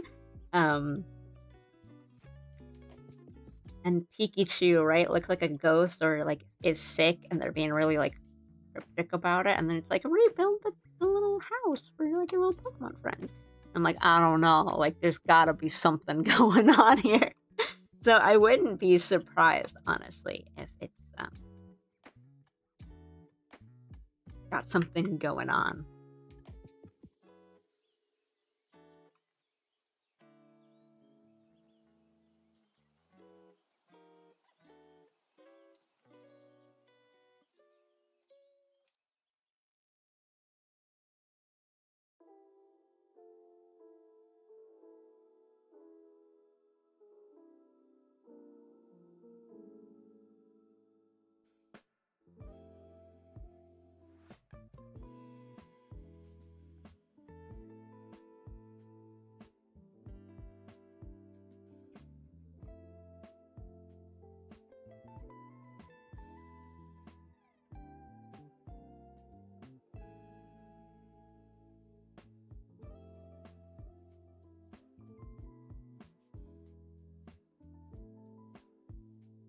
I'm back.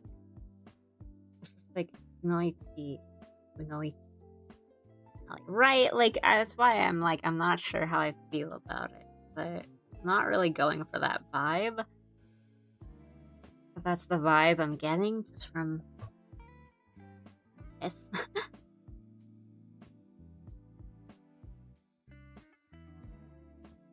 Ideally, it would be not just, you know, like one game we use it for.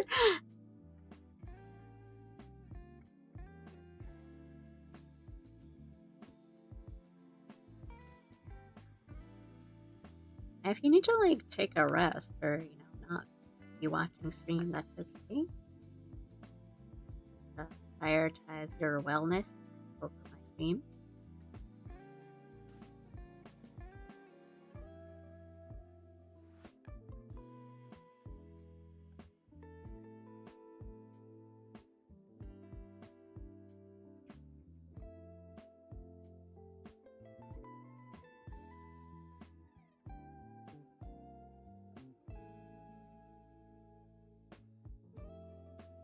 And I guess design-wise, it's fine.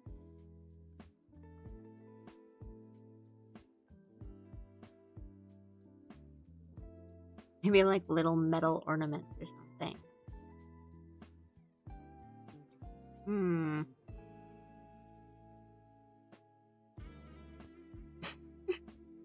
To disrupt the sleekness of the noise.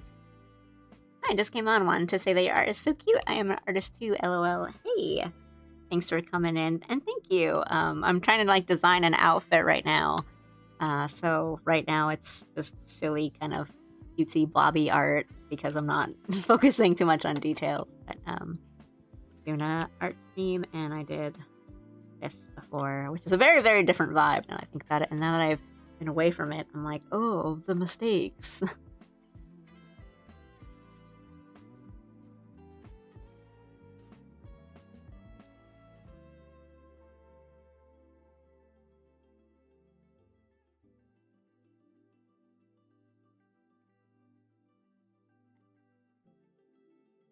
Huge head. Accidentally.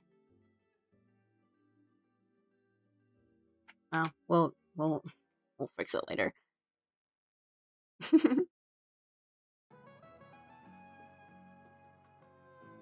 I take mental health very seriously, so I'm glad I sound like the kind of person that would want to help someone.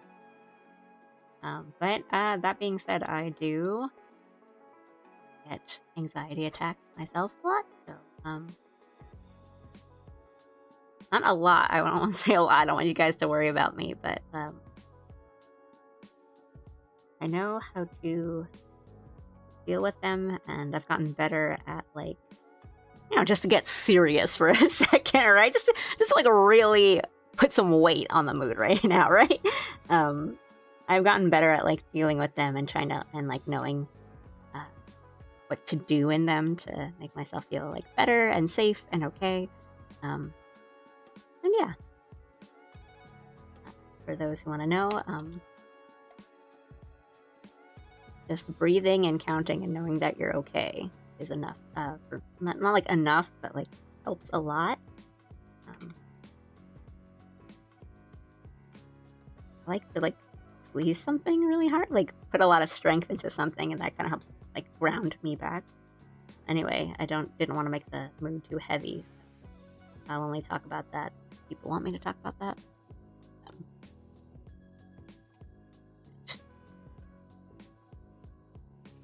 For real. Yeah, I mean, I understand, like, streaming is not for everyone, even if, like, you have the technology. But sometimes it's really just, like, you need the technology, right? But hey, that's what social media is for, I guess. I don't know, posting art on social media is not, like, great anymore. Even in the Sengoku area, and even in the Sengoku era, Ali carries hair. Oh my goodness! Even in the Sengoku era, Ali carries the cool panda Labubu with her. Now,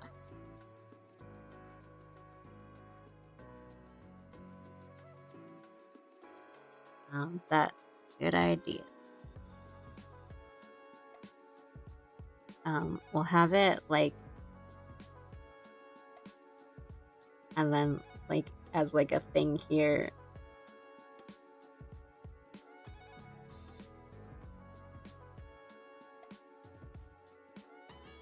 Okay, but cool Panda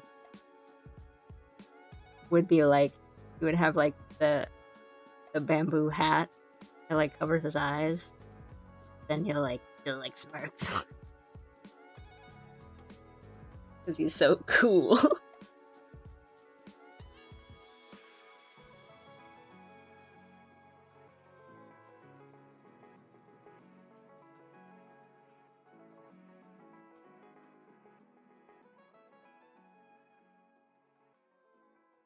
How cool is that? God, hell yeah. No worries, no worries. I feel that though. I have like Bluetooth headphones for my PC, so they don't like plug in, and sometimes I forget to charge them.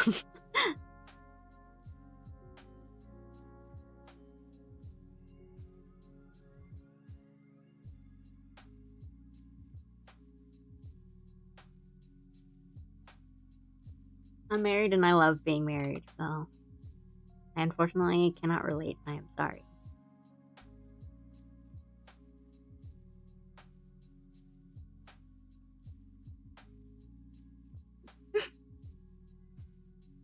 In the olden days, they would call it a protection charm, not a labubu. The aura passes through the bloodline.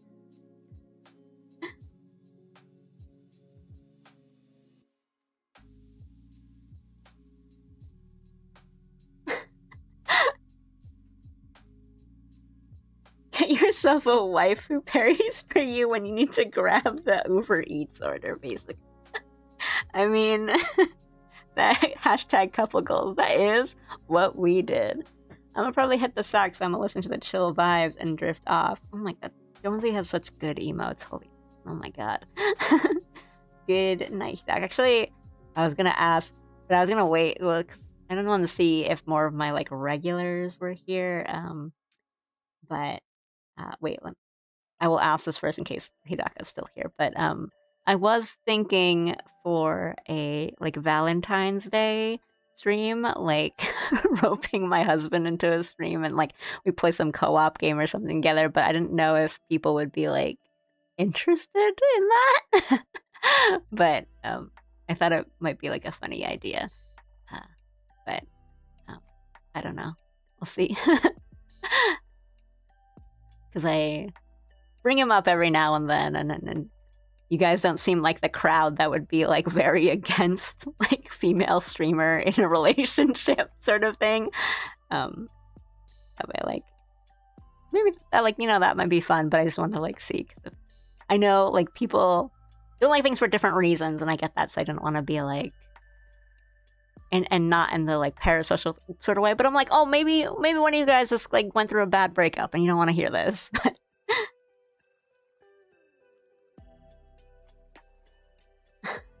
Labubu. Demigod. Married woman streams with censored male. Fun to watch the dynamic. If he's comfortable being on stream, it could be silly. Yeah, I mean, I'll have to, like, of course, like, ask him about it and stuff, but might be fun. No problem on my end. It can be the guys in the back of the classroom that goes, ooh, they love each other.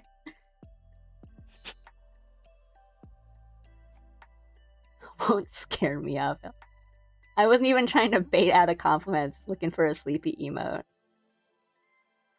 Oh, sorry, I didn't mean to like spooky, but like for sure, like you really do have like some really good emotes. Like they're readable, they're like so cute, understandable, completely digestible. Like they're so good. Really, like they are so effective.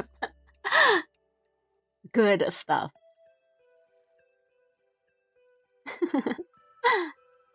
But have a good EP. Hidaka, thank you. I'll be playing Echoes of the Eye tomorrow, so I'll see you there.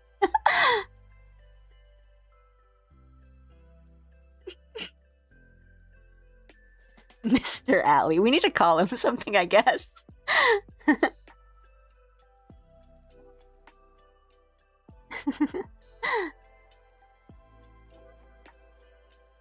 Something is Mr. Alley single. Like, I would be the one that crashes out. Hands off, you witch.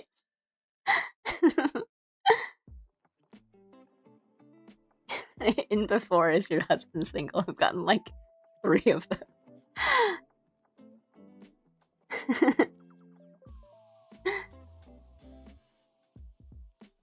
Glad people like them because professional artists, I am not. These are good, really good emotes, honestly. And like the cute little snail.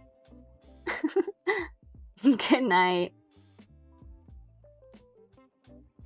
Yeah, good night, guys. I will probably John Alley. That's actually really funny. But yeah, thanks for letting me know. I'll like ask him about it. It might not happen if he doesn't want to. That's fine. I'm not gonna force him into be like, no, honey, you gotta stream for me. But I'll probably end soon too because I'm just like sitting here talking, which is fine. But like, I need to also like not just be here for a long time. All right, good night. I'll be here for a little bit longer. Sign off. Ali and Baba or something else. 11:26 is not too late.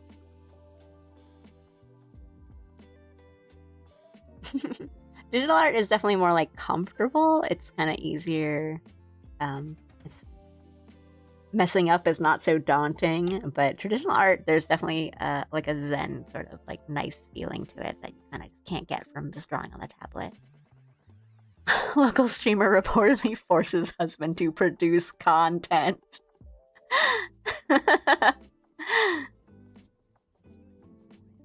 John Alley. It's like the worst thing. I have to think of something good. I don't know, maybe well, I have to think of something good that doesn't like completely like dox us. Because I was thinking like, oh, Night Rain would be good, but we have our names. No, Night Rain would be fine. I don't think our names are like you know, we don't have our Night Rain usernames are not like our government names, so it should be fine. But completely new PNG tuber model just for him. So I have like thought about this. I was because the microphone bit would be difficult because we would just be like sitting next to each other essentially. It wouldn't be like 2 separate like locations, 2 separate mics, like a you know, a true collab. So I thought like maybe the model would be Cool Panda and Pandette as like couple model would be where it would work. Again, this is like in the future, like literally like a month from now, like Valentine's Day. But I thought that might be which is a witch.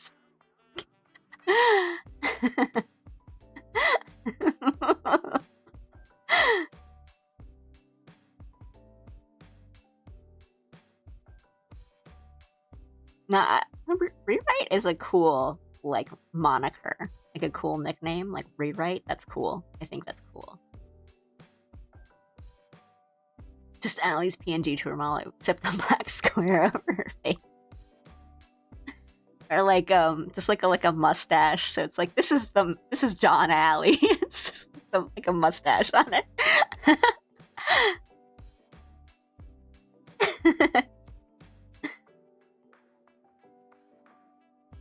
No worries, leave the talking to me.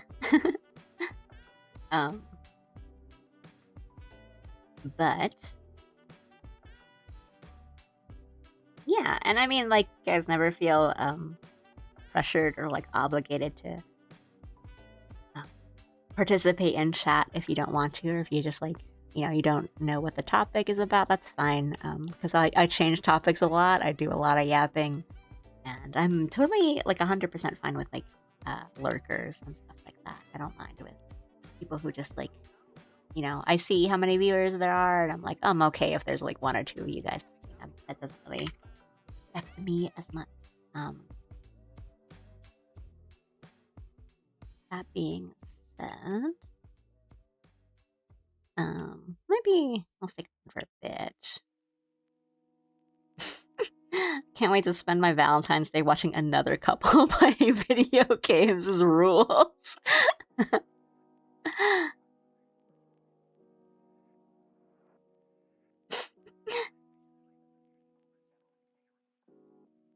Oh, it's like a reference. I see, I see.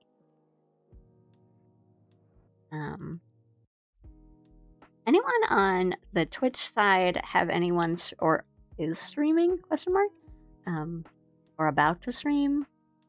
Anyone streaming that has anyone they would rec me to raid to?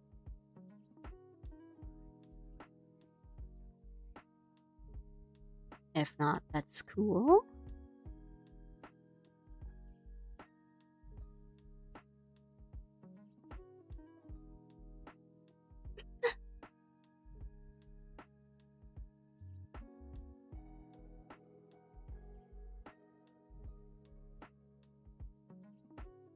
I'm like an old person compared to some of you guys who are quite young. So when I think about like fandoms, I'm like that Ben Affleck like smoking a cigarette meme where I'm just like, man, I enjoy things, but I don't know if I can say that I'm like in fandoms. Like as in like I just don't participate as much as I used to, whereas like when I was younger I was like reading fanfics every night and writing fanfics and doing like fan art, posting fan art all the time, and like talking to people and going to anime conventions and doing all the fandom stuff. And now I'm just like not to say that I'm not like interested in stuff anymore, because I am. I still do all that stuff. I spent like 4 hours today talking about video games and anime and stuff. It's just like the participation of it requires a lot more energy nowadays.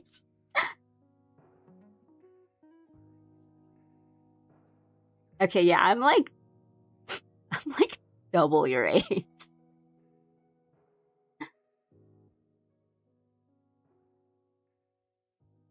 That's what I'm saying. Like, as many Twitch and YouTube fights break out over my streams, I'm like, you guys are the same people in the same chat. Chat, she was writing fanfics. No, stop.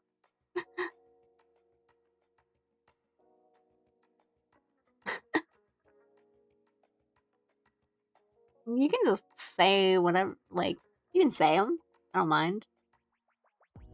I might not, like, know them, but you can tell me. I don't really mind. Very polite of you to be like, oh, I don't know. That's okay.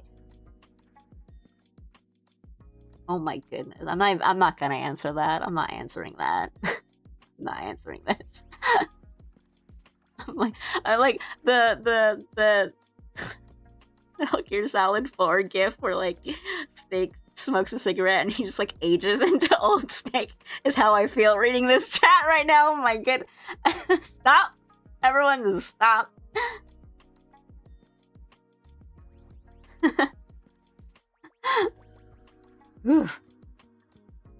That's gonna give me secondhand age whiplash. I'm not even that old. God.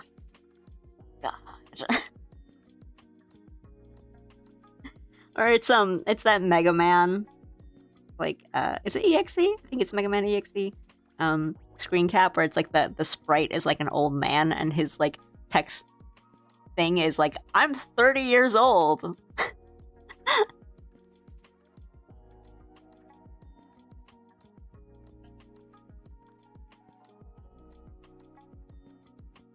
My fandoms I'm into, I have heard of 2 of those things.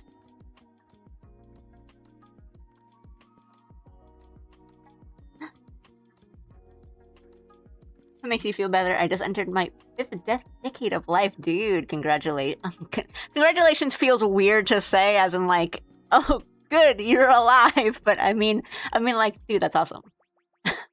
But I don't know. I'm trying not to make that sound weird, but I think you know what I mean. Like,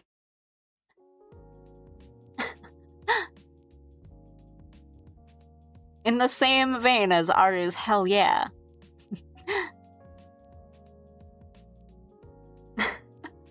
That's the exact guy I think of when age comes up. It's like, oh wait. Yeah.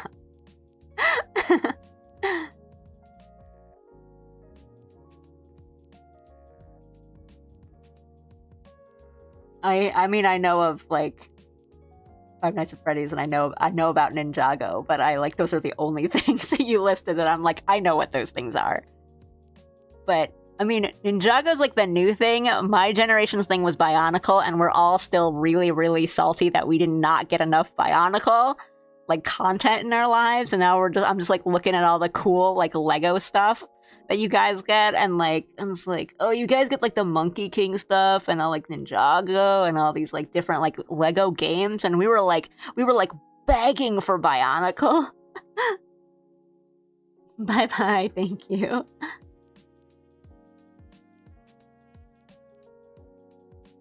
I knew those were the things Allie knew because those were the things I recognized.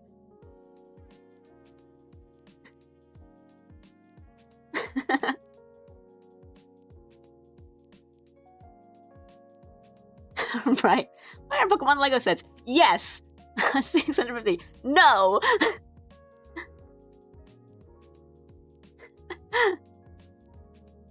Yeah, I mean, like, I'm not a big, like, Lego collector or anything, but I know that, right, like, sets have gotten really, really expensive. See, we're all like, Bionicle! We're all old.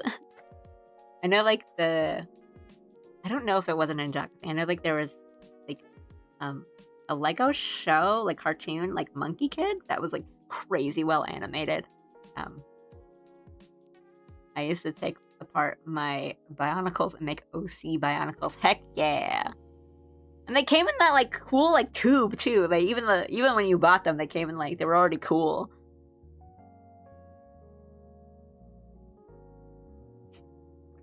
They were in, like, the canisters.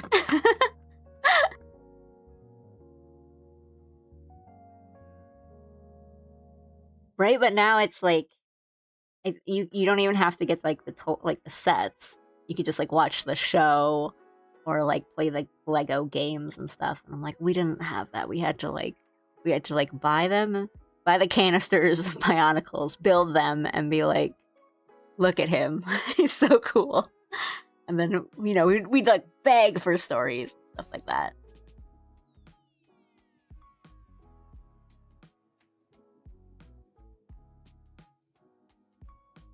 I had like 2, but it was more that like my dad and my brother had them, and I'm like, whoa, they look cool. But I didn't really understand. Like, I had Legos as a kid, yeah, definitely, but I didn't really like understand how to build them, and like I thought it was really difficult, but I didn't know back then that it was just like following instructions and you just like put them together, like model kits and stuff like that. And I was like, oh, Bionicles are like, the Lego sets are cool, but like I don't know how to do them. I thought you just had to know how to do them. Like when I was a kid, I thought like Legos were like you just knew how to do them, or like you would learn, or like someone else would teach you. And I was like, I didn't know they had instruction. Lego was my gateway into Gunpla. Gunpla somehow more affordable. You know you're old when you have to check the timeline for when things existed just to calibrate. I think they got the same folks who did Rise of the TMNT for the Monkey Kid show. Always surprised to see clips seeing how hard they went on that show as they did with Rise. I am a huge fan of Rise of the Teenage Mutant Ninja Turtles. I am a huge fan of that show. Like, the animation on that show is phenomenal. Like, so good. I just go back and watch them sometimes just to like I was getting carried away and just to feel something. But just really, really good animation. throughout, and just really fun, very very energetic, very cool, very stylish action scenes. Goodness, I love that show. And it's kind of just really fun characters who kind of felt like teens, and it has such a bad rap just from the people just didn't like the character designs, but they look a lot better in the show, and they did some really interesting stuff with them. Each one of the TMNT is a different kind of turtle. It's just so good. My goodness, I love Rise. If you guys haven't seen anything from Rise, at least if you're not gonna watch the show, at least look up some clips on fight scenes. Especially if you like Gurren Lagann.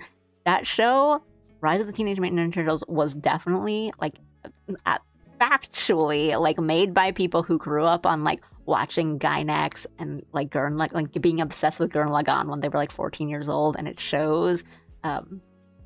It's just really, it's basically anime.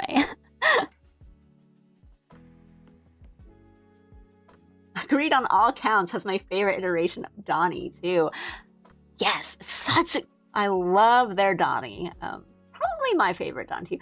Honestly, some of my favorite iterations of all of the brothers, great. They did so good on Raphael. They did a great job with him.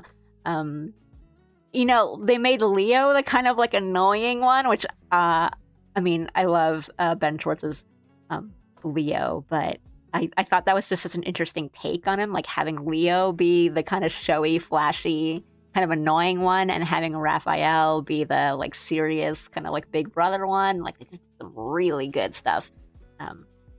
Really and some of the stuff with the story, Shredder and Splinter, such good stuff.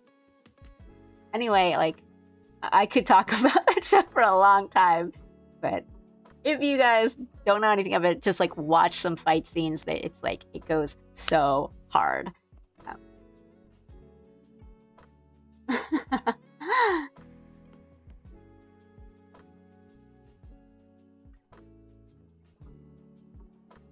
And I also got really into Rise when I was kind of first learning how to animate at all. So it's just I was so into it.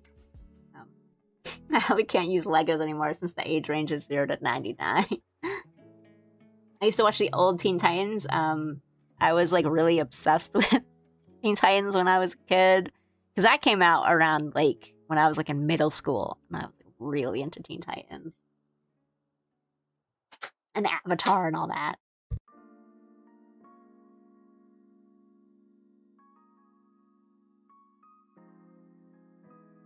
When I was younger, my friends and I used to LARP as TMNT. I mean, who didn't? Which one were you?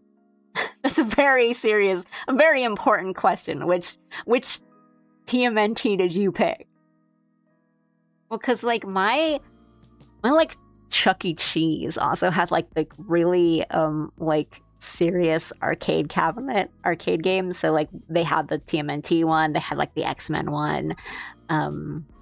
Oh my gosh, we started talking about this because I was some of you people in chat are 15 years old, you guys are young, and now I'm talking about stuff that literally came out way before you were born. Hey guys, remember those 90s arcade games?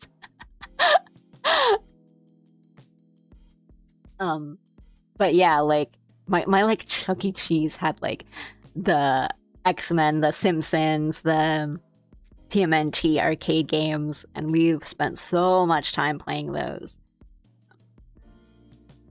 Dave was animation is really hard, so I want to say I kind of can't blame you for stopping, but I do hope you try again. Animation's so fun. I love to do it, even though it's really tough. It's really rewarding. I do hope you jump back onto trying animation again. It was Donnie, I think. Oh, that's tough. It's always between Leo and Raph for me. Mikey, well, because he's the party dude, right? I was the smart one in the group, so everyone was dude, you've got to be Donatello. And I was well, I guess so. Oh my god, I assigned Raphael as my favorite because red is my favorite color. My third name is Raphael. Oh my god, Doc, sorry, I just read that out loud without going further. But Donnie is my favorite. I was the same, whereas like before I knew anything about TMNT, I was like, I like pink, which is close to red, so I'll play the red one. But yeah, it's tough. It's tough to pick one. It's tough to pick one. But with X-Men, I always play like Jubilee, and then Jubilee sort of ended up being my favorite anyway. And representation matters.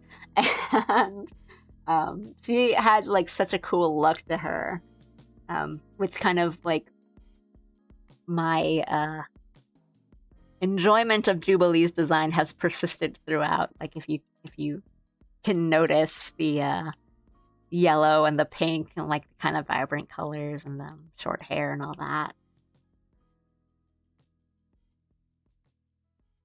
My OC is pink. Pink OCs are always good. Oh my god, the nostalgia. I mean, I'm glad Scrolling beat 'em ups coming back. You can play the TMNT one, and which has really cool music, by the way. And yeah, I was saying before earlier, I'm playing like Absalom now. Tough but fun. All right, I'm still like looking for someone to raid to.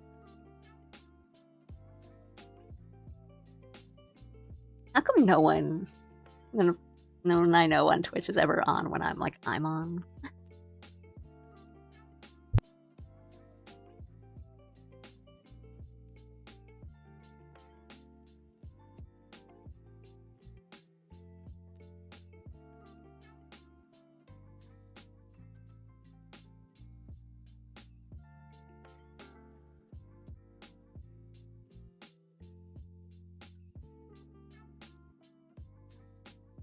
Well, if not, then I can just swine. I don't want to like stick around for too long, but I always feel it's nice to have. It's nice. But you know, Starfire was also my favorite. I love wheat characters like her.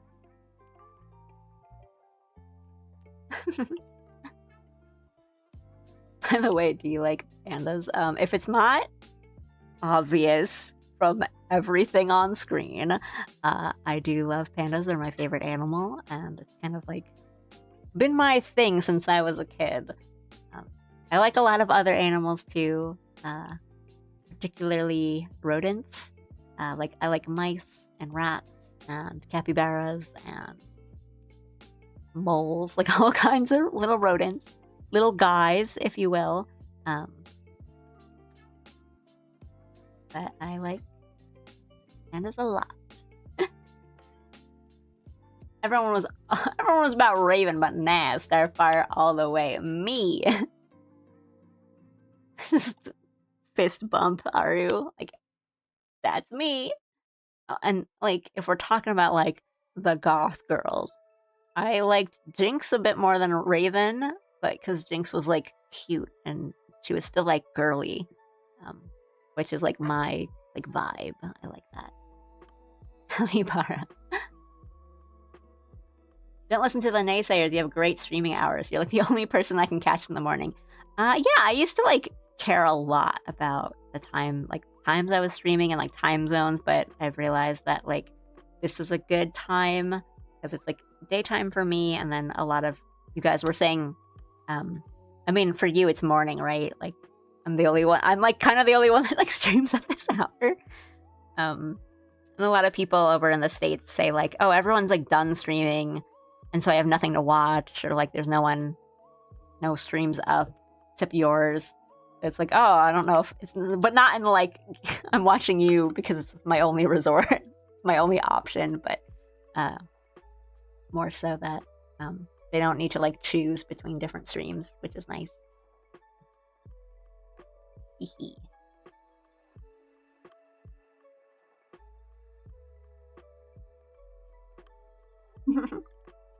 Based.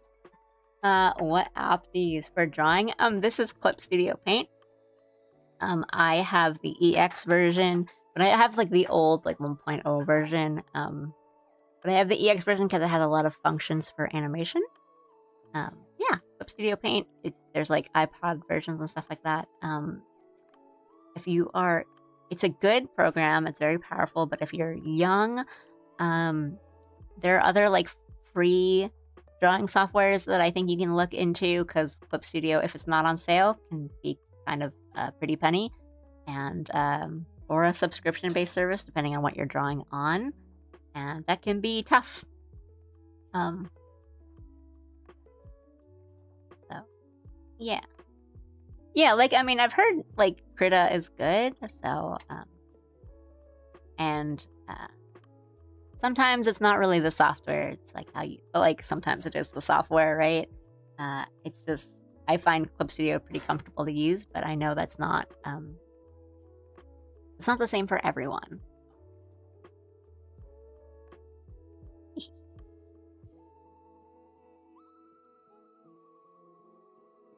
Right.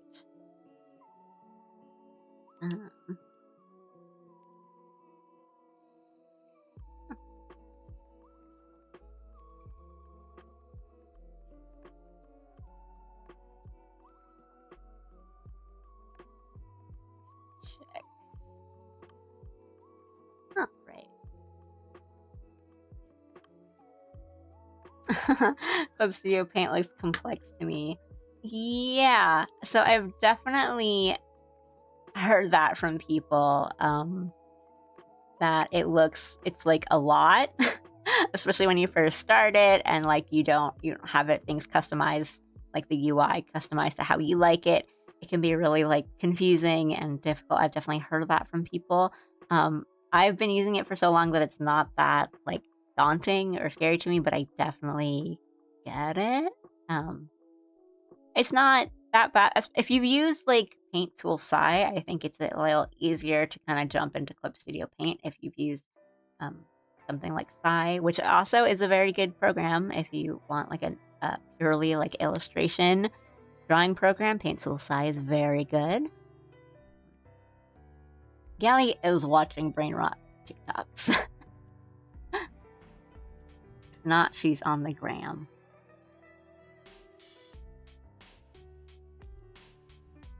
Me, all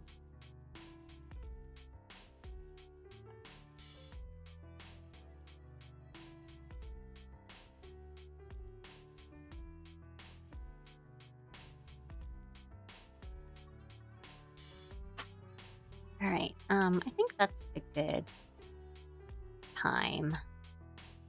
I'm just floundering at this point. But yeah, tomorrow I'll be playing Outer Wilds DLC, Echo of the Eye, which will be a whole time. I will be screaming probably, or being confused. We'll see how it goes. And then again, I was saying it earlier at the stream, but I don't know how long the DLC is, and I didn't look anything up. I'm like afraid of spoilers. So I think I've been told that it might take me like 2 more streams to complete it. I've got like a buffer for like 1 additional stream in case I need it to finish it up, or if I finish it up earlier than that, then I'll like do some more drawing or something on Thursday.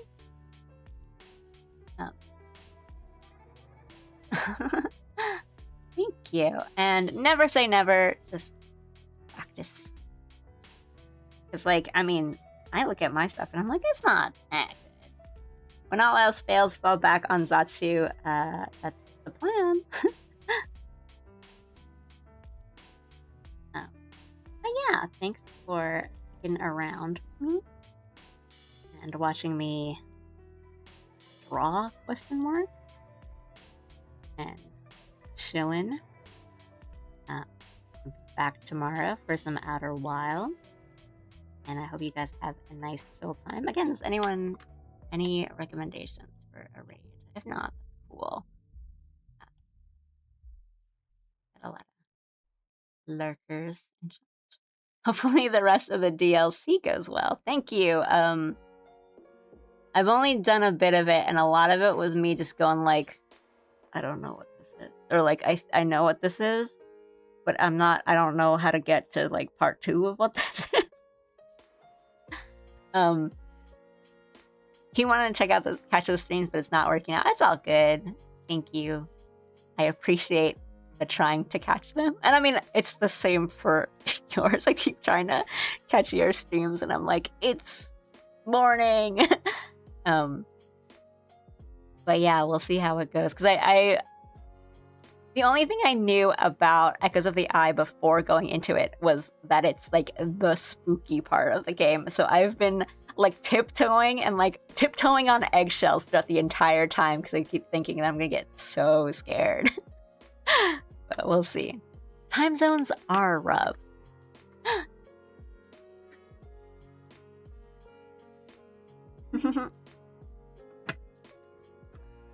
All right. Yeah, thanks guys. I will see you guys tomorrow for some Outer Wilds, or, you know, maybe later this week or something if you can't. No pressure. Thanks guys. I will catch you tomorrow. Thanks for sticking around. Arigatou gozaimashita. Bye bye.